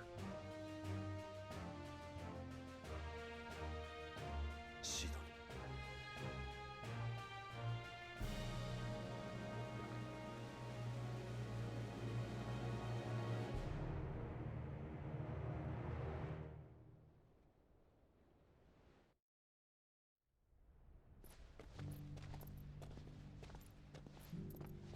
He got a costume level up. Nice.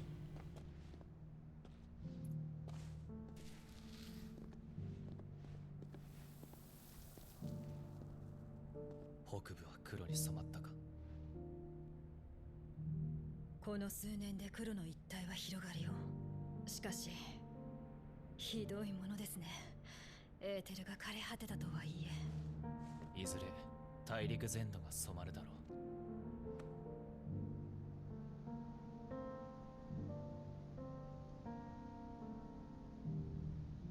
アルテマの痕跡を追う先々で世界が死んでいく。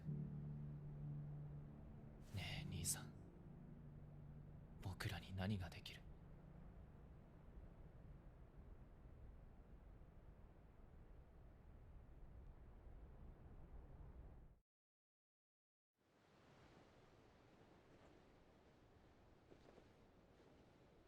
クレイブ、問題が。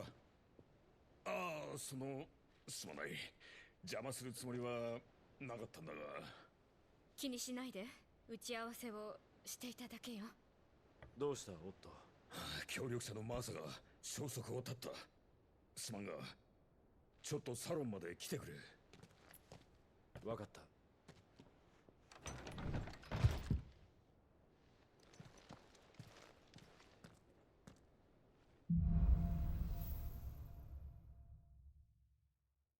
マーサに何があった？サロンへ向かいましょう。オットーから詳しい話を聞かないと。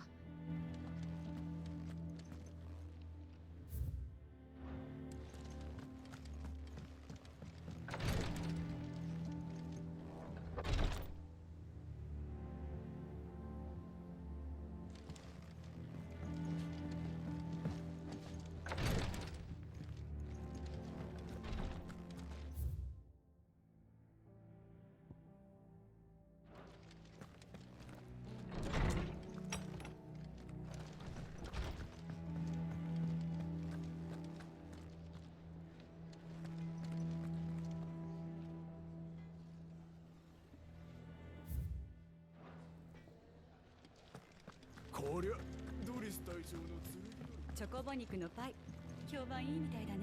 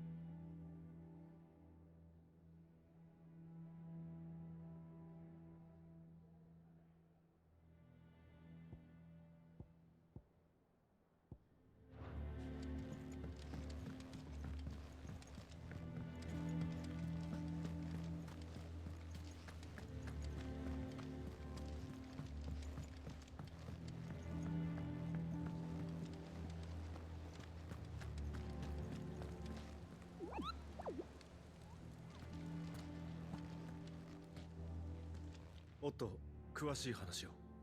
ロザリアに駐屯するザンブレク兵がマーサの宿に押し入ったらしい。知らせによれば怪我人も出ているようだ。そこに来てマーサも姿を消している。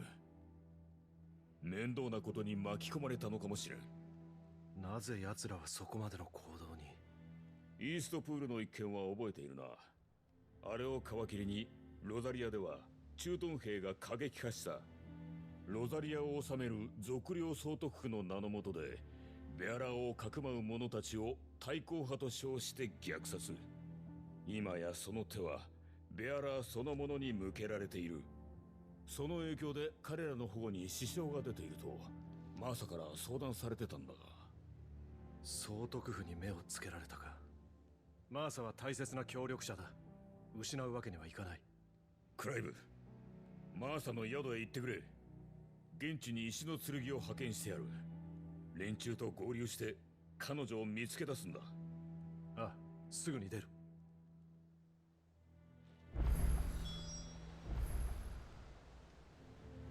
クライブ、マーサの宿へ行ってくれ。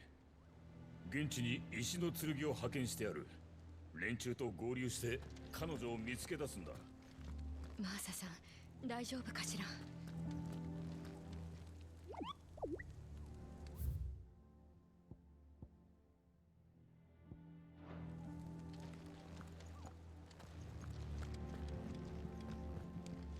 要件は何かな。 Why have you gone それ pink? では始めよう。情勢の変化を見ていこう。 Oh. Oh, yeah.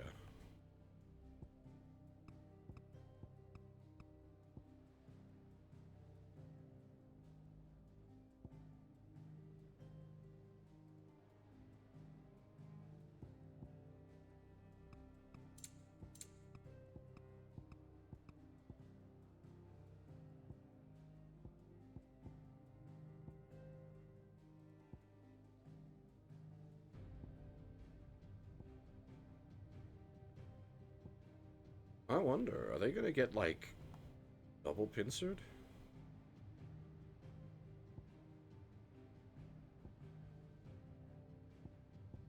They could potentially have the Dalmakians and Wallowed hitting them in the middle there.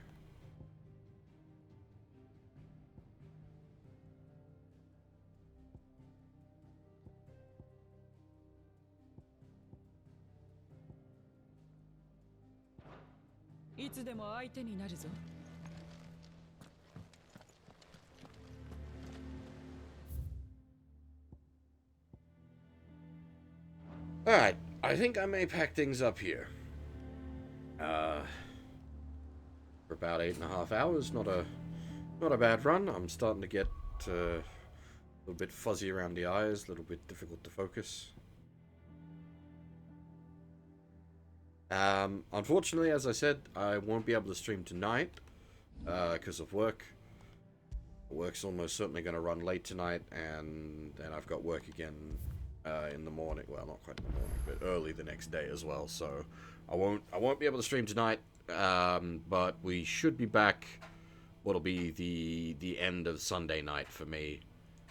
And we'll probably do another fairly beefy stream if I've got the energy for it. Hopefully I do. I certainly want to keep going.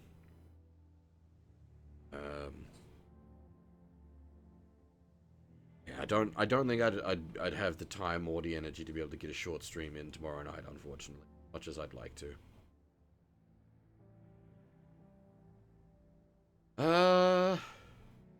Yeah, that's gonna do us for now.